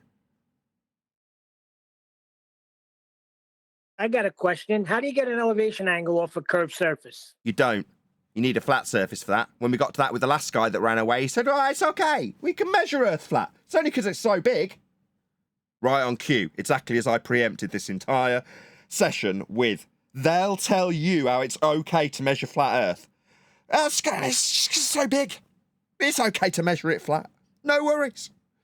Yeah, we'll measure it flat, and that's what we'll lean with. And nothing else, because we don't need anything else. Once it's been measured flat, it's measured flat. I don't care about your apologies that it's so big, it don't matter. Oh, well then, it don't matter about your belief in a ball. We'll just take the measurement bit. The flat bit that you know you have to do.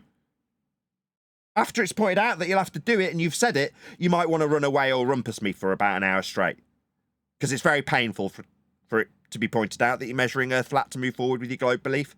You won't want that pointing out again to you, especially when it's your own words. Definitely going to need to obfuscate that for a significant period. I have an objection with that. It's so biggie. Because the unique thing about a sphere is there are no flat surfaces on a sphere. Yeah. But we need to measure it flat, Neil, and that's how we do measure it. So, you know, that's how the ball has been extrapolated. So that's what you got to suggest. The fact that they whistle past the fact that we're actually measuring Earth flat is neither here nor there to me. I don't care. Believe in what you like with those flat Earth measurements. I don't care. Believe you're on a ball in orbital motion derived from the minimum radial value, elevation angle to Polaris to give you radial value. You can believe that if you want. That's fine. Believe what you like, you dumb idiots. It was pretty telling that the guy called, what did he say? The curvature was insignificant. Yet that's what you guys believe, that there's curvature, but yet we'll still call it insignificant. Enough that you can't measure it, that it's okay to measure it flat because your curve is insignificant. It's a good word. Yeah, and that's what turned refracted curvature when he. I'm sorry, Chocolate, but you just reminded me of refracted curvature. He was a baller. He was on our panel till he got a new job. He'll be back, but he couldn't measure curvature, and that's when it clicked. There are no measurements for your curve. No, the measurements there, sir, are actually calculations derived from the flat Earth measurements that must be in place for them to make the assertion, like surface level in Earth curve maths or eye level parallel with it. Those are flat Earth derivations that start the process of inferring. Non-perspective based geometry infers that Earth curve is below surface level. We've got to measure surface level to infer Earth curve. You need a flat Earth for everything. That's how it's measured.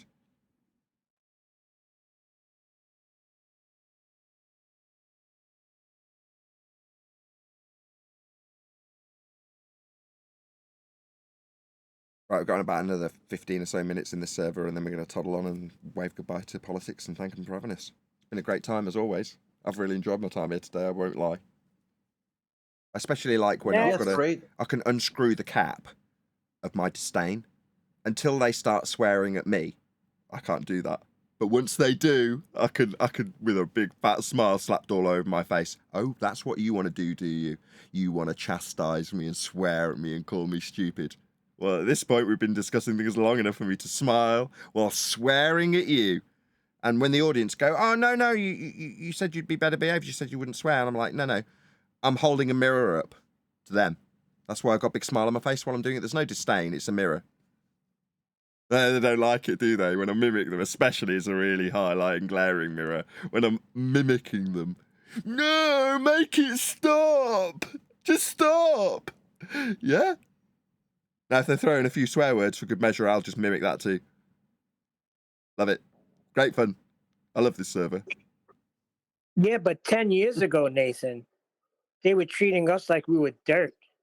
Now the tables have turned, and you're the bad guy because you reprimand them. I'll only do it when they revert to type. When they start treating me like dirt, oh man, I'll open the fury gates. They'll just get thrown wide open and you'll get both barrels. Yeah? To the point that you shut down or run.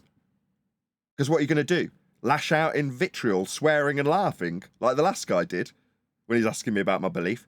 Nah, man, not at all. Your swearing and raging through me won't be stood. It'll just be a mirror held up to you. That's all I'm going to do. It's a blast having you here. I know like you gave a lot of compliments about how we got polished, but it's great to have a break and get like a celebrity flat earther, or internet famous, someone you're really well known outside of the community, because it gets an idea that hey, you guys can talk to other people and you can. It's not just they have to be like they stuck here in this server. They can branch out and try other places too. Yeah, it's nice to be out of our quote-unquote echo chamber, which must be boycotted because of the mute button. I mean, obviously people have been muted here for the exact same reasons, if not less, than we would mute them. But that's obviously just the mute button that wins us these arguments, as has been alleged. Oh, that's a bit of a problem here, of course, that undoes that entire argument. So it's lovely to be here. Very relaxing.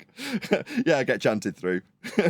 But you mods won't stand it. There's a point that you'll step in because you're like, this is unreasonable. Yeah, you've said something stupid. Yeah, they're going to call you stupid. Yeah, we'll explain to you why you've been called stupid. And if you keep chanting and ranting, you get muted. It's only reasonable in any server. I'm sure every politics section is run the same. This is a whole server that's got all sorts of subjects coming along. So there's no argument from the ball side when they start muting us because they can't bear to hear it the 5th time. If I can just mute it and shut it down by talking through it the 6th time, maybe we'll move on. Make it stop. Just stop talking. Yeah, it's been a lot of fun. I love coming here. But I don't want to outstay my welcome, and I do want to be welcome back next Friday. So with that, I'm going to bid you all farewell in the politics server. Thank you very much for having us. Said 15 minutes. Yeah. That wasn't 15. 15 minutes. Yeah, but it'll take 15 minutes to actually get you guys to all thank them for having us. We're actually down to 8. I want to be here for about 4 hours tops. 3 hours. Looks like the real show kicked off after you said, that's the end of my show. Then they all came out of the woodwork and really got smoked. Yeah. I have my source. Same pattern on our server. Exactly the same. It's partially the reason I have the after show.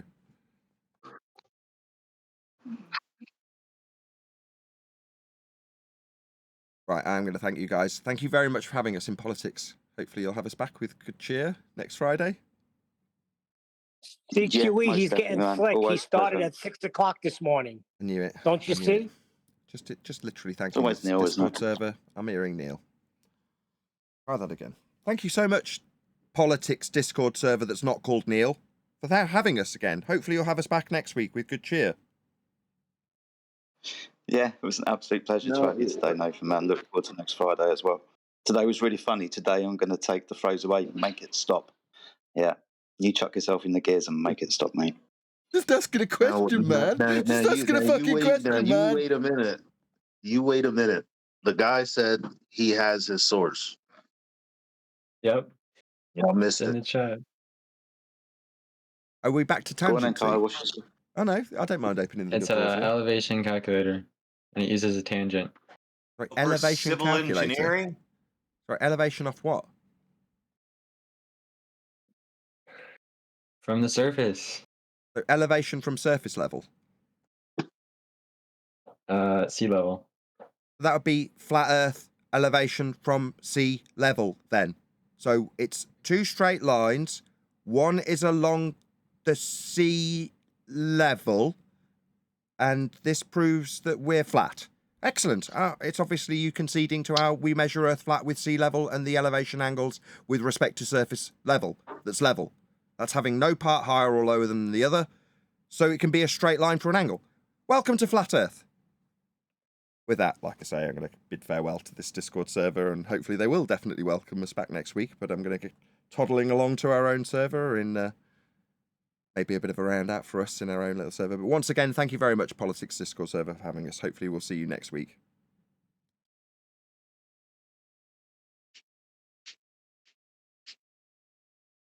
Oh. Are you having a show today, QE? No. Oh, I plugged a show that's not going to happen. Sugar. Hey. For some reason, I thought there was going to be a QE live. Eli. On Friday? Eli, can you mute? Yeah, I thought you were having a Friday show. I thought that's what Adam said yesterday. There's going to be a Friday show. No, not my show. Oh, okay. No, he said Saturday we have ball busters. Okay. I wonder where Adam is. I haven't seen him today. Thanks for the plug. Yeah, no worries. I always get it wrong. I either don't plug it or I plug it when it's not even in existence. Not very useful for you. I did plug Ballbusters though as well.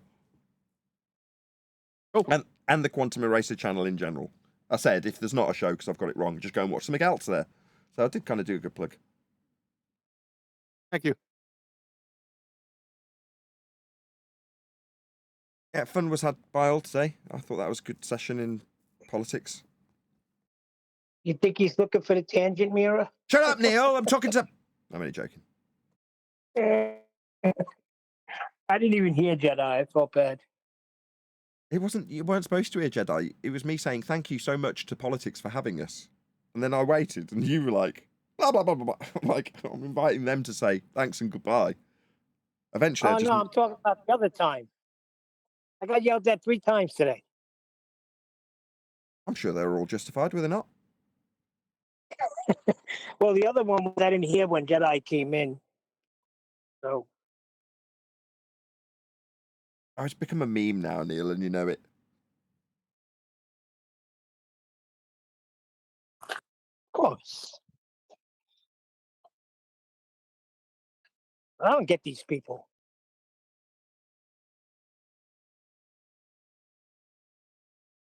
There's a lot to take in, as QE said last time. Yeah, there's a lot for them to process and digest. It just pours out of them, though, really, doesn't it? Their pain.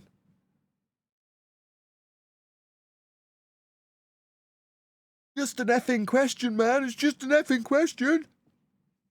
That makes you look really stupid. No, it's just a question, man. I can't believe he asked that question like 3 times in a row. That was ridiculous. They get Yeah, but Nathan nailed the teenager. You nailed him. He was dead silent when you asked him that. I was like, well, we know he's a teenager. Dead ass, no cap. Yeah, and then you started talking to him. What's the generation they call teenagers now? What are they? Is it Gen Z?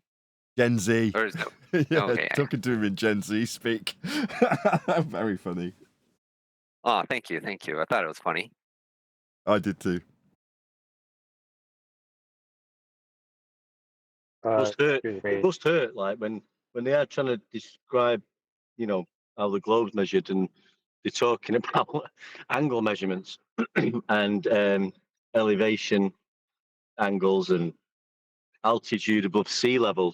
So they must, as they're doing this and telling you this, And in the back of the mind, they're processing, well, I'm not actually describing curvature here. I'm telling them about an elevation angle. And that must hurt. And that's where my Trevor poem's going to be heading with psychological dilemma, because they must be in a psychological dilemma You need at to this do point. it while you're doing it. Think Yeah, about. but it got past us for many years. Yeah. Have you heard Stan by Eminem? Yeah. Got, like Dido singing the melody. Well, when you're writing it, try and have Stan playing in the background to give you the mood, the right kind of character. What an excellent idea! Do you know what I've already done, and by just naturally doing it, and I don't know why I did this. I've done it in a Cockney accent for some reason. Like, all right, my name's Trevor. I've always considered myself relatively clever, but lately I'm finding myself in a psychological dilemma. And I've just found myself doing it in this Cockney voice, this rhyming slang for some reason. But yeah, I'll have a look at that as well. You want a shifty Cockney geezer doing it, do you? I love it. Yeah, my name's Trevor. I've always been relatively clever, but now I'm in a psychological dilemma. So that's what I'm going to be doing like that. Yo, that's going to be a good one. Get to work on it. It made me laugh though, because I was practicing. I've not finished it. I was just getting things down, but I was doing it the other day, and the Cockney accent went from Cockney to Welsh to Indian within 2 sentences. So I'll have to work on that.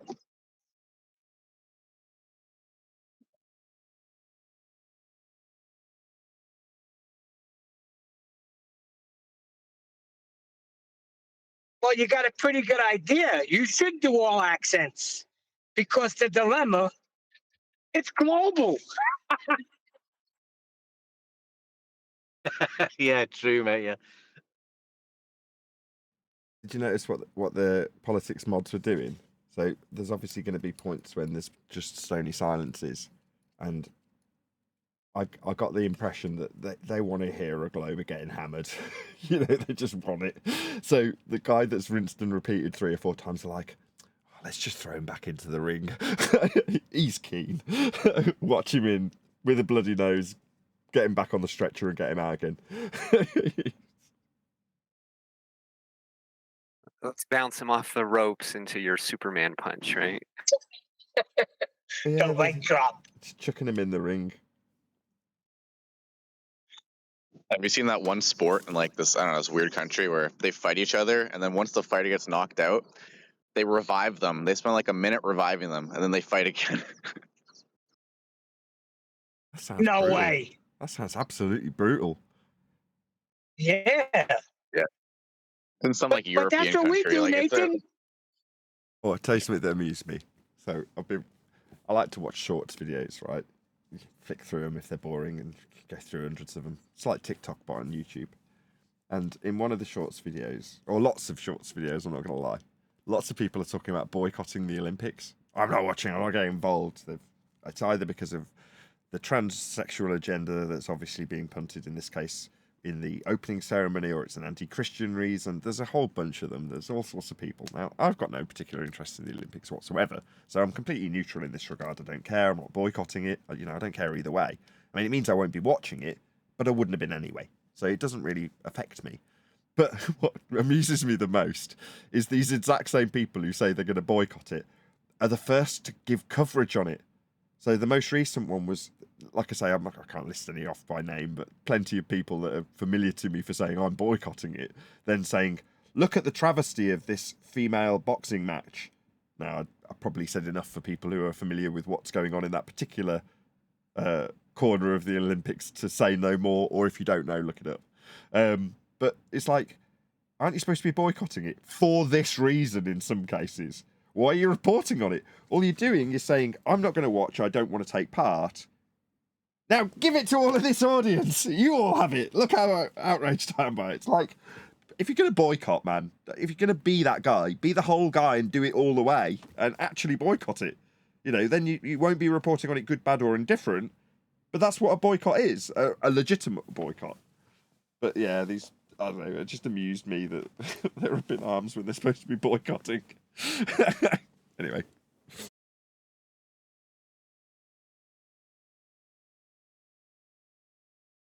Yeah, commit to the bit, right? Like either boycott it or don't. That happens a lot with like other YouTube channels. They'll like a bunch of the Star Wars fans. They'll review all the Star Wars shows they hate.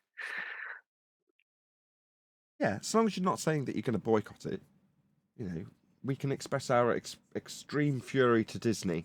That's cool. As long as you buy a ticket, Disney won't care. But if you stop talking about it and stop reviewing it and stop giving it your attention and don't buy a ticket, then that is bad. Eventually, that's that's a slippery slope to failure. And that's the case with some of specifically Disney's releases over the last 2 or 3 years. You know, the ones that came out when they had a writer's strike on, a lot of the films were fundamentally ignored and lost millions because it wasn't an incited boycott. It's just people did not want to watch and voted with their feet, and then it cost them a lot of money. And they're like, oh, people voted with their feet. They didn't want to see this woke garbage. All right, well, we better learn our lesson or it'll cost us 50 million or 200 million or whatever the current price of a film. Probably 500 million in modern times. I don't know. But a lot of money.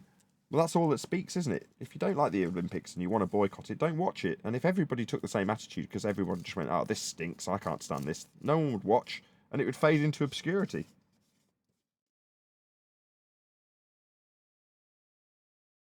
People love to moan.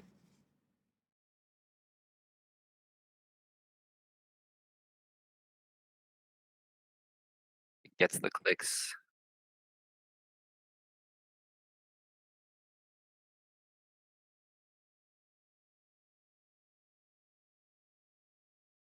Been talking to the Aussies and it's like the coldest it gets there.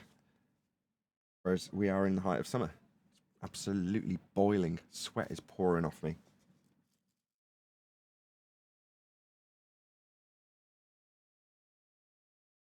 I don't know if you guys realised or not, but just out of convenience, my wife was out watching it play, my youngest daughter's play, which meant I could start an hour early. Well, a couple of times AJ said, like an hour before you start your Friday show, they're all in here giving it all that. It'd be nice if you could come a bit earlier because the Australians tend to be here just before you start your show, which is a bit late for them. So I thought, okay, fine, I'll go in and I'll have a listen to what giving it all that actually entails. And I got to listen. And at one point, I was like 40 minutes in or something. I thought I should really give a colour commentary to this. If I go on server mute in politics server, me and Neil can have a chat about how hilarious some of these claims are that are coming from the ball believers. But as soon as I did, I started doing a little overdub, if you will. AJ was like, oh, Nathan, because presumably saw me go on mute in the server. Thought, oh, is he disappearing? I better get him involved. But yeah, there was quite a few, oddly enough, the same people who were in the live show.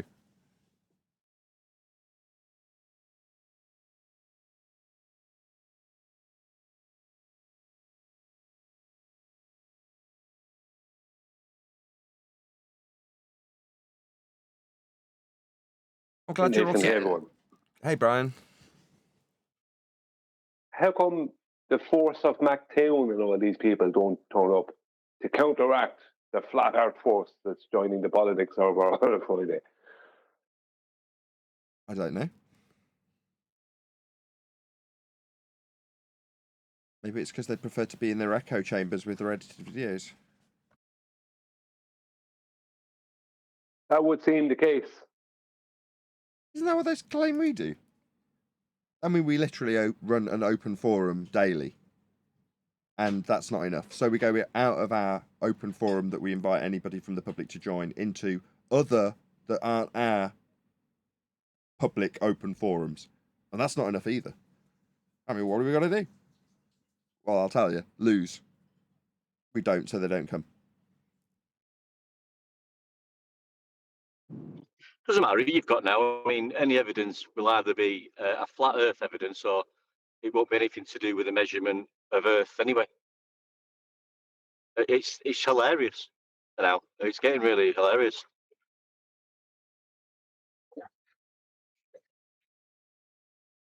They threw everything away. They had to. When I guess because of Black Swan and now Measured Flat, and they work together, what else could they have, outside of tactics, outside of character assassination and denial. Well, they've got a really big globe that looks flat. They did measure it at one point to the horizon, but now it's too big to do that, and they can use it as a flat reference plane. You summed it up nicely, actually, Adam. Outside of the tactics, as you put it, what do they have? Well, nothing. It is only the tactics now, and eventually, because we've dealt with the tactics for so long, we can highlight the tactics, point out the fallacies. Like when the guy comes in, well, Nathan's just a bit of a stupid idiot. I was going to talk, but it's like, stop! Poison in the well, ad hominem. And that guy's the guy that's going to run away. Because without the tactics, what have they got? Unless they weaken my position with an ad hominem poison in the well fallacy, where are they going to go from there? They need my position weakening before they've even opened their mouth with an argument or a rebuttal. Pathetic. Tactics is all they have. It's not really tactics, it's fallacy. You guys missed it this morning. Nathan was in rare form. They were coming in one after the other, and Nathan was hammering them down. Great job. Yeah, it was all in the pre-show, though. That was a bit of a shame, because it all went quiet then, didn't it? Because all the people that were going to put up a fight had already put it up in the pre-show, and then it was all quiet in the live show. Well, what happened was you were really breaking it down, how Earth is measured flat, and how they charted what are the known lands now, and how now they're going into space for the soil in the sky. And that guy was paying attention, and that irked the shit out of them. Yeah, it's the second time you said that. I obviously didn't pick up on it because I was saying it at the time, and you're not really gauging the vibes of the interruptions. You're just like, okay, what's your issue? What did you want to say? But if you're picking up on that vibe, I'll take your word for it. I'm sure I'll pick up on it too when I re-listen. But that sounds like it's a double whammy, because you're telling them the actual Earth's flat and it's measured like that, and then in the second uppercut to the jaw, you're telling them the space up there doesn't exist, it's out there. So you've knocked them out twice. I mean, I don't know that there is more space out towards the horizon. Again, it would be speculation. In the same way the guy 500 years ago with the known territories mapped for him doesn't know what's beyond the wall on the map. You don't know what you don't know. And if that guy 500 years ago said, well, I'm pretty sure there's going to be more land beyond that claimed to be wall on our map, and then lo and behold, they find the new worlds, you're like, yeah, but before they did, he didn't know. And I don't know. But they want us to lean on that speculation so they can ridicule the speculation rather than focus on how we actually did map the world. How we did find new worlds. How they were called new worlds in space. Like, bloody hell. 10 years, man. It's a good position to be in. Yeah, it's better now than it was 5-6 years ago. Because it's at first you realize it, and then you kind of know it, and you learn all these little things about it. But like you've really found the thing that's undeniable. I mean, you want to talk to the Glober about how they're going to measure.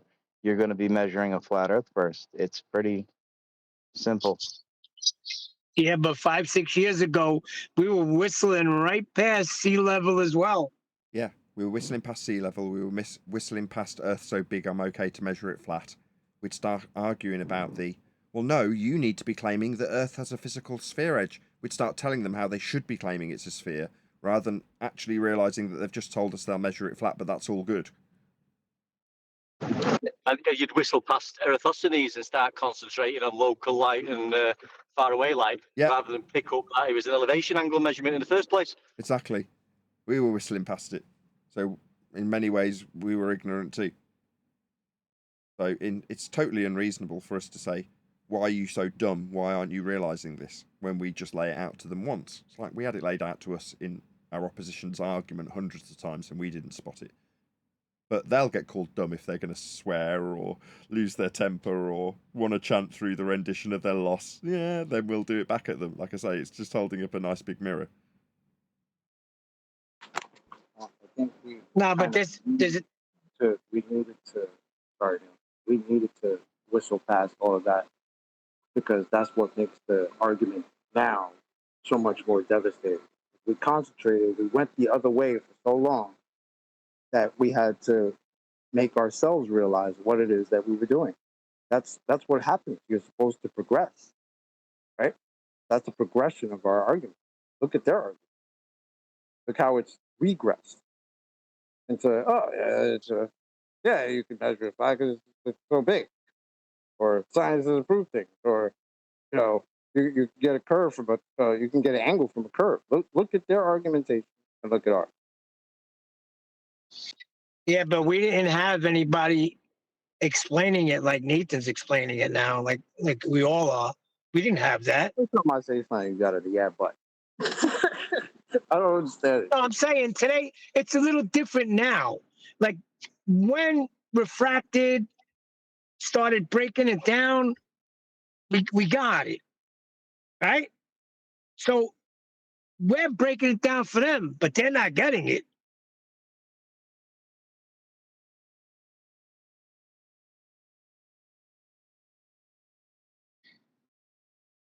We got an excuse Everyone for else as whistling well. past it. We was ignorant. I mean, Take it's your time. getting it's been easy enough to see, and that's been true since my beginning.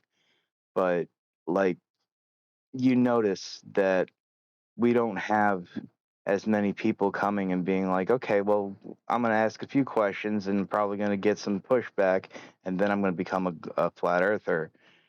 It's way more. I'm going to ask a few questions and then I'm just going to become a flat earther. It's easier for us to explain to the people every day that the 90 is important. You know, the measurement is only from 90. And the more people that kind of understand that, the more people can say it. And it's you know, it's a telephone situation. I do think, though, you're still in with the why would be like to normal people, you know, because I've had this conversation with some friends of mine and about the other day, and they understand exactly what I'm saying, but they're still not flat earthers because it can't be true what you're saying one deck. Yeah, you know, we understand what you're saying about this sea level and elevation angle and measuring to and from Polaris, you know, 90 degrees to 0 degrees. I can understand the straight lines and everything that's needed, but I'm still a glober because, you know, that's just the way it is. That's because why would they lie? No, they'll tell you it doesn't prove anything either way. Yeah. I was just going to say, but Brian knew years ago. I did know years ago. That's not a lie. But besides that, I know. When you prove that all the measurements of Earth, when they're measuring Earth, regardless of the process, any process that measures Earth, when you go through it and you prove, see, they're measuring it as a flat plane, you're told, but that doesn't prove anything either way.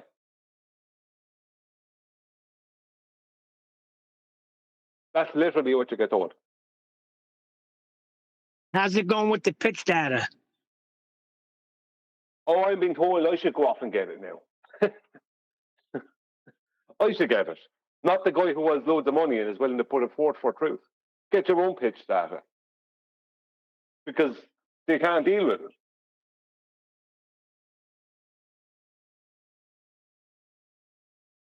Yeah, he doesn't want it, does he? Because it's going to. Yeah, he's disingenuous. Tells you where he's at.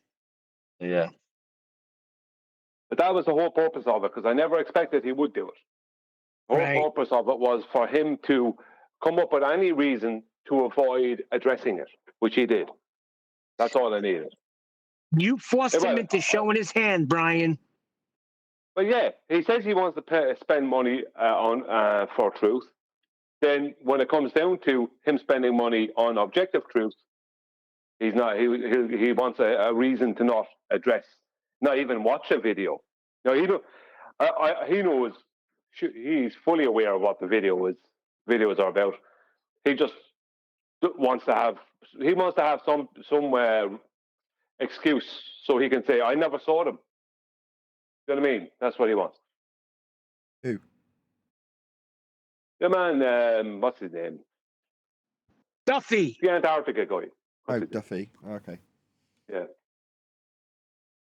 He doesn't care. Or any publicity is good publicity. When he had someone ranting at him about how wrong he was nodding along. When that same person, I think it was the guy from the Tartarian channel, was saying, "Oh, well, Earth's like a bowl with flat water in it." He was like, yeah. Oh, and Jaren's behind the experiment. You know, he's not interested in anything. Just as long as he's getting his plug on as many channels as possible. Yeah, you can put your concerns about it to me. And I'll listen to him. Then completely ignore him and tell you how I've got a few big-name flat earthers on board. So you need to take this seriously. I'll reiterate how I'm spending thousands of dollars on it. What's that? Earth's flat and I need to accept that. Oh, okay, yeah, no worries. So you just need to maybe do a crowdfunding to get yourself down there. He's got no motivation towards the actual subject. Only motivation is to plug the event. Yeah, but I have to slightly disagree with you there, because he did make a point of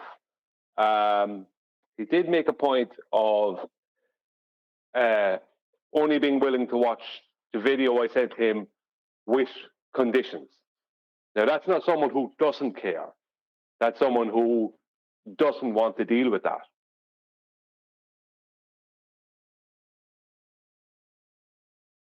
Okay. I mean, yeah, read into it whatever you like. I'm not saying you're wrong. Wait a second. Hold on. He don't want to. What'd you say about watching the video on the conditions? I didn't get that. He offered a conditional acceptance to Brian. He basically said, I will watch your video detailing a cut and dry way of describing the Earth in terms of its positional data with pitch, if you concede that azimuthal equidistant projection of a flat Earth will be debunked if we see a 24-hour sun.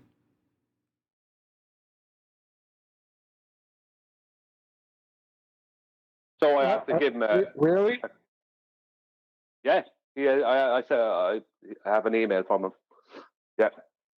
He's only willing to watch the video if I concede to some heap of nonsense. If I concede that him seeing a 24-hour Antarctic sun in the southern summer debunks his globe projection. That's basically what he was asking. But it doesn't matter. It's just any excuse. He just wants to have some kind of nonsense there. Either get some rubbish concessions that don't mean anything out of someone, either out of me, or have a reason for him not to watch the video. If he's willing to come on, so it's accept my affirming the consequence fallacy, or and then I'll watch your video. Okay. Yeah, it's like he's stating that he's willing to spend money for truth. He wants truth, and he's willing to spend money to find this truth of whether the Earth is a globe or is flat. And I give him an objective way to do it. Way better, way safer, totally objective way, and he won't even watch the video without conditions. So, that's what you're dealing with. Whatever is going on in the Antarctica situation, I don't know. But I can tell you for certain that this man is not interested in truth. That I can't tell you.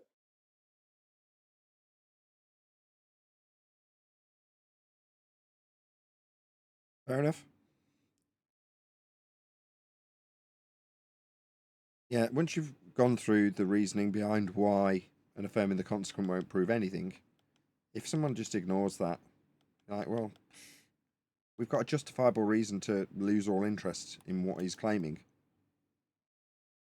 Which pretty much I already had, if I'm honest. People cover him in their videos and we do responses to them, as opposed to us concerning ourselves, particularly with what Will Duffy does.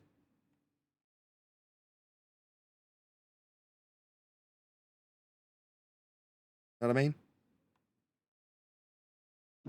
You know what I mean? If you do see like a 24-hour sun, does that mean you can obtain the elevation angle from a curved surface? No. Only mocking.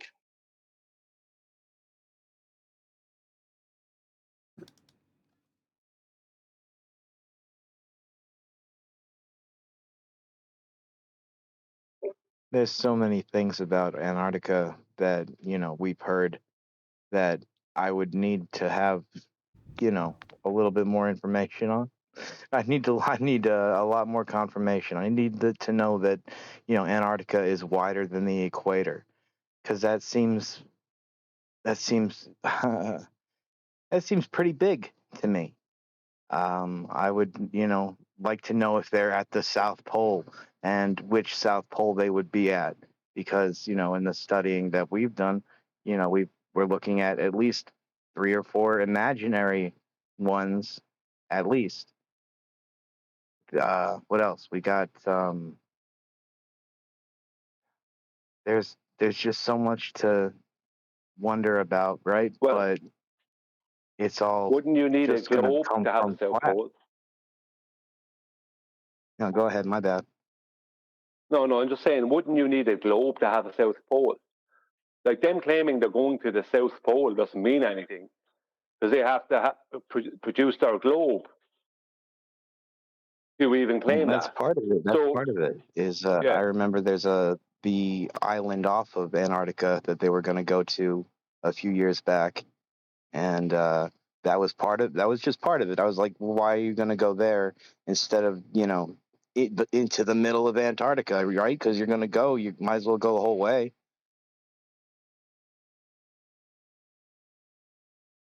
And even that's supposing a globe. I know I really don't like this because it's all just kind of, it's all so silly in the end to me.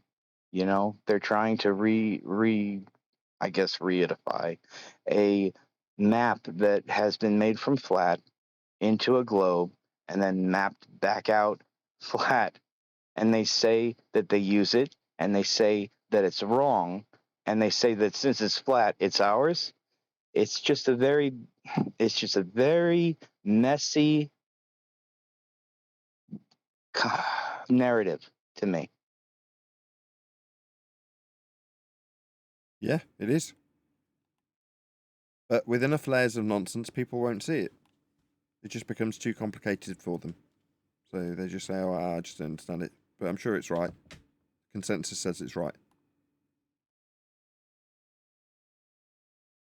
well, what they do is a bit like waking up in the morning and making a point of not looking in the mirror and walking out the front door and telling yourself you're an athlete. Whereas if you looked in the mirror, it would be very obvious that you're not. Do you know what I mean?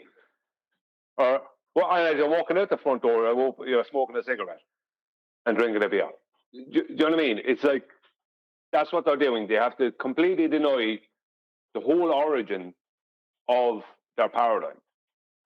Or any origin, any part of the actual origin of the paradigm, anything that is a measurement in any way, shape, or form, they must deny that, the initial one, to then claim it later on, kind of thing. But when you're given a take-home test when you're a kid, I don't know if they have that type of thing in Ireland, but sometimes they would give you like a test to take home, right?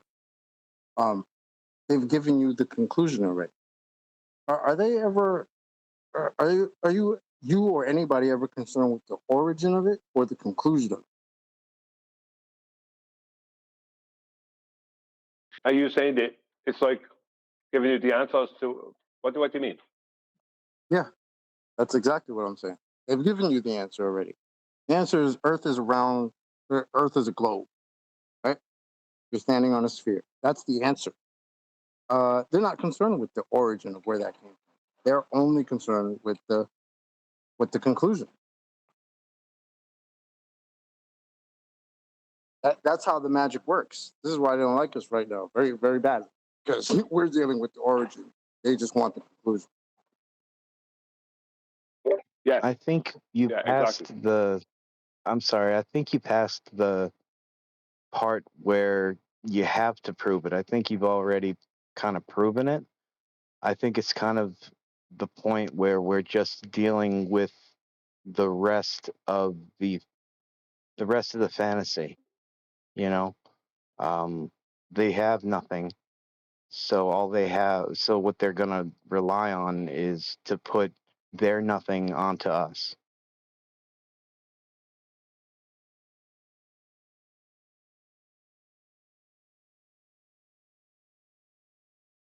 which is good because that makes us kind of in a different category.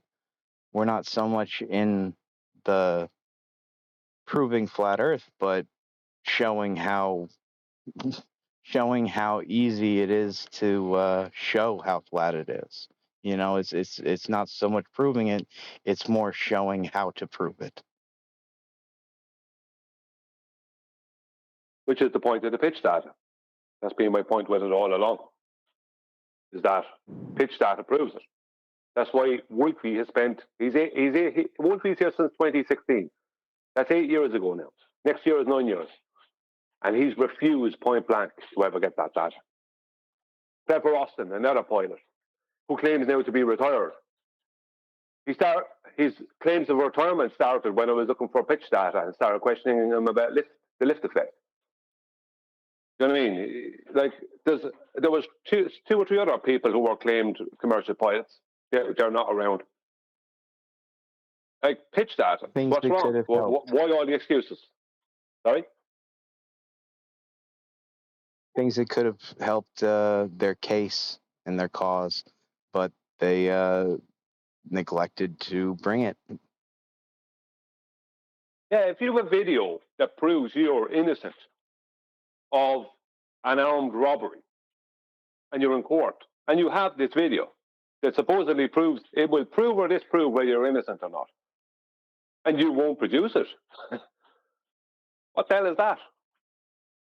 If it proves you're innocent, which means if pitch data proves the globe, then let's see it. No, they won't show it. The pilot that I mentioned, the one that came up that one day and told us all about how he's got an instrument that can detect the Coriolis effects. Yeah. I wish that guy would come back. Please come back, guy. Please tell us all about your Coriolis effect instrumentation on your plane. Something that can detect an apparent deviation from the ground. Please come back. Wolfie claimed that as well. Sorry, Wonder. I'm not even thought about what I was going to say here, so it might sound crap. But you know, it's all very well saying, yeah, we're going to go down there and, you know, look at the sun in the sky.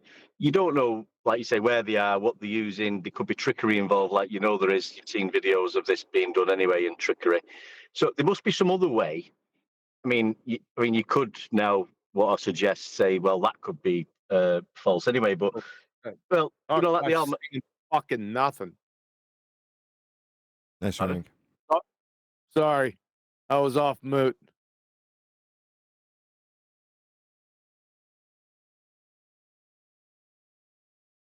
And it's not the Share with the Coriolis class. effect, it's the Coriolis.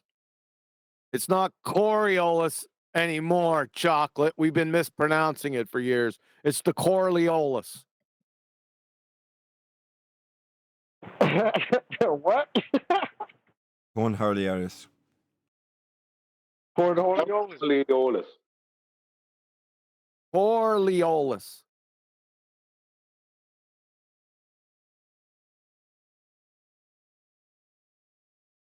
Yes. Dwayne Allman from the Lore Lodge. He called it Coriolis because he goes out on the water. He likes weather. It's like from The Godfather, Don Coriolis.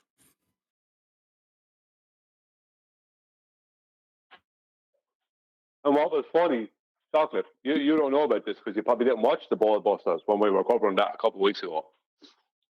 Is right after this guy's called the Coriolis effect, what was it? Coriolis, right? We started calling him Don Coriolis. This guy came in who sounded like he was Italian and he was a baller, trying to argue, and he pronounced it the Coriolis effect as well after he had heard the other guy pronounce it that way. So it's like as if Don Coriolis turned up, literally.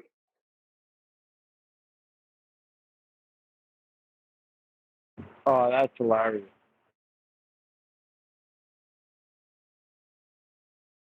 I should rename it Curviolis. I'm gonna make you a curve you can't refuse. The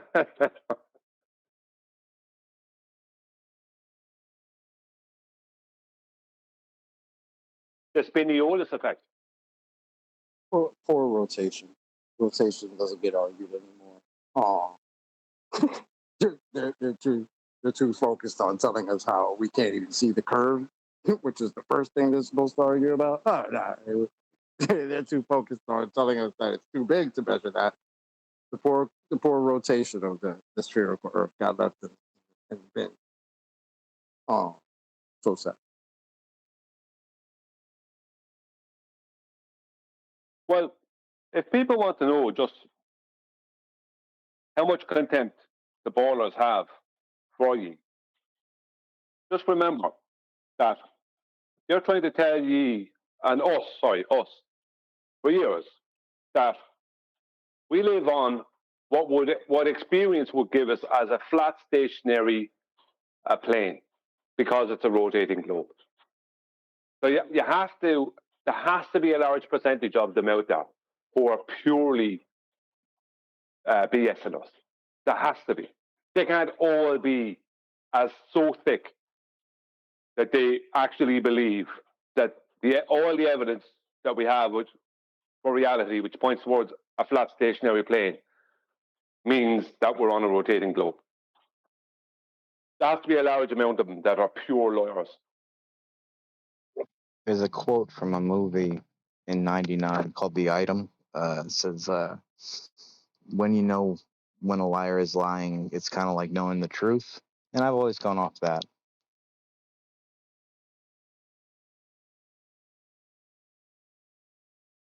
Just when you know how they lie, when you know their tactics, when you know their responses, because it's programmed. You know, you don't want to be racist about it, but a glober's a glober. You know, we all have the same story put in our mind at first. Whether there might be a little difference in how we justify that story from looking into the ocean and being like that's flat, but I guess it goes round. Yeah. Well, it's kind of like what we were talking about earlier. They take flat plane measurements, right, and measurements of non-rotation, right, measurements of stationary Earth and a rotating sky. And they then try and present them to, and have done for years, try to present them to us as proof of a rotating globe. Now, obviously, there is a good percentage of them that are just thick, but there has to be a large percentage out there, or at least a good percentage, who are pure lawyers. Absolute outright lawyers who have nothing but contempt for you, who are hoping you'll believe their lies, as that makes them feel clever if you do. Just wanted to ask, can Quantum Eraser explain what was his point in comparing a difference between like a very small margin of a millimeter and just a millimeter, and how is that exactly relevant to Sigma Octantis? Like, what is the analogy? Oh, I was trying to put you both together with your pole star. I didn't see your first comment. You said no, the pole star isn't that, so that's on me. Sorry about that. Nobody said the constellation of the pole star, so you're good to go with that. But you got a problem. Is 0.00000000000000000001 still not that much smaller than 1 millimeter? I would say that how much smaller something is in general, so like quantities like smaller, bigger, taller, shorter, are kind of dependent on the relative scale you apply. Like, for example, the relative scale is millimeters. That's where we're applying it. Yeah, so it is definitely much very big difference between these two. Yeah, that was my point, but that's not to you because you didn't say that. So, and good on you for coming in. Yeah, no problem. That's to be honest, I was also didn't. confused where did Vax get that argument from originally, because it seemed to come like randomly. I didn't even claim nothing Oh, yeah. near that. The context. Yes, the context of that argument was right around 2016, and it was in relation to TOR levels, gas pressure. Okay. But still, conceptually, on the scale of millimeters, that's what he wrote to me, by the way. Would you like to see the post? Yes, why not? Who is that? Gator? Yeah, it was Negator. Chocolate remembers it. All right, 1 second. Let me see if I can scare it up.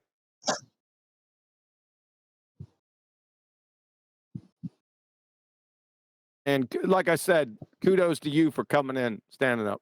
All right, I give you that. Yeah, thank you. I like discussing. This isn't a problem for me. Okay. Where do I got that monkey?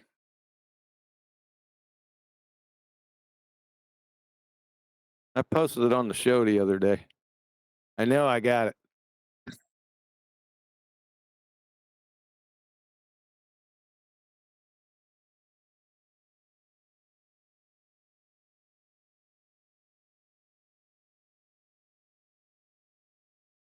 course. Not there. 1 second. Let me.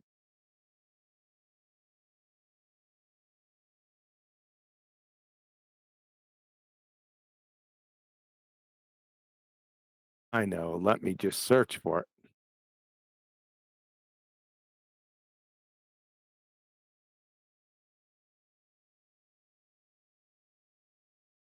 There it is.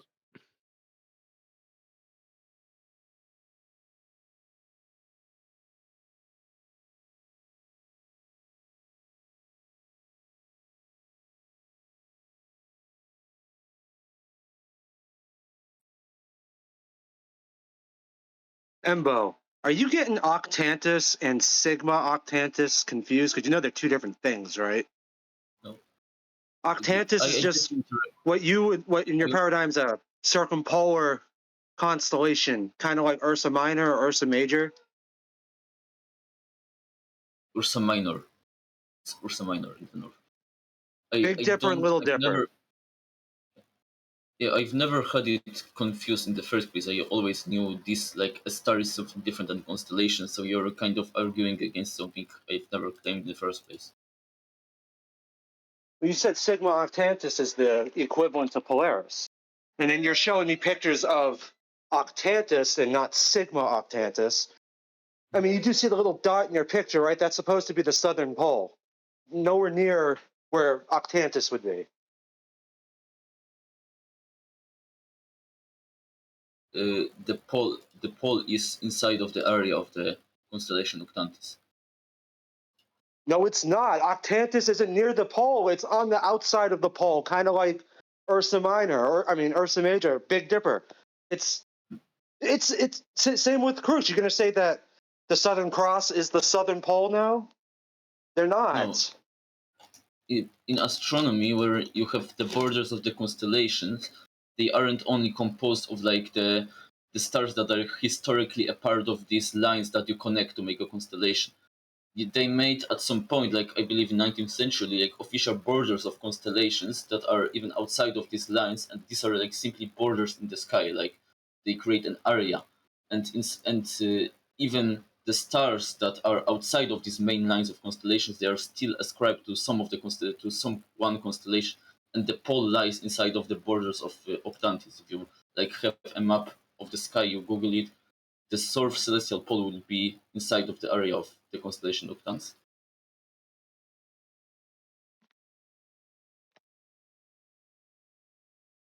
So you're equating octantis as like the same thing as the Little Dipper.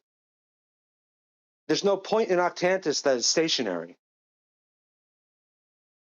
There is the South And celestial. like I said, Sigma Octantis, which is the tiny little invisible constellation that you can't see, is what's claimed to be the southern equivalent to Polaris. You're talking about Octantis, which is, again, yeah, we all know different cultures have different shapes, but that doesn't mean anything. It's literally Octantis and Sigma Octantis aren't the same. You notice Octantis kind of looks like a triangle? It's that little Like on that white paper plate disc thing that you sent, you got Octantis right there. The center of that little. The Octans was basically the ancestor of the Sextant, so it basically looks like it, and Sextant looks like a triangle. The Octant was a navigation instrument that is the ancestor of the Sextant, and it basically looks the same, so it looks like a triangle, because you know how Sextant looks. What in the world are you? What does that have? An octant? What does that have to do with Octantis? Nothing. Just because the words are similar? No, this was just like a fact. Okay. Yeah, and supposedly, I think windshield wipers were invented by a female. That's just, I guess, that's what we're doing now? No. Okay, let's go back to the point. So, in both of the hemispheres, you have one point that is the center of the rotation of the sky. This is called the celestial pole. You always have... Yeah, so you have some stars that are close to this pole, both in the north and in the south, but the stars are never in the very center of the pole. Because they are close, you can have, and if you like make a photograph and a pattern of how close they are to this center, you can align them in a pattern, and by that method find the very, very center. You know how I do that where I live? I just look at Polaris. I don't need to take angle measurements in between two separate constellations to find where the center point would line up. That's the whole point I was getting at. There's no southern equivalent to Polaris. For some reason, you seem to think Octantis is, when Octantis is quite obviously off your picture, not even in the center. Polaris isn't either. It's not in the center. This would be only good if you don't need to have like an accuracy, for example. It is only good if you want to have like accuracy of simply vaguely determining what is your latitude. But if you, for example, wanted to make a surveying and professionally determine what is your latitude using that, you would have to apply a correction, because Polaris also makes a circle. But because this circle is very small compared to other stars, because it's relatively close, you can use it without corrections if you don't need that big accuracy. So that change the fact you have no celestial pole star that's stationary, like you do in the north. Polaris isn't stationary either. It makes a small circle. It makes a small circle by how much? About half a degree. About half of a degree. So that would be... Flat Earth measurement. So because 1 degree corresponds to 60 nautical miles in the ground, in grand terms, this would be half of that, so 30 nautical miles of error at best. Sounds like somebody woke up.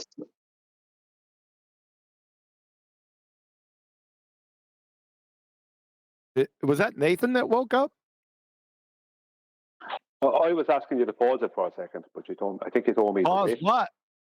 We ain't pausing anything. This is live. EMBO's in here talking. Where are we? Where are we? I thought you were playing something. 4 minutes to Wapner. That's what I'm playing. I thought you were playing something. I thought that was a video you were. I thought that was something, a recording you were playing. No, they're I'm sorry. EMBO is in the main text in Discord. He's talking to Vaxwax. Well, they're completely incorrect. Who's completely incorrect? Polaris. This nonsense about Polaris having a half degree of correction, that's purely a globe claim. And if someone is claiming that that Polaris is half a degree out from the North Geographic Pole, then they're claiming the North Geographic Pole is not the GP point of Polaris, which would be impossible because the latitude and longitude grid is all derived from the GP point of Polaris as the center point. There is no half a degree of correction. Polaris doesn't move. Nobody has ever been able to show it move by half a degree, 1/10 of a degree, anything. That's completely half a degree refers to the circle it's making. It doesn't make a circle. Show video of it making a circle. As for right now, it's cloudy and it's daylight, so sorry, can't really bring out my Not telescope to show now. you. Show a video. You're claiming to show a video. You're not. Surely someone would have made a video. Did you listen to me for even a second, or not really? There's You could just like find you a said it video was of the cloudy. star I didn't trails, ask you right? whether it was cloudy. I asked you to provide a video. Show it. And I answered that I, for now, can't provide myself that video. I can probably find on YouTube, but I don't know Well, you if it'll don't have a aggravate claim YouTube. then. You don't have a claim. If you can't provide a video that clearly shows Polaris moving, going around in a circle, half a degree off a center point, then you don't have a claim. Because I'm around this arena 9 years, and nobody has been able to show it. No matter how many videos they produce, none of them show Polaris moving. Polaris can't be a half a degree off the North Geographic Pole, because that would mean that the North Geographic Pole doesn't exist. The North Geographic Pole is the GP point of Polaris. Hey, Brian, I thought these globers said the stars appear to move, but it's actually the Earth that's rotating. Now they're claiming that the stars are moving. What's going on? No. Yeah, I heard that. I heard that before too, but I didn't want to go there. Let's get to that point next. EMBO. Are you aware of Brian's claim here, or claim of non-existence here? The claim that Polaris doesn't move is one. Yeah, that no, he claimed. Yes, I'm aware. Hang on. Go ahead. You and Brian have a conversation. Go ahead. I'm not claiming. The point is, there's a claim that Polaris does move, and nobody can show evidence for it. That's the claim. Now, I've asked to see evidence of this, and I've seen nothing to show that moving. I've only seen it be stationary. Now, the fact that people are claiming that the North Geographic Pole is half a degree off of the GP point of Polaris means that you have means that you have to come up with a whole new way for the latitude and longitude grid to have been measured, because you're now denying the very origins of the measurement. So the reason why I was kind of speechless for a moment and not responding was not because I didn't have evidence for that, but because I was shocked nobody has ever presented that evidence for it yet, because it's so easy that it's literally in every single star trace picture. Okay, can you posted a video too now? Excellent. Yeah, I just posted a random one, like I didn't even cherry pick it, I just googled Northern Star Trace, and you can see a relatively bright star compared to other ones, relatively in the middle, which is Polaris, and as you can see, it makes a circle.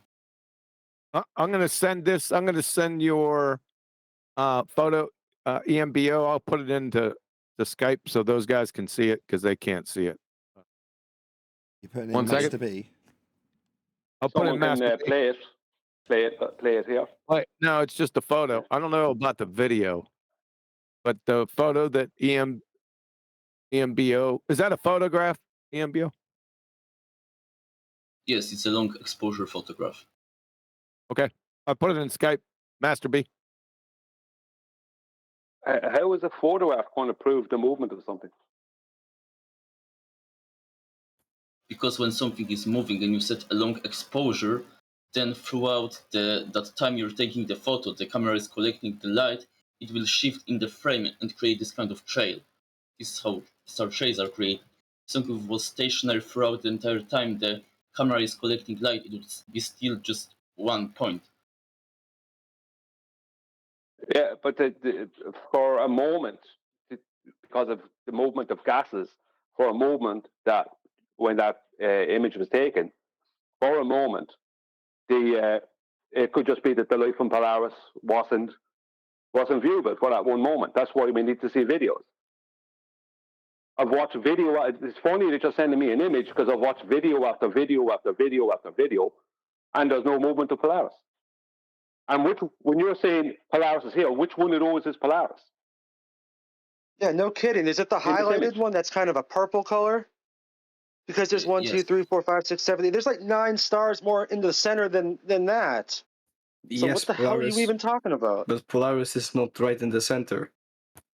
And the So stars there's that other are stars that are closer to the center than Polaris that we can see with the time lapse. Yes, and the stars that are more What close stars to would those Polaris be? are.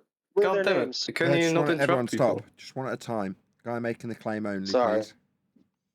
Yeah, the stars that are closer to the center than Polaris are not very bright, so they're not seen with your naked eye. That's why you see No, Polaris and you say, God fucking damn it, can Hang I on. finish? Yes, can This you is let him what's finish? happening here. Everyone who's stopping him, just let him at the end of his statement, please. So you look in the sky, you see Polaris, it's bright, you see it, it almost doesn't move, it makes a small circle. But then closer to the We center, don't see there's it doing that. less bright stars That's the that point. are not visible with your That's naked the eye, but point. you can see them with your telescope or with a long Yeah, exposure. well, hold no, on, you Brian. can't. No one has ever been able to show this. This is the point. Yeah, We nice educated- You're denial. trying to claim Love that. movement without ever showing the movement. Yeah, Star I've been Trek through this is so many showing the times. movement. That's how the time lapse is created, by, capturing the movement of the stars. Okay, can you Show show me us? the time lapse then. Show the video. Let's have a look. Show the videos. Show the video It's of. above the photo that Timbo posted. That photo's not going to show That's movement. a photo, Hold not a on, video. Hold on. You're just going around in circles with him. Yeah, Right. mate, Yeah, the thing they that won't show the video your friend 'cause posted in one second, Skype is Nathan. a I wanna say photo. something. What I posted in Discord is a video. Okay, can we get that video? It's in Master B. Okay.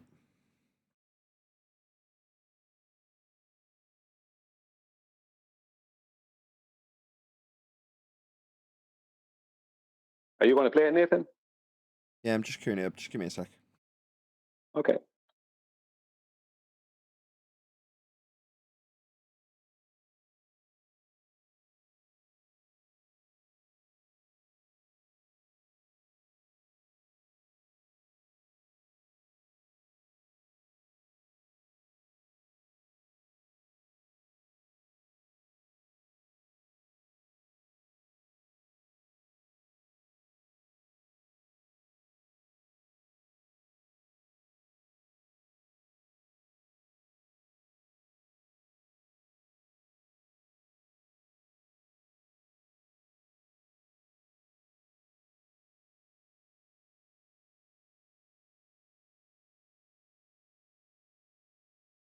I don't know about you guys, but this is a bit too small for me to make out what's going on.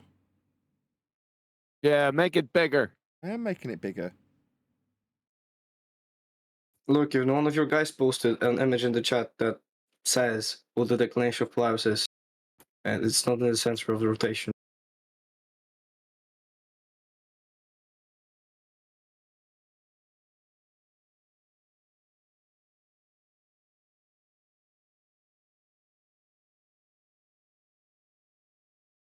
Wait a second. This says these values demonstrate that Polaris declination has changed over time due to the precession of the Earth's axis. The star's position in the sky is not fixed, but rather shifts slightly to this gradual rotation of the Earth's rotational axis. Can I see a second video, please? Could you provide 2 more videos of the North Celestial time lapses of the North Celestials, please?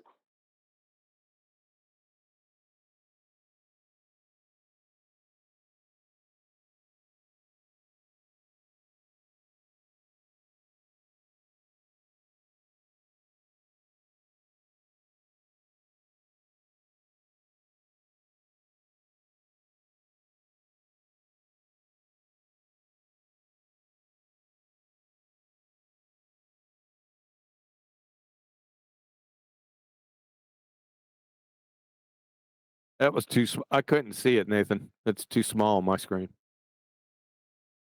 Yeah, I think I can make out what he's saying is Polaris, and it looks like it does a little semicircle if it is Polaris in this video.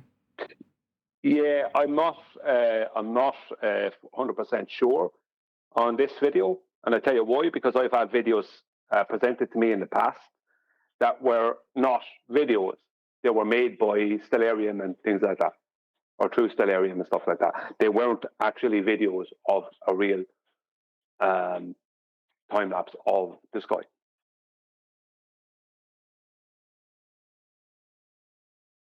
Okay, you have this Polaris declination. Can I read this? Can you post that, Nathan? Oh, maybe it's not in there. Hold on. Let me put this in. Copy image. I'll put it in Master B. This was posted by Raleigh Criterion FE. Let me put it in Master B. There you go.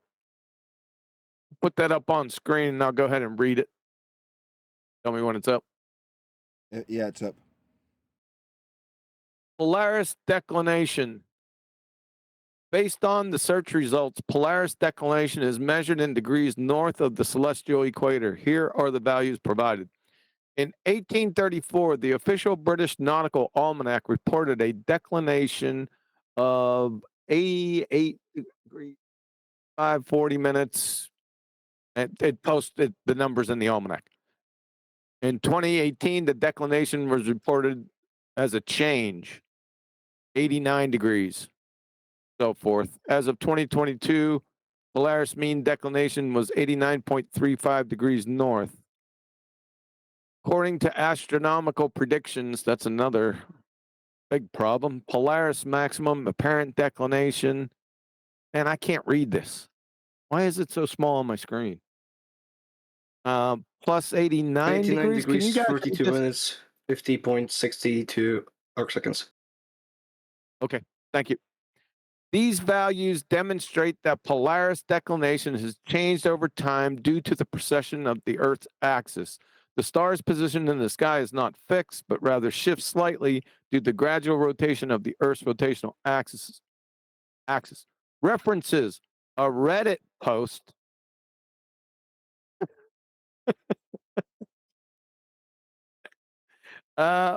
British Nautical Almanac, 1834. That's a good one. And 3, Astronomical Data 2022 from the British Nautical Almanac, 1923. There you go. Other issues I have with this video is it's showing, right, an arc of something, a light in the center, but it's a half arc. At the video, it goes to half arc or a bit of an arc of that light. It doesn't show a full circle, right? Number one. Number two, the distance from the center to that, if we're talking about degrees, would be more than half a degree, which is what they're claiming.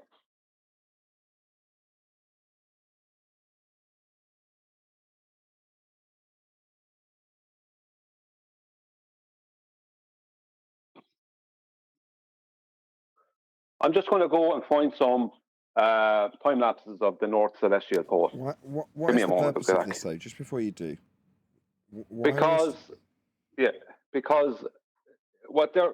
claim is that Polaris moves, right? And that goes back to exactly what Kiwi read. I didn't go into that part.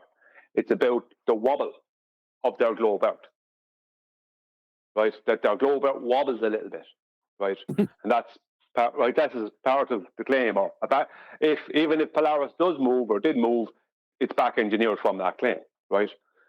Or from that.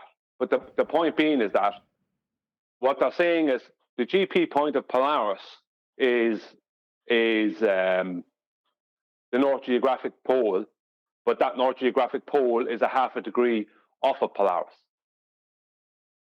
That's what they're saying. So Polaris is a half a degree off its own GP.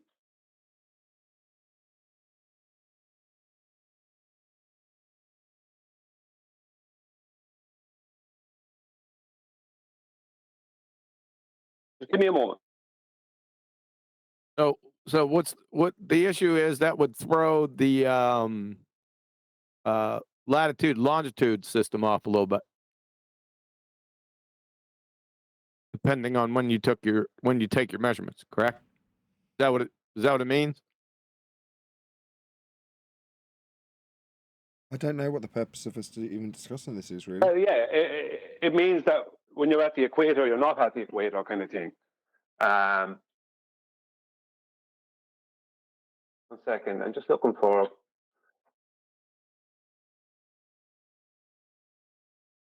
What's a half a degree among friends? 1 second now.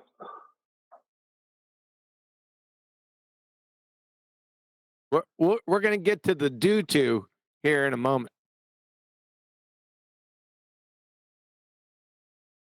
I'm about to share a video. The first one I found. I'm just going to share that in Master B. I'll go ahead and put it in Discord. Yep. Thank you. That's the first one I found.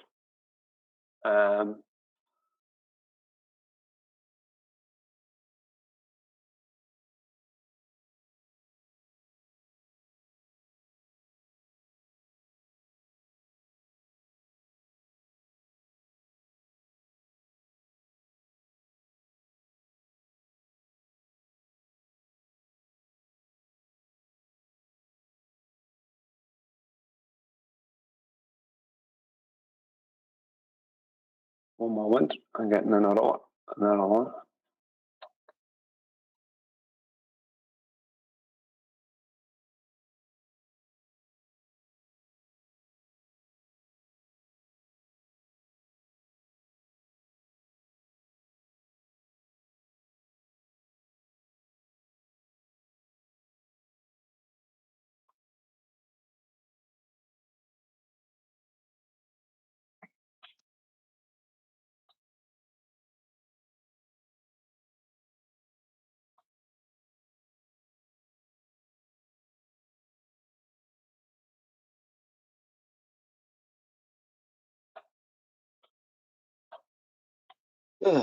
All I was merely saying is octantis and sigma octantis aren't the same thing, and sigma octantis isn't visible. You can't see it with the telescope, but it's one of those things that has What? to be there.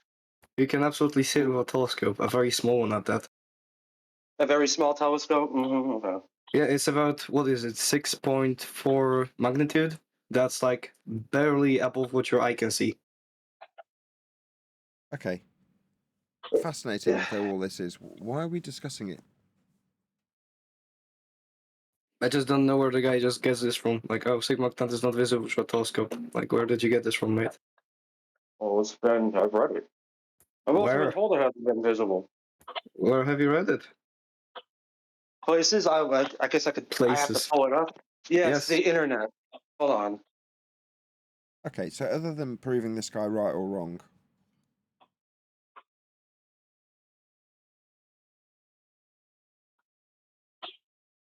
Ugh. was there a point to all this?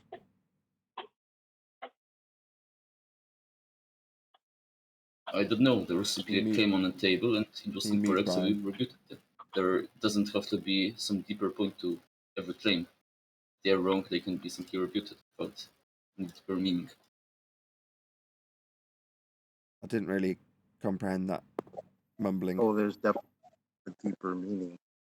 If there's a claim on the table, especially in the discussion that we're having, if you don't understand the deeper meaning of what your claim is supposed to either prove or disprove, well, exactly, then I'm not why you're here.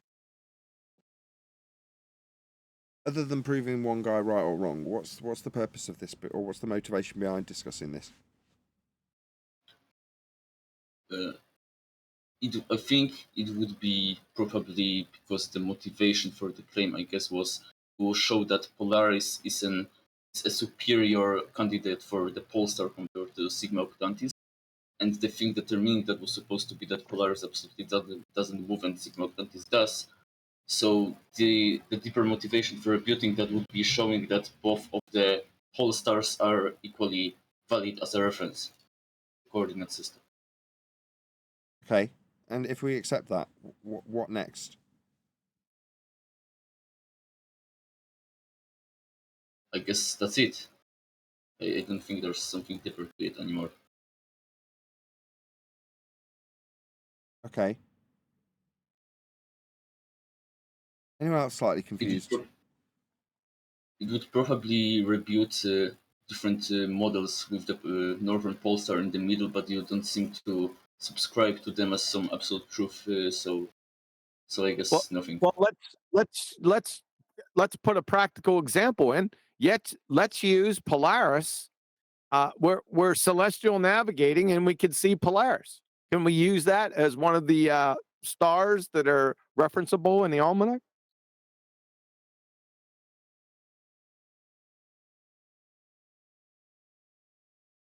Yeah, Polaris is one of the navigation stars because it's one of the brighter ones in the sky. Do you have to, if you're using Polaris, Do you have to take a note of the time that you look at it? Yes, you basically do the same thing as with your stars. So you're saying in the almanac it gives you times for where Polaris is above at a given time?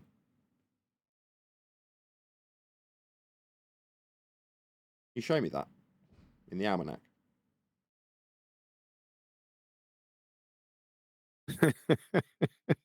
You little stinker, Nathan. Can you show me that? I'm opening it right now. You're looking at what times the Polaris star is above what positions on the ground, right, in the almanac?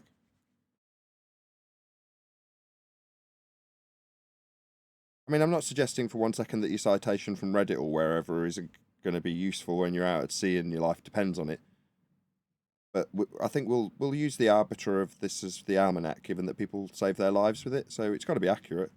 Does the almanac say Polaris moves, given that our lives will depend on it potentially? What does the almanac say?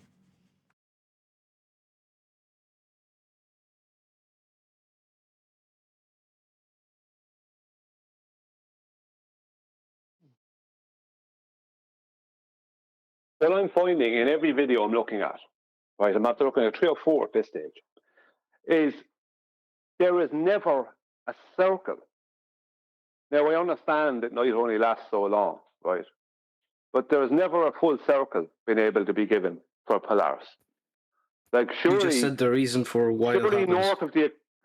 surely in the northern winter, surely in the northern winter, up northern Sweden or Norway or somewhere, you would be able to have a video of a full circle.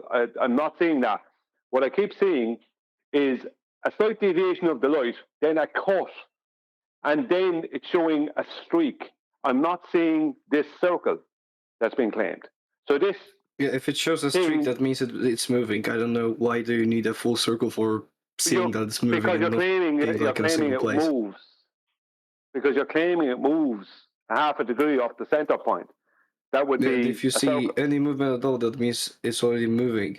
And if you want a full circle, you can just predict where the star is going to be based on the movement that's an that effect you of saw. photography. Yeah, but that's an effect of the type of photography that's been used. The point being is that it's been claimed that It's Polaris a is half a degree. Yeah. 1 second. There's a claim that Polaris is half a degree off of north celestial pole. That's the claim that you're making.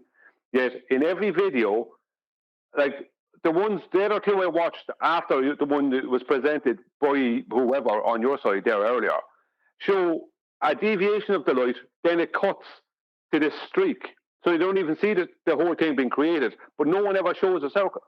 So that means that what you're looking at could purely just be an effect of photography, because no one can show a circle. Because you should be able, there should be a video out there that can show a circle.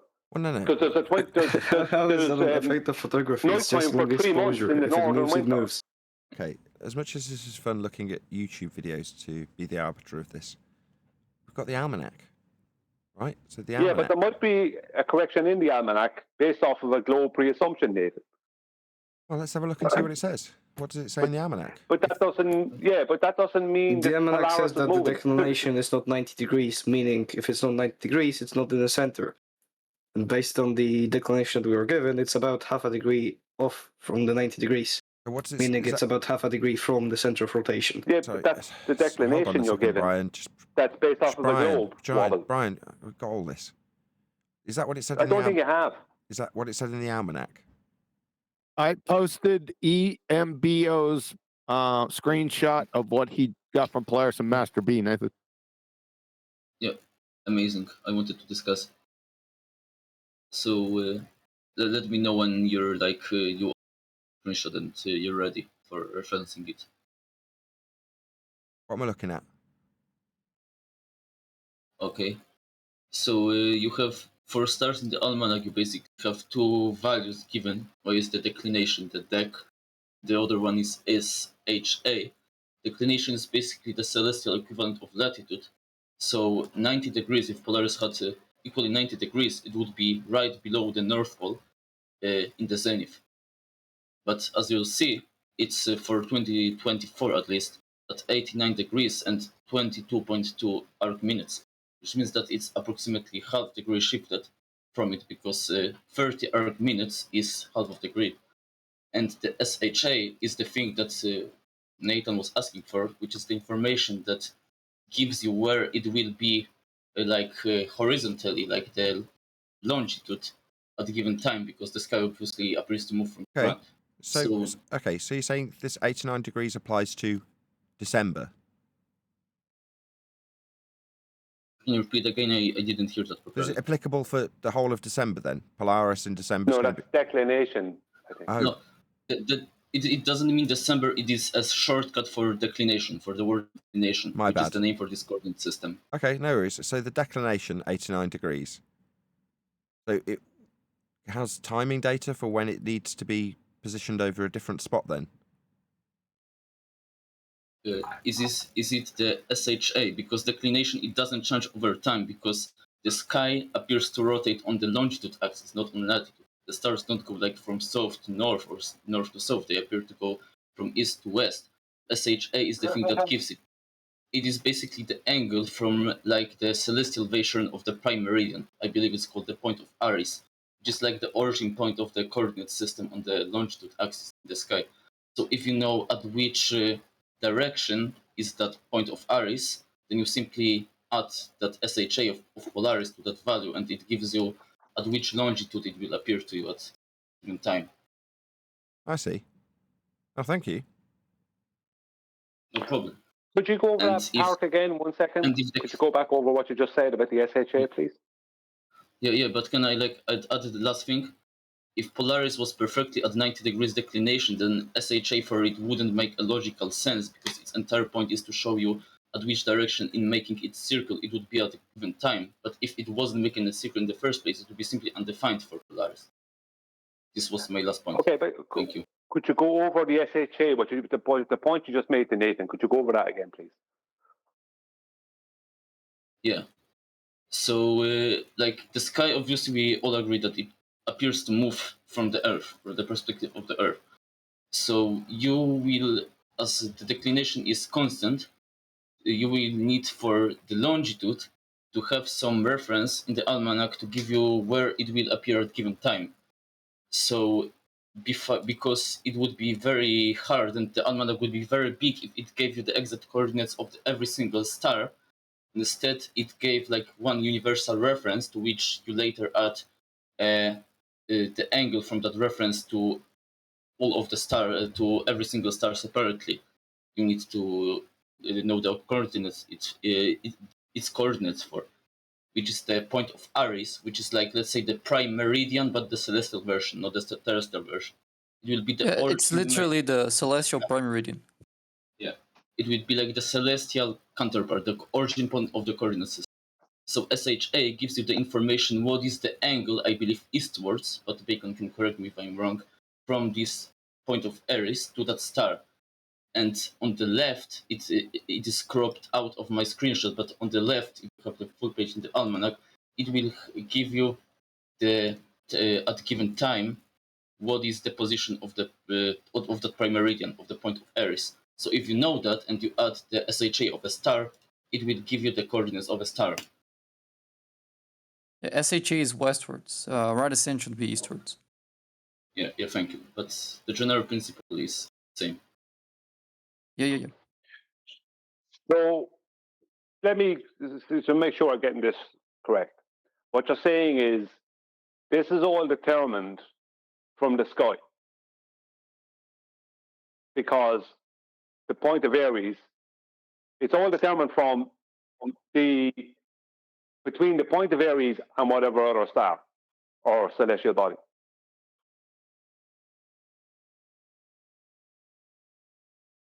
Is that correct? Yeah, the point of Aries is a fictional line in the sky, not on the ground. Oh, that would be the celestial prime meridian. The first point of Aries is the point on the celestial prime meridian where the celestial equator crosses.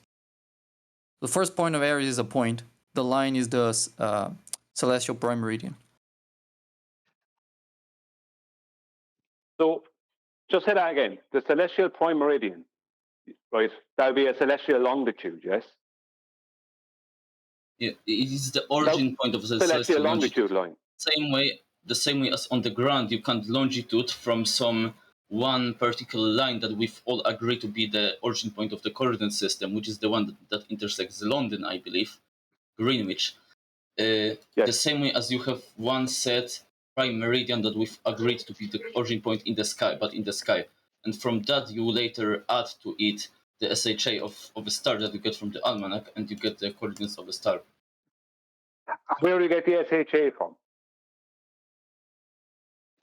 From the almanac.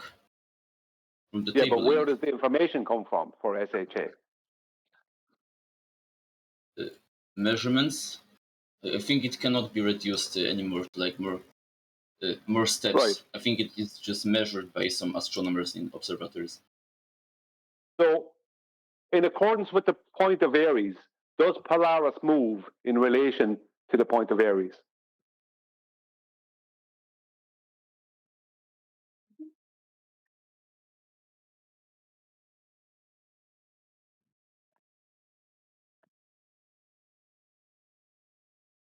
What was the question? Does Polaris move in relation to the point of Aries? Yes, the SHA of Polaris changes over time. No, I asked you, does Polaris move? I didn't ask you about the SHA, because that's based off of terrestrial you things. asked, I'm talking about you asked relative does to Polaris move the point in of relation Aries, right? to the point of Aries? Hold on, ask again, Brian. Hold on. That's what the SHA is. So yes. No, the SHA is based off of measurements from a terrestrial source. I'm asking, does Polaris move in relation to the point of Aries? That's what I'm asking. So do these two points in the sky change in relation to each other? The measurement of that would be the measurement of the SHA. So if you look at the almanac, you get different SHA from January to December of the same year, for example. So yes, it does change in relative to the first point of Aries. Right, so you're saying that Polaris does change in relation to the point of Aries, that it happens in the sky. Okay, so the point of Aries and Polaris over the course of whatever amount of time, they will deviate from each other. Yes. Right. That's why you have the almanacs for different years. How long does it take Polaris to do? Sorry? How long does it take Polaris to do one circle? How long does it take Polaris to do one circle in its plane movement? One sidereal day.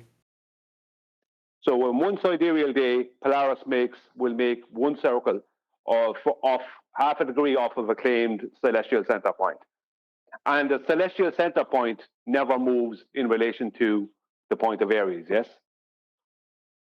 Correct. Right. So if Polaris moves around once every day, right? Is there a difference then from December to, let's say, June? If we were viewing Polaris on December the 21st and June the 21st, would there be a difference given in the almanac? Very likely. Depends on which year, but very likely, yeah. So there is a difference given? Yeah, just look at the SHA and declination in December and in June. Okay. And in the sky itself, right, every night Polaris, according to what you're claiming, every night Polaris makes a circle half a degree off of the celestial center point, right? And that's the only deviation it has with the point of Aries. And the celestial center point has no deviation from the point of Aries. Is that correct? Yeah. Right. So how can there be a change from month to month or year to year? There isn't. It says here from U.S. Naval Observatory Astronomical Applications Department. The SHA is measured westward, open brackets 0 to 360 degrees, from the vernal equinox, open brackets Aries, at 0 degrees. The rectangular shape of the chart distorts the relative positions of the stars in the polar regions. Yeah. You see, this is the thing. There is no change from day to day, week to week, month to month, year to year, in the positions, the relative positions of the point of Aries and the celestial North Pole. The only deviation that's been claimed is that Polaris is making a half a degree circle that we have yet to see proven, half a degree circle around the celestial North Pole. Other than that, there is no changes whatsoever that happens. Well, the almanac That means disagrees. the sky is constant all the time. There is no changes in the sky. The only changes seem to be happening from a terrestrial point of view.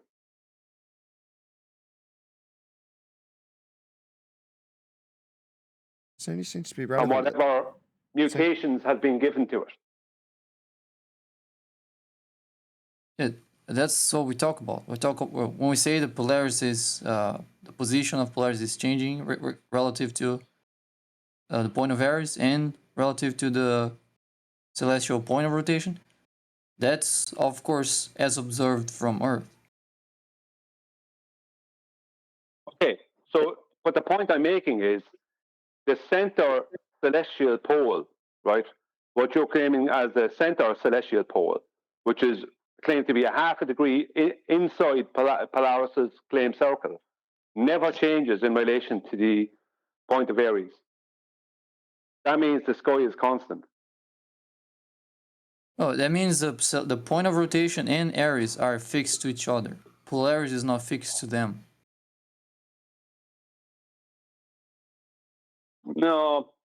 No, because what you're claiming is that Polaris makes a half a degree circle around the center point, this claimed celestial pole. And that the only deviation between the point of Aries and Polaris is when Polaris makes this circle, which will be one each night, each day, each sidereal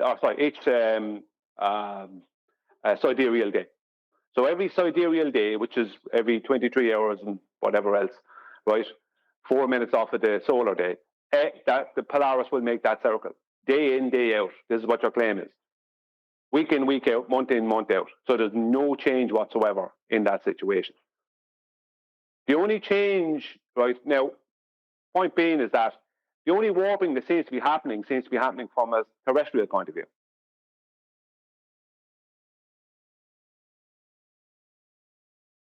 I haven't seen evidence enough that Polaris isn't moving in a circle. I haven't seen evidence for that. I've yet to see a 24. I have yet to see a video of it making a full circle. Maybe there's something should be clarified. Aries is not like a star or anything that we see in the sky. So Aries is where we define the zero for the SHA. Yes, like so Aries is like Greenwich mean, the prime meridian. Yeah. Yeah, so it can't move because it's not a thing you're looking at. It's just the but I'm point asking where in relation to that point. Right. Yeah, so that point can't move. Neither can the celestial poles because they are 90 degrees from Aries. So those aren't stars or constellations or things we see in the sky. They are. Oh, go ahead. Yeah, but you're claiming that Polaris is not.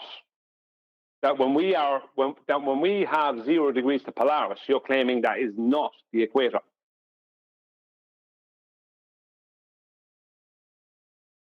I don't think Polaris is visible when it's at the horizon.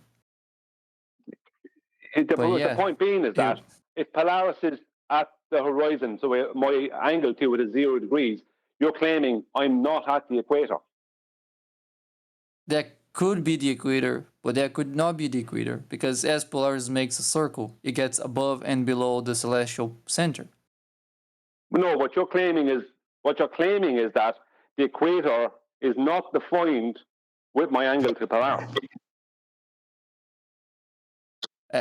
As I said, the angle of Polaris varies. So at some point it's going to be 0 at the equator, but sometimes it's going to be positive. But how can it be? It can't ever be, because you're claiming that you just claimed, or the claim is, and you're making it along, is that Polaris makes a circle one sidereal day around a claimed celestial north point. So that means at no point can I use Polaris to find the exact equator. Who's making that noise? I don't know. I was server deafened, so I don't know what you said. Sorry, it was me trying Brian. to figure out who was making the noise. I didn't know if it was you and your background noise, so I had to cut you off for a second just to figure out how I was doing it. Someone's opening their mic and putting a load of audio in. Who's doing that? I'm muted all the time, so it's not me. Sorry, Brian. No, it's okay. The point I'm making is that where is the north? How did we define what the North Geographic Pole is? Well, it's wherever you're below the center of the celestial north. Right. It will be the ground position so of the the North Geographic Pole. Just 1 second. So the North Geographic Pole is not the GP point of Polaris. No. Right. So the GP point of Polaris moves around the North Geographic Pole.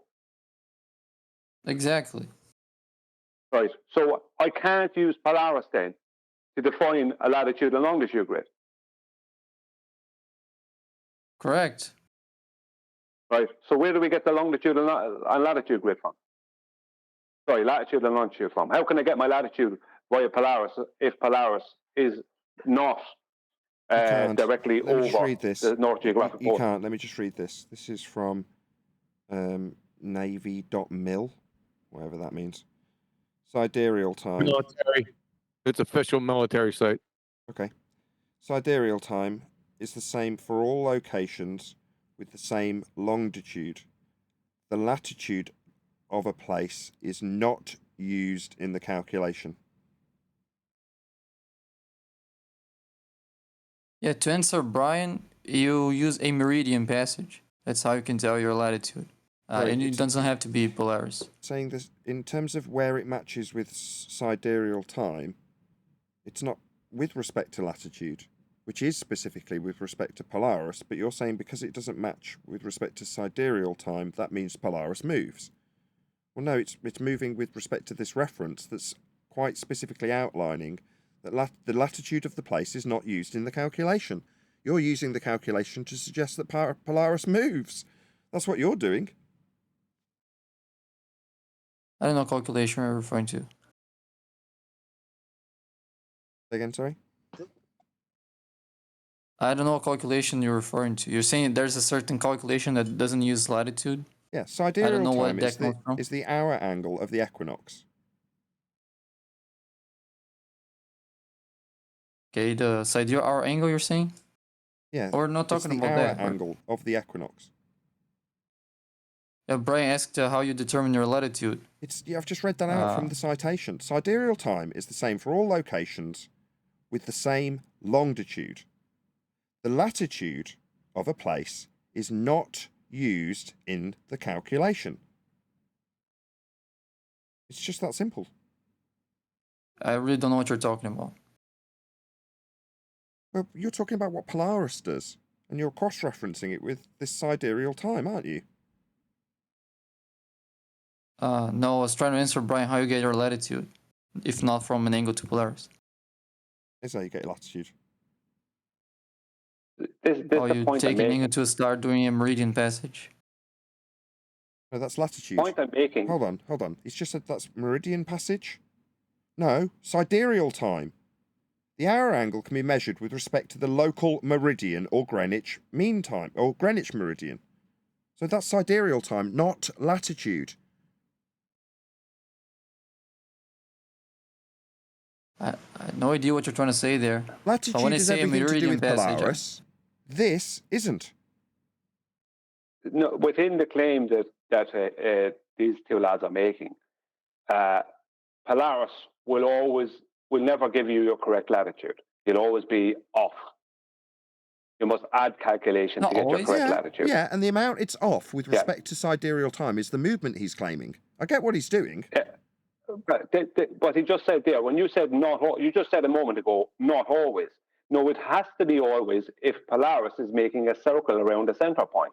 If Polaris is half a degree off of a claimed, then it has to always be off. You can never use it for correct latitude within that claim. Yep. So when Polaris is above the celestial pole, it's going to give you, let's say, a positive error, and it's below the celestial pole, it's going to give you a negative error. So there's some point in between where it's going to give you a correct latitude. That's what I said, not always. But it won't. It's like you have a broken clock. It can't. It's going to be correct twice a day. It can't.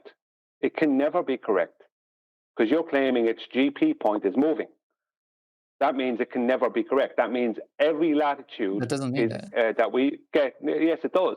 If you're saying, if the claim is, right, not just from you, but officially, that Polaris is moving around a circle half a degree off a center point, then that means its GP point is moving around that center point, and that means that we can never get our correct latitude via Polaris.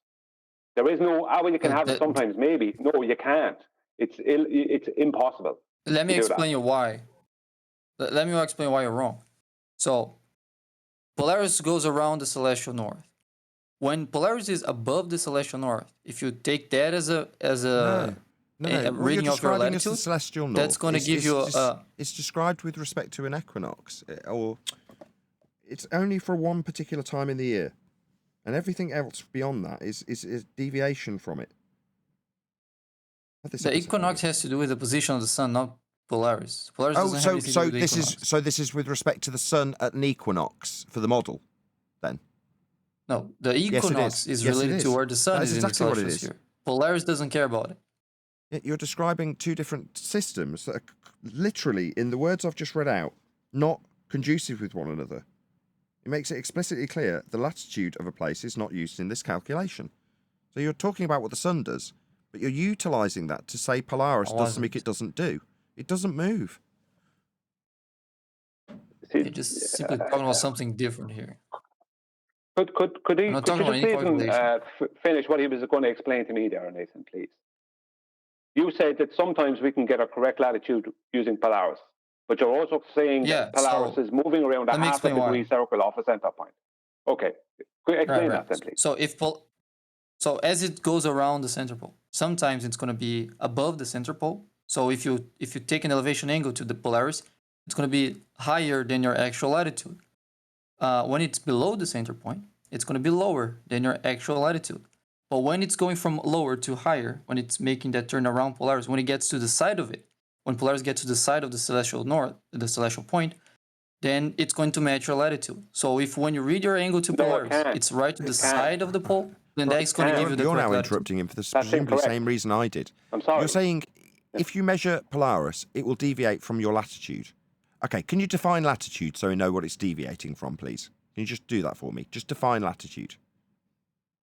Okay, that would be the elevation angle of the celestial north, let's say. Is that what it's defined as? Where was that? Can you pass this on to us?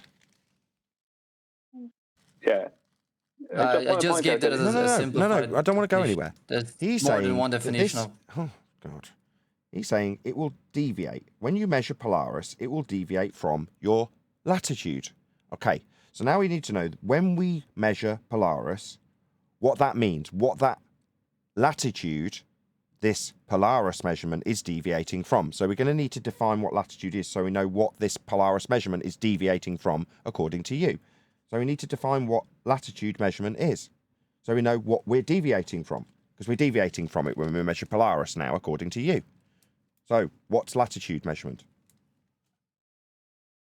Okay, so one definition is the angular distance of a place north or south of the Earth's equator. That's the first definition again. Okay, what's the equator? You probably want that quoted, right? So let me Google it. I'd just like to An point something imaginary out. line drawn around the Earth, equally distant from both poles, dividing Earth into northern and southern hemispheres, and constituting the parallel latitude of 0. So the latitude of 0 measured with respect to the poles. Yeah. So it's measured with respect to the pole Yeah, star. that's the last part of it. You're chanting through me, you little bitch. So you're telling me it's deviating from its own measurement. I'm not going to take You're going to disrespect chant through here. me. You're telling me it's deviating from its own measurement, is what you're telling me. No, Nathan, it's different from that. What he's saying is that when you're taking an angle to Polaris and it is appearing above the claimed center point, or it's appearing directly below, or it's below that center point from your point of view, then your angle will be positive or negative.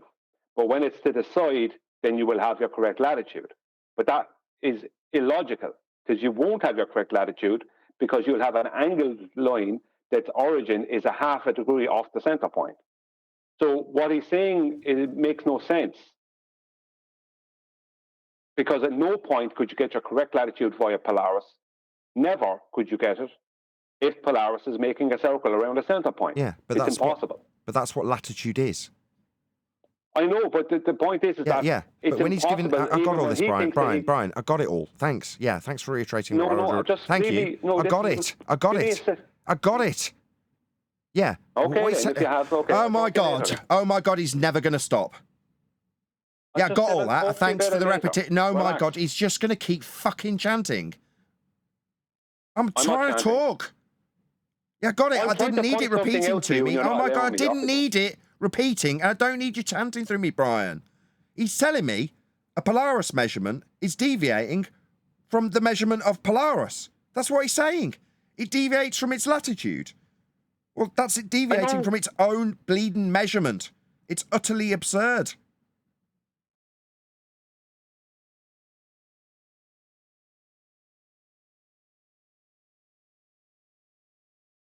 How can it deviate from its own measurement? If the reference of what it's deviating from is that measurement, how can you say it's deviating from the very thing that you're having to measure to reference how much it's deviating from? This is ludicrous. That's what I'm trying to point out to you about his claim. He's trying to claim that if you're taking an angle to Polaris, and instead of it being appearing to be higher than the center point they're claiming, or lower than the center point they're claiming, if it's just to the side, equally exactly to the side, either side, that you'll get your correct latitude. But that's impossible under those conditions, because your angle, the line is angled off of the center by 1/2 degree. So it's impossible to get your correct latitude using Polaris within his claim. You can never know your latitude, and you can never derive latitude correctly via Polaris within that claim. But yet he's trying to say that you will have to make corrections for Polaris sometimes and you won't other times. No, if Polaris is making a circle 1/2 degree off a center point, then you would have to at all times make corrections. There's never a time you wouldn't have to. So the claim is contradictory, Nathan. Yes.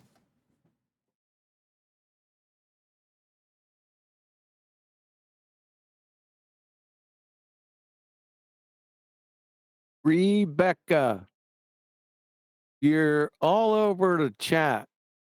If you got something to help the discussion on, can you please open your mic? No one can see. People cannot see this. The people in the discussion cannot see what you're writing. They're not looking at this. I just happen to be in the main text chat to see it. Come off mute. And if you can help the discussion, please. But don't chat skank. It's worthless. Are you talking to? Rebecca.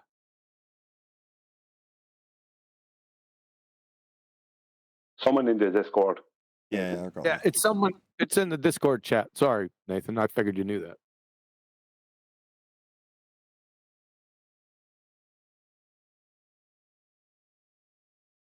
Is she on Making topic? sarcastic.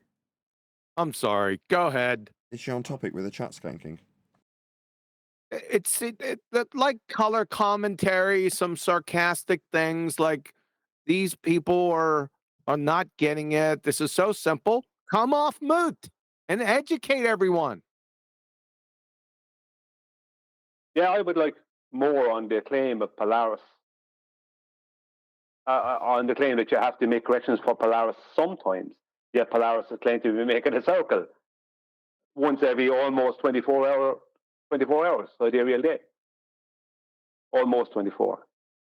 I mean, because what the claim is contradictory. There's no time you wouldn't have to make a correction for Polaris if Polaris was making a circle. There's absolutely no time you wouldn't have to do that. So someone saying that I'm not getting it, or Nathan's not getting it, or anyone here is not getting it, no, we're pointing out a contradictory situation. And if you're not getting that, then, or if you know something that we don't know, then come in and tell us. Yeah. In the example where you're at the equator and trying to prove that you're at 0 degrees in relation to the North Celestial Pole, there would be 2 times when you wouldn't have to make a correction if you use Polaris as a reference for the measurement. Because Polaris makes a circle, so logically when it makes a circle around the North Pole, the celestial North Pole, first it would go above it, then at its perfect level, to the right of it. This would be the first time without the correction. Then below it, you would have an error again, and then it would go against to its level, but to the left of it from your perspective, and it would go above again. Okay. So But that's what I'm pointing out. 1 second, Nathan. That's the very contradictory. That's the problem. Yeah, if it's to the left or the right of the claim center point, then you would still have to correct for it because your line, your line that you're measuring is longer because there's a half a degree of a deviation. You understand?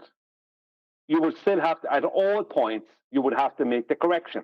If it was making a circle around the center point, there'd be no time you wouldn't have to make the correction. That's the problem. That is contradictory. It doesn't work. It's geometrically impossible, what you're talking about. Sorry, Nathan. It wouldn't because the vertical angle measurement, the elevation angle, for example, between the zenith and that Polaris, which would be the horizon at this point, so the angle would be 90, is completely irrelevant depending on horizontally which direction Polaris would. It wouldn't be perfectly at the geographic north. If it was left to right, it would be to the west or the east shifted. But regardless which direction horizontally you look, you would still get the same zenith angle. And you would be able to put your latitude. Longitude not, but latitude yes. No, because and the reason is because you're measuring. What you're measuring when you're measuring a latitude, you're measuring a distance between you and the GP point of Polaris. Now, let's put it into what you're claiming, which is the point below the North Celestial Pole that you're claiming Polaris is making a circle around. Now, that circle, right, the radius of that circle, right, that will define the size of that circle is based off of the distance between you and what you're claiming to be the North Celestial Pole, right, the GP point of that, right? And you're claiming that Polaris's GP is moving around that point. So if Polaris is to the left or the right of that, and you're taking an angle to Polaris, then you've got a line that's slightly longer than the distance between you and that claimed center point. Its GP, the North Celestial Pole center point, the geographic North Pole, right? Right. What you're claiming is that if Polaris is to the left or the right of the North Celestial Pole, then I take an angle to it. You're telling me I don't have to make a correction? No, I would have to because the latitude is based off of my distance, the distance between me and the geographic North Pole. So if I'm taking an angle to something that has a GP point that's a half a degree off of that North Pole, I don't care if it's left or right, front or back. It doesn't matter where it is. If it's not at that North Pole, then that means that's going to give me a latitude that's going to be incorrect. It's impossible for it not to do that. So if you're claiming Polaris is making a circle around a North Celestial point, and its GP point is moving a half a degree around a half a degree circle around the North Geographic Pole, then there wouldn't be a time at any time I wouldn't have to make corrections for my angle. There'd be no time I wouldn't have to. Anything else would be geometrically impossible.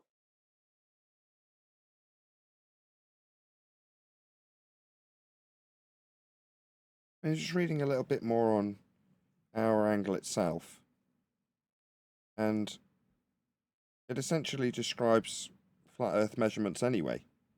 I mean, the deviation comes because it's working from the equinox. So the two systems deviate as the year progresses. So, where is it? As mentioned in diagram 3.1, the imaginary path it traverses on the celestial sphere is known as the ecliptic. The ecliptic depicted in figure 3.2.3 is the vernal equinox. It is the point on the celestial sphere where the sun crosses the celestial equator from north to south. The vernal equinox is currently in Pisces, but used to be in Aries. It goes on. That wasn't the bit I wanted to highlight, though. This is the bit I want to highlight. The relationship exists between alpha H and LST. The red plane represents the fundamental plane of the celestial coordinate system. Okay, so this works on a flat plane. Our angle requires Earth be flat. The fact that the two systems that are derived, one with the Sun and one with Polaris, deviate from each other doesn't mean Polaris moves. It also means that both of them are fundamentally requiring a flat plane to measure to show that there's a deviation between the two of them. Again, this doesn't mean Polaris moves. Yeah, as I said, I have not seen, and I've looked at the videos, I haven't seen any video of Polaris making. I've seen cuts from Polaris, from a deviation of light, and then a cut to Polaris, what was seeming to be Polaris making a little streak, and then that's it. I don't see any video of it making a full circle around a claim center point. Now, if I'm at 45 degrees north latitude, right, that means there is 2,700 nautical miles between me and the GP point, and the geographic North Pole. Let's just say, if we walk off of their claim, the geographic North Pole. But if Polaris is a half a degree off of that, and I get my 45 degrees via an angle to Polaris, right, then that means that I am, and Polaris is to the exact left or to the right of what they're claiming to be the north celestial pole, then there's no way that I can get my correct latitude with that. Because the length of that line between me and what will be the GP of Polaris and me and the North Geographic Pole will be slightly longer. That means my latitude will be different. So it wouldn't be my correct latitude, because my correct latitude is from the very center point of the latitude and longitude grid outward. That's my latitude. And if they're claiming that the very center of the latitude and longitude grid is not the GP point of Polaris, then there's no point. There is no time and no point where I'm taking an angle to Polaris and I can get my correct latitude. Exactly. It's not possible. Meanwhile, both of these systems require a plane. On screen now for my audience, that blue area. That's the coordinate system used. That's what we're referencing. So, I mean, that's why I asked at the beginning, why are we discussing this exactly? Okay, so... Because there's a claim that... Go ahead. Sorry. You go ahead. I'm just saying, there's a claim that Polaris is making a circle around the North Geographic Pole, which means that the GP point of Polaris is making a half a degree circle out from the North Geographic Pole. Half a degree in nautical miles, let's say 30 nautical miles.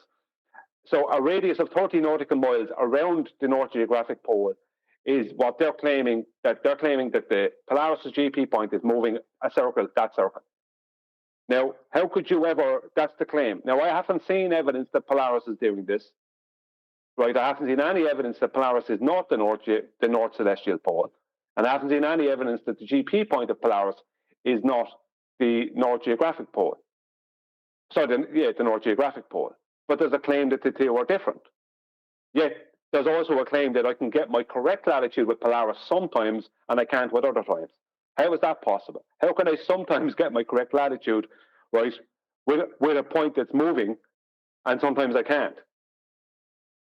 I could never get my correct latitude via Polaris. It would be impossible to get my correct latitude via Polaris, which means that the latitude and longitude grid wouldn't have any connection to Polaris, and we wouldn't have formed it via Polaris. But even they're saying that sometimes you don't need any corrections, but that's impossible. If Polaris is moving, you need a correction at all times if it's moving. They're not thinking about it. What it's going to mean when Polaris is to the left or the right of the north celestial pole. They're not giving that thought.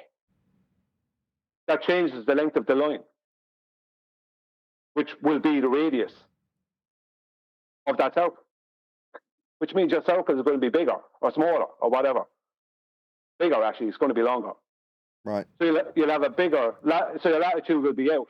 Yeah, it'd be an error. It'll be an error, yeah. Yeah. Okay, I'm going to round out. With that, another huge, massive, enormous thank you to both Politics and the Flat Earth Debate Discord servers, together with my G+ panel, for making today's after show possible. And a massive thank you to all of you for liking, commenting, sharing, subscribing, joining as a Nathan Oakley 1980 channel member, and all that good stuff. I've been Nathan Oakley, and I will see you all in the next video.